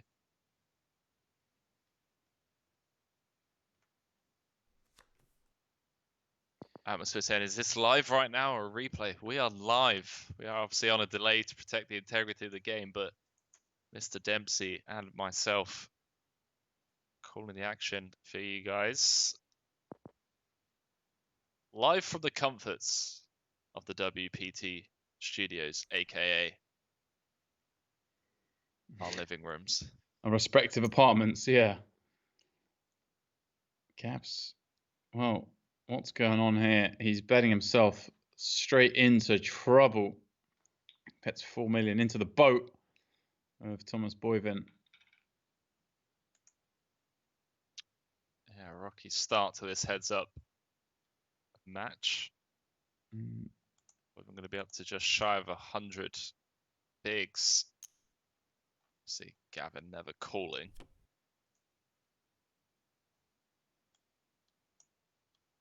Hero Valley said, nice, this should be an interesting heads-up match. I agree. Yeah, just having a look here. So Plenty Lars of came play in, as well. Lars came into the final 7th in chips. Didn't really do a whole lot and managed to walk away with 3rd place and $250,000. Good laddering, sir. And while we are left with Gavin Cochran and Thomas Boivin, who did come in 1st and 2nd in chips. Of course, Boivin was much more in the pack, whereas Cochran had a huge lead coming in.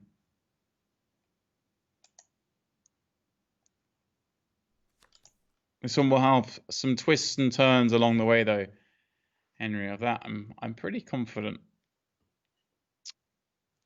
Yeah, I mean, one double for Gavin, and we've got a deep heads-up match on our hands. Boivin out flopping the ace-8 of Gavin. Up to 98 bigs, but as I just mentioned, you know, Gavin doubles up and up to 70 bigs. 70 plays 65. And you just go and put the kettle on because you know you're going to need a coffee. Yeah, speaking of, I'm dry, Henry, at the moment. I'm dry on coffee. Maybe I need to go fire some up in the next break. Yeah, I mean, not sure how I feel about drinking coffee at 1:15 in the morning. I mean, I'm not saying I haven't done it before, but not GTO. All right, welcome some new faces in the chat. Again, so I am following, but hard to obviously reply, given we're on a little delay. I see Henry's, you know, just replying in the chat. That's why he's the GTO commentator, and I'm just the dinosaur who's sitting here. That's probably the play. Yeah, I like that. Not just a pretty face, that boy. Not just a pretty face. We wouldn't be here without the dinosaurs. So, you know, you guys paved the way and all that. Oh, come on, that wasn't a backhanded compliment. You know, I think that's as nice as I get. No, that was. I felt a lot of love in that one, Henry. I felt love. Thanks, man. I put effort into that. I take love where I can get it. You know.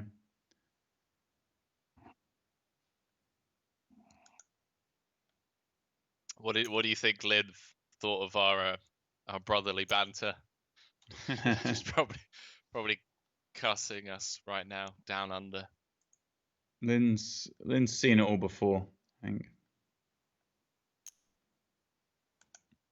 It's like these guys. Battle of the 7Xs.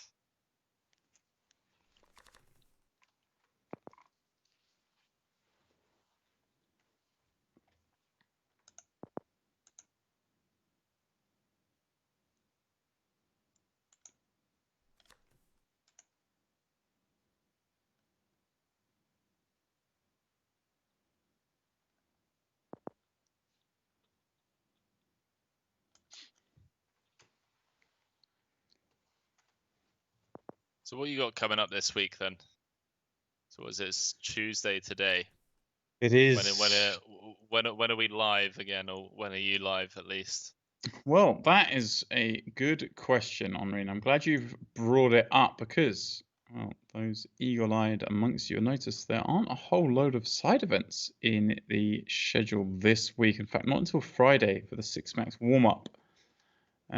So we're not 100% sure on when our next stream will be. We'll certainly be streaming next Monday for the 6max day 2. But before then, it's a bit up in the air still, guys. So if you are kind of looking forward to some streams this week, just keep a close eye on the socials.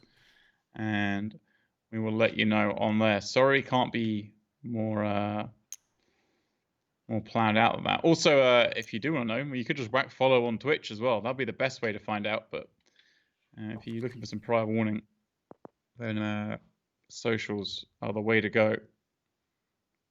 But yeah, I know there's some new faces today in Twitch chat, so whack the follow, guys. Join us. We do bring you a multitude of events, and it's not always just the final tables here, which some people love, some people find a little slow. There's ups and downs for everything. I mean, I enjoy the final tables, Henry, because we just get to see people play huge pressure spots for large amounts of money and life-changing money. Yeah.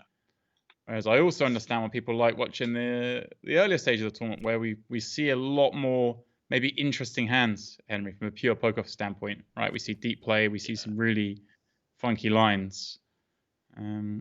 Yeah, for sure. So I think covering the day 2s and covering the finals as a back-to-back gives you a nice bit of variety. But then, of course, we do cover a lot of the high rollers, and we cover them from early on day 1s, even from the start. So they're good to watch if you want to improve your game. Right now, these two, I mean, you need to. You know, you can't please everyone. I personally, and I'm not just saying this because we're in the booth. You know, like the guys have put a lot of effort into try and giving everyone this, you know, live feel, and obviously it's tough, yeah, because it is an online event, but we've got the pictures of the players. You know, we've got that WPT table, and we're moving forward, and I'm looking forward to see, you know, what the future holds for online tournaments and coverage of online tournaments. And you mentioned, you know, day 2s as well. I mean, it's just great because we get to see the stories. You know, we see right. Gavin for an hour on a day 2. We see Boyvin. You know, we look back at hands where, you know, it's 2 cards away from busting out and stuff like that. And it's like now they're heads up. It's amazing stuff. Yeah, exactly that. I like how you put it. We get to see the stories. We saw Gavin just take this tournament apart late last night. Yeah, I know, right? It was fun to watch. Yeah, like I say, we give you variety here on this stream. I should hope, and it's worth watching. You choose which one you want to watch. If you enjoy watching deeper early stages in the tournament, watch those. If you prefer the finals, you can watch those. But just give us a follow, and you never have to miss out. And of course, you can go back and rewatch old finals as well. Atmosphere 1 asking an interesting question there. Do you think online could ever surpass live poker once the pandemic is over? It depends. I mean, how do you define what surpassed what? Because I would say that for a long time, online poker has surpassed live poker because, well, that's where most people play their poker. If you mean in terms of having the biggest buy-in events and the biggest prize pools, I don't know. Again, it comes down to frequency, right? The biggest events are online. I mean, you have like the partypoker Millions, 20 million guaranteed event. I mean, it's the biggest event going. Like,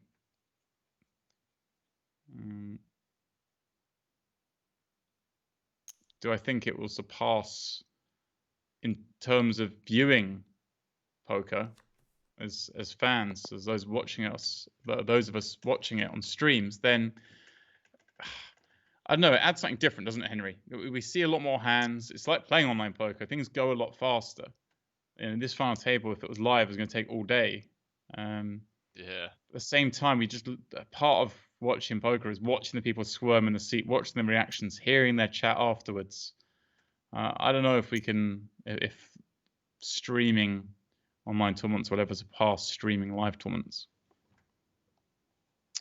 Yeah, I don't know. I don't think it will ever quite be the same, you know. And I think that's the beautiful thing that streaming brings, where we get to see, you know, people make deep runs and stream from their homes. But yeah, you know, someone standing up when they're all in, heading over to their rail, and you know, people shouting and screaming for turn and river cards. It's never going to quite be the same. But yeah, as you mentioned, you know, playing for huge payouts, huge guarantees.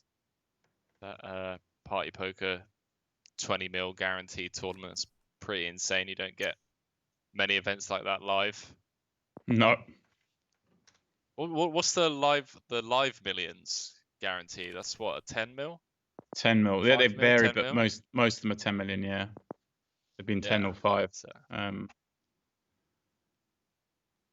I mean, I think the first one I did in the Bahamas, there were 2 10 million guaranteed events for that one, the 25k and the 10k. Oh, thin. Yes. All right, we get it. You've been to the Bahamas. Yeah, the Bahamas. One day soon, we'll be returning, guys. We will return to normal one day. We will play poker all around the world again. That we can be sure. Hey guys.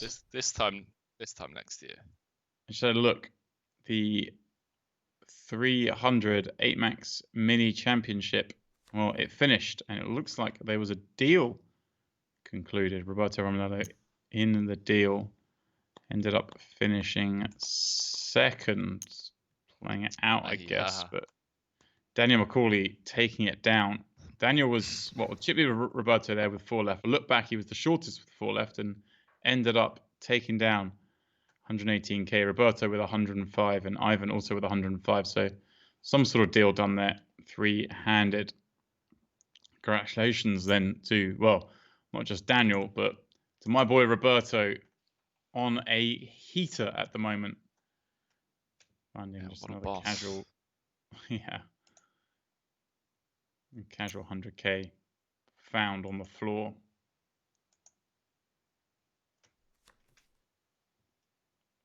Man is in form.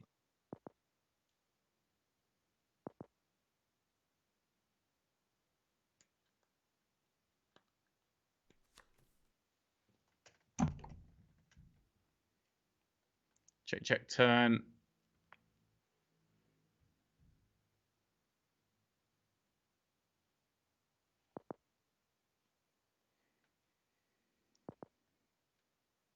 Check, river. Gabs wins it at Showdown. Henry, the 33 as well. That is down to just 3 players. Luis Ginocchio currently leading the way. 380 million. Georgios Kapalas, 250 million. And Boris Angelov with 130 million. So pretty evenly spread out there. Chasing down that. Boris Angelov's in the mix as well. God, man, this kid.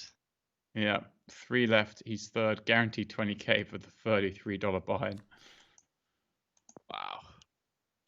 I've got my eye on this big bounty hunter PLO, mate. Little good night send off, 55 buy-in. There we go. Yeah. Sounds like the play. You want half my action? I feel like I demand half your action. I guess I've just got to pay you the money I owe from the last time we gambled, you know. I'm a slow payer, but I'm also a slow collector.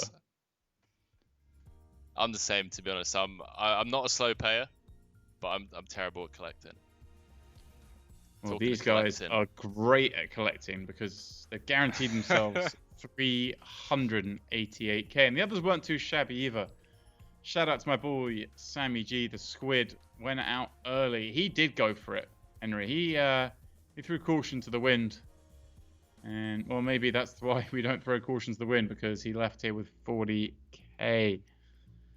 Oggy out on 8th, Gong 7th, and then we played 6-handed for a pretty long time. 4-handed for an eternity.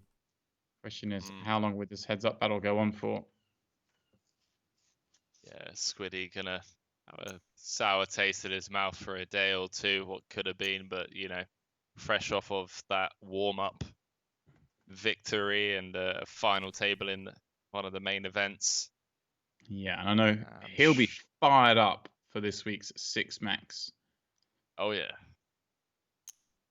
Grafton in a 6 max environment. Go on then. That's what he lives for. Go on then. Loves it. The fewer seats round the table, the happier Sam Grafton gets. It's like a general rule of thumb. All right, ace king against a pair. Classic. Boyven opens it up. Gabs flats on the button. We see it come ace high. Boyven, he's doing all right. Henry's doing all right. Not much has gone wrong for him on this final table so far. Heads up with a 2-1 lead.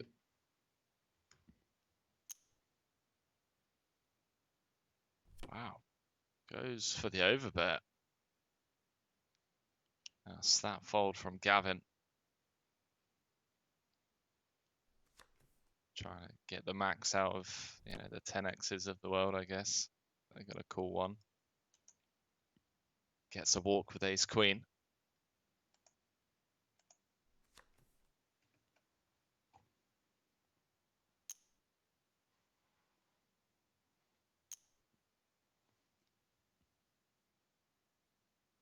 Eight 7 versus 7-5. Wowzers. Wow. Oh boy. Gavs flops the nuts. Thomas top pair gutter. Gavs with backdoor spades. Both players be wary of the diamonds. Thomas bets and Henry. I assume Gavs is check raising this one. We block diamonds. We block no pairs. We have some bluffs. Don't know if we necessarily check raise on the flop. But he does go for it, James. And 7.4. And Thomas just going to have to continue as a call, isn't he? Yeah, I mean, we're never folding top pair heads up with a gut shot. Going to be an awkward turn SPR, that's for sure. And, you know, if a brick rolls off, a deuce or a 3, or like a, oh boy. Wow. Just says, let's run it, boy. rips it in, and is drawing very thin here. Gav's looking great for the double up. Just needs to fade a 5 for the chop. And he does. Well, Henry, I just said, I jinxed it almost, I think. I said Boyven had been having a pretty smooth run at this final table, but it is Gavin Cochran who, once again, is on the right side of a huge pot in this tournament. Now takes the lead. 60 million plays 40 million. And gets ace-king next hand, but Boyven outflops him. Huge double for Gavin. I mean, when you see the cards turn over as well, like, oh, well, I can't actually... Well, sorry, he could have lost the pot, but yeah, on the turn, drawing to a chop. It's the kind of spot you want to get all the chips in, James. Yeah, that was that's 540k up top. Yeah, it was a dreamy spot because your man's got it in with you before any scare cards come as well. There are plenty of ways that doesn't go in down the streets. Getting it on the flop makes life easy when you got the nuts. Can you imagine Gav's face there when you check raise and you're hoping your opponent does it, and then you just see them go all in. You're like, what? 540k up top, a spot on the Champions Cup trophy, the Mike Sexton Champions Cup trophy, a seat to the TOC, and the opportunity to play the TOC for life. And your man you're up against goes, I'm all in, mate. And you're sat there with the nuts. Dreamy. Yeah, I'm not surprised to see Gavin flicking the call with the ace high hit.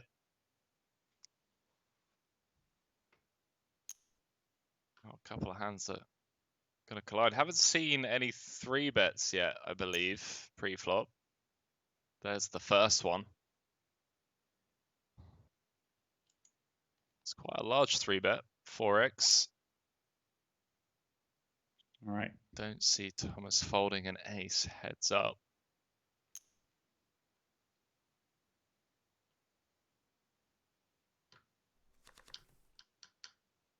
Action flop again, Henry. Thomas with the ace of hearts. Gabs with top pair. All right. He's going to fire out a c-bet. Boyvin, one assumes we'll just be calling this one.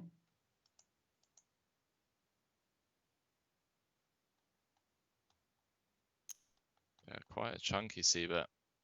Big pot brewing, James. 23 in the middle. Pardon me, only.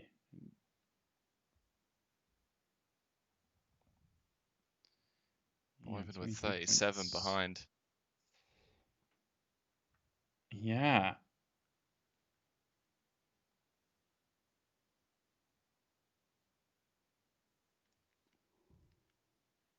Wonder how Gavin's going to play this one. I was Vulnerable about to top say, pairs. does he go over bet? Yeah, just rip her in. Have some of that, and Boyvin just gets blasted off this pair plus nut flush draw. I mean, can't call this.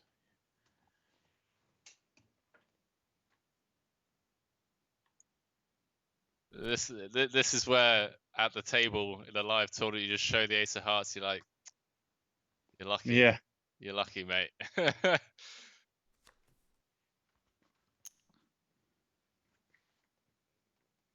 Wow, 2-1 chip lead now for Gavin. It's 400,000, Yes. 800,000.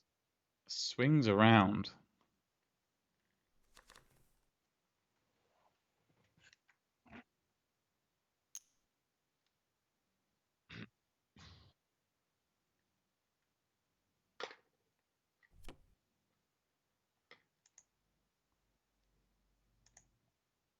Let's see, but taking it down on the ace 10-9.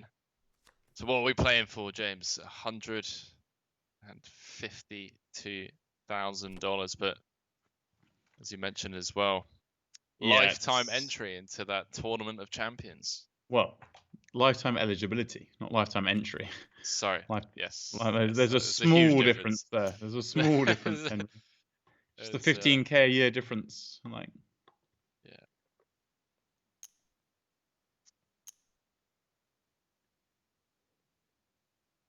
You know, Henry, I'm ashamed to say I still haven't played that tournament. It's bad.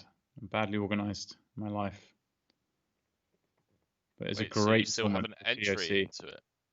Well, no, like back in my day, young'un, it was an open field event that you got entry to. The grand final was a 25K. Nowadays it's a 15K, but restricted just to only the winners. Right. So it's a little different. And Gabs with top two. Who bet this flop? I'm assuming Gabs. Raised this, right? And Thomas has called flop with king high and a gut shot. He's a club roll off. Yeah. Yeah, things really not going Boyvin's way so far this heads-up match.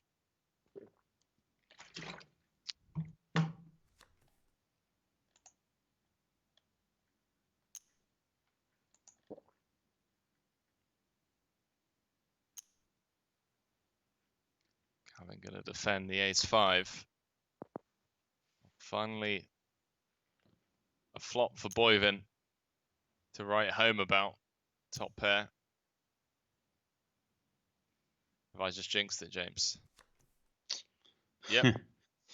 You have. Yep. And Boyvin not going to be too... I mean, I assume not going to slow down on the ace turn. We've still got the flop top pair. He shouldn't really change much, but does play his check.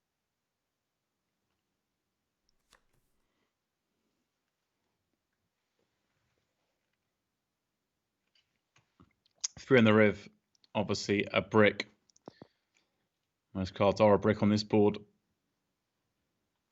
And Gabs checks the end.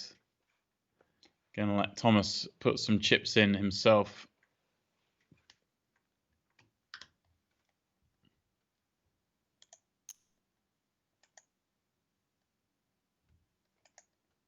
The old bet check, bet line. Think it's too thin to raise here? No. I like it. Gavin says 10.4 to go, pal. Boyven down to 35 bigs. Gavin up to just shy of 100 big blinds.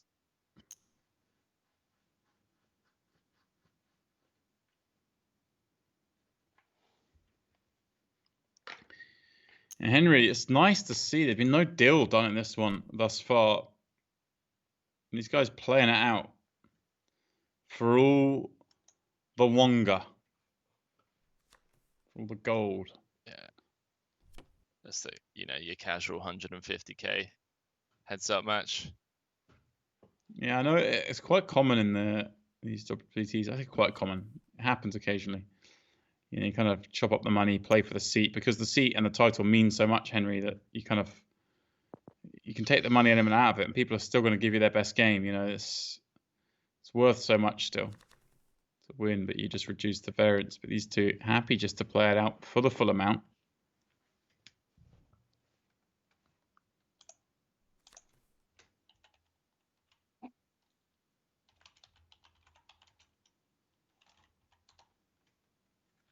Checks through on the Jack 10-10. Boyven knuckling the felt for a second time.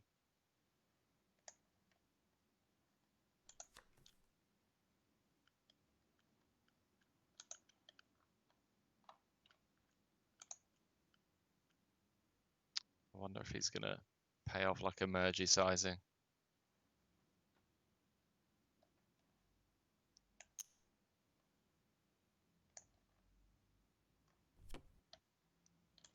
So let's it go. Let's go the ace high. Gavin really not putting a foot wrong so far.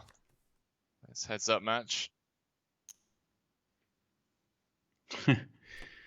Top 5 no limit hold'em players. It's not sure that's the list, but we'll go with it. We'll go with it, Henry. James Dempsey, Mike Sexton, Tony Dunst, Matt Savage, and obviously Lynn, Jill Martin. Just prove me wrong.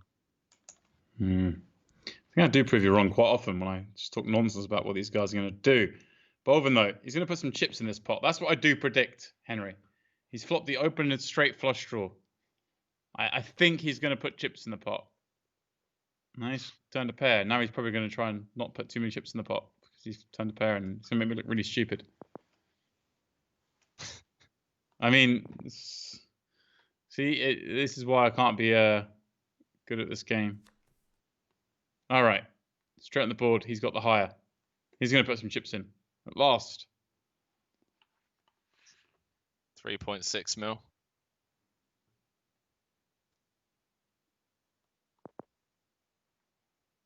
Wow. No, I It's mean, just that. I'm just completely wrong. You just put no chips in the pot. At any point, someone's went, you know what, lads, the pot's big enough. Got my straight flush draw. Got my straight. It's all good. Let's just check it down. I'm just messing.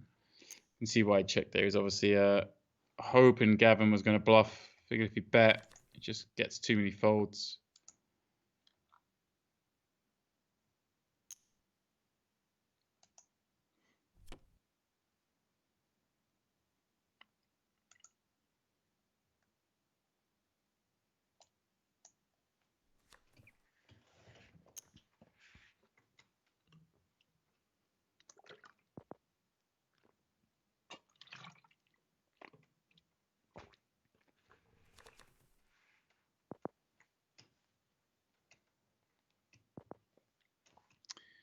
Queen high versus queen high. See the flop for free. We check through 884. Jack on the turn.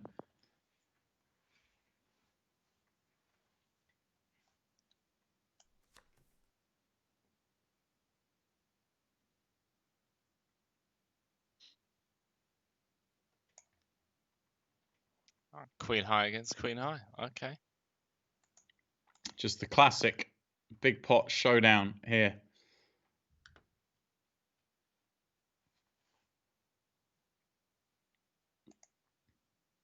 Brosanglov now leading that $30 final table.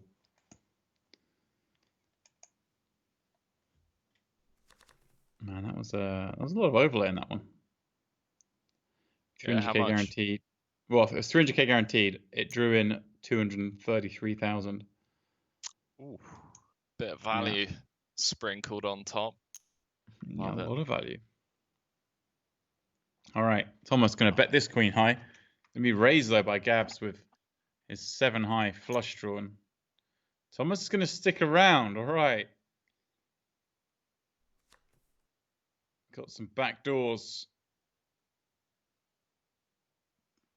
Oh, well, Gabs, keep up the pressure on this turn card. It's hard to just auto fire again here, isn't it, Henry? When your opponent has called the check raise, it's like, well, you've got hearts, you've got a 3. What do we want them to have? I mean, yeah, you make a great point that mentioning that 3 kind of blocks some of the hands that want Boyven to be sticking around on. Boyven happy. Look at this. Checks back his queen high. Knows exactly where he is in this one, Henry.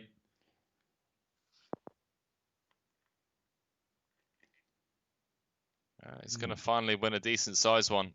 Yeah, and it's a sick one. Like Gabs is going to feel a bit used when he sees the queen high. Cool.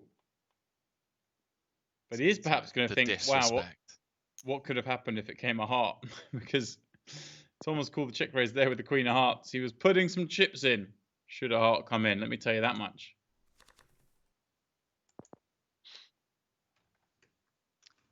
Gavin's been mainly playing a limping strategy on the button from what we've seen, which I find quite peculiar at this stack depth. Maybe it's just what he's comfortable with. I mean, to be honest with you, even when we were 4 or 5 handed, they were sat next to each other and playing a relatively low ball strategy, blind versus blind.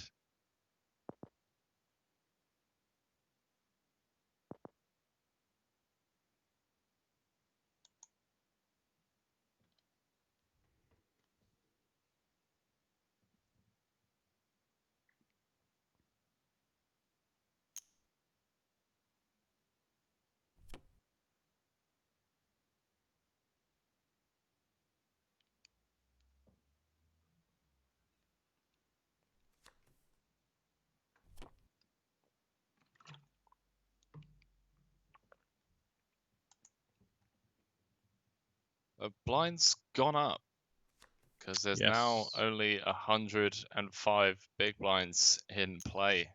Yeah, we're up to 501 milli, Henry. The odd milli big blind level.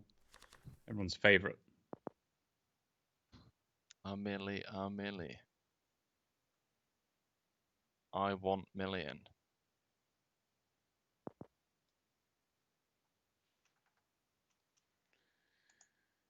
Mad Mash says, nice to see 2 Brits heads up. Do not wish to disappoint you, but Thomas, although he resides maybe in the UK, is not British.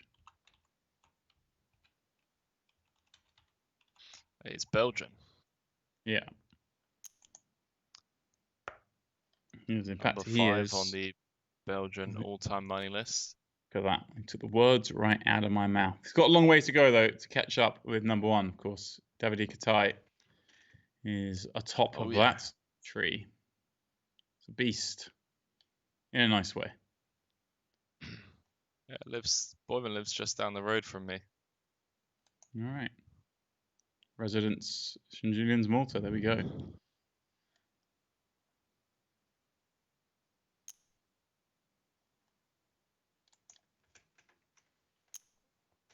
Oh, Boyven getting snapped off.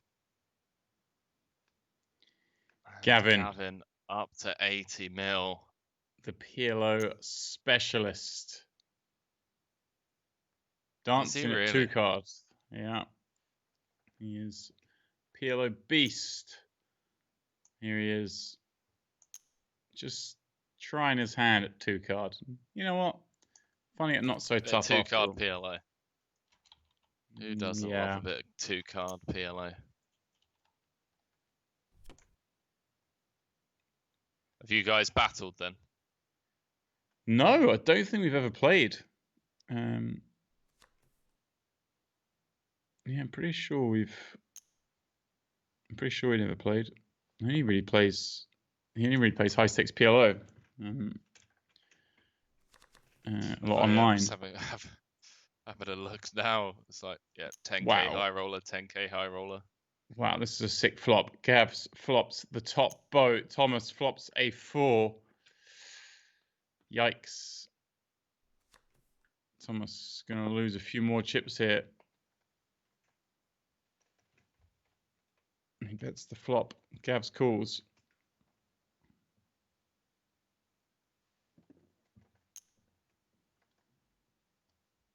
Yeah, I'm not surprised to see Boyven not slowing down on the turn. Gets himself a showdown. Then we're going to have some floats. A 4 would be a disaster.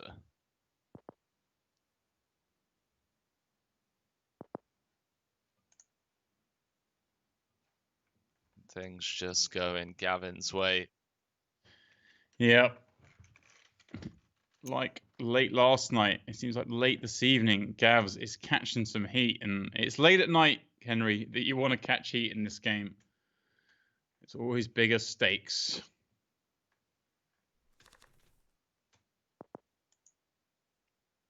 Yeah, I've heard that, deep into day 2s and day 3s and final tables that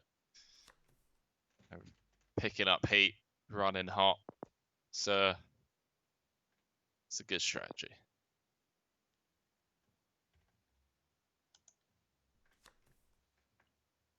Well, Queen High going to be good at showdown. Yeah.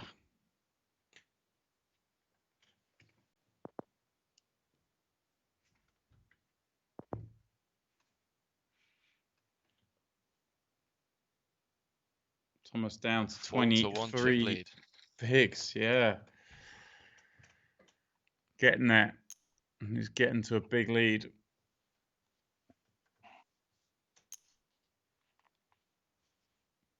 Now Thomas limps the button. Gav's popping it up with a king. Thomas calls. Yeah, I love the aggression from Gavin just chopping away at one of Boyven's legs. Yeah, and he c-bets this ace king 8 board. He's going to c-bet this board a lot, I guess. Going to bet this 4 here. Thomas with just backdoor draws gives it up and slips below 20 million. Small and wide, James. Small and wide. You know how it is.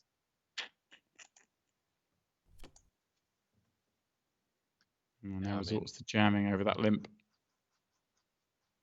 And now it wouldn't surprise me to see Gavin implementing a close to pure limping range. Limping strategy, sorry. Now that he's got Boyven sub 20. 100% limp on the button.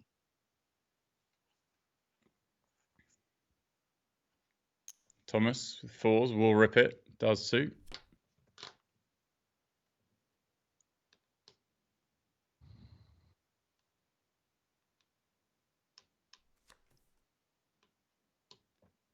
Gets 9s the following hand. Far better hand. He's going to go for the limp. Like you say, Henry, we see a lot of limps heads up 20 deep, don't we? Yeah, especially from the chip leader. 4-1 chip lead. Just wants to see flops chip away at Boyven's defenses, I should say.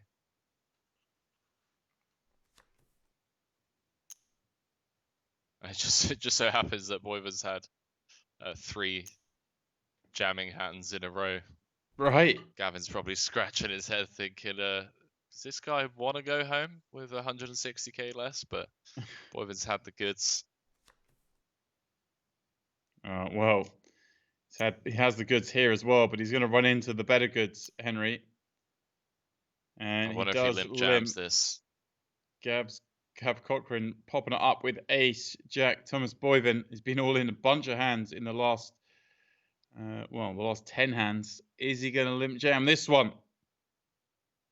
Wow. It's 4x as well. He does. He does. What? He does, Henry. Gavs gets to say cool, has the better hand with ace, jack. And holds on 10-7-8. Needs to fade a 4. Can kill it here. Well, 7 or 8 for a chop. Chop outs. One card away. Not to be, Henry. Crowned a champion. Jack on the river confirms what we thought may be the case at the start of the day. Gavin Cochran is the 8-max WPT champion and picks up 540k. And of course, Henry gets to etch his name in the Mike Sexton Champions Cup. What a performance, Henry. Yeah, I mean, late into day 2, put on an absolute clinic. And, bit wobbly today, certain points. But, I mean, once he got that double up in that heads-up match, it didn't really look back, did he? Just kind of played a great heads-up strategy. And, ends up going home with $540,000. Like you say, I mean, wobbled maybe at the start. Yurosov picking off his bluff, becoming the chip leader, but everything ended up right for Cochran. He managed to get things going. Yurosov departing in 4th, having been the early story of the final table. Kudos to Lars for that fantastic job laddering up, and Thomas Boyven as well, of course, for gaining the chip lead without putting too much at risk, it felt like, Henry. He did a fantastic job getting to the heads up. Yeah, probably going to look back at that heads up and, scratch his head over a couple of hands. But listen, second place, 388k. He's going to wake up with a smile. I promise you, he's going to wake up with a smile. Well, what more can we say other than congrats to Gavin on winning this tournament, winning his place in history, winning his beautiful Hublot watch, and of course his TOC seat. Congratulations once again for the man who must be up there in the leaderboard. We will see you on Monday at the latest for 6-max day 2 action. And me and Henry are going to go jump on that beach right now. That beach, that's the one. That beach there. All right, guys. We'll see you again soon. Thanks for tuning in. Peace.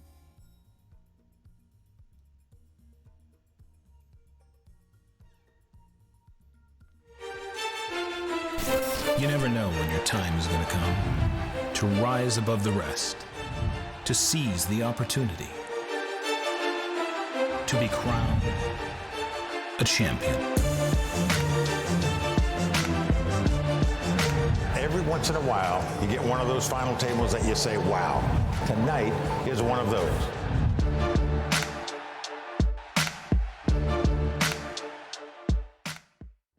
Phil Ivey is all in. All in. All in. All in. All in. Yes, I call. We're going down to the river. The 5 of spades.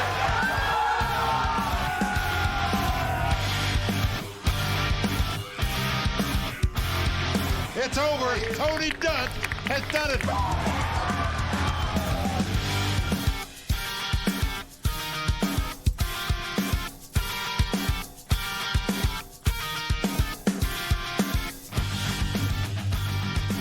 Pino Ream is now a 2-time WPT champion. Phil Ivey has done it. Mike Sexton done it.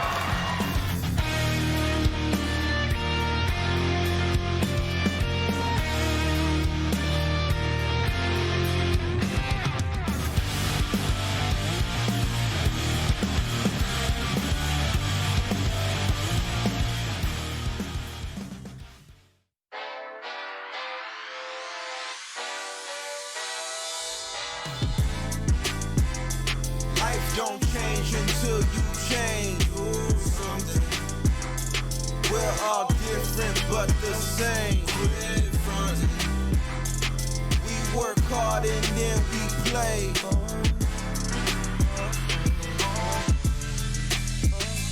Life's a party, yeah. So enjoy yourself.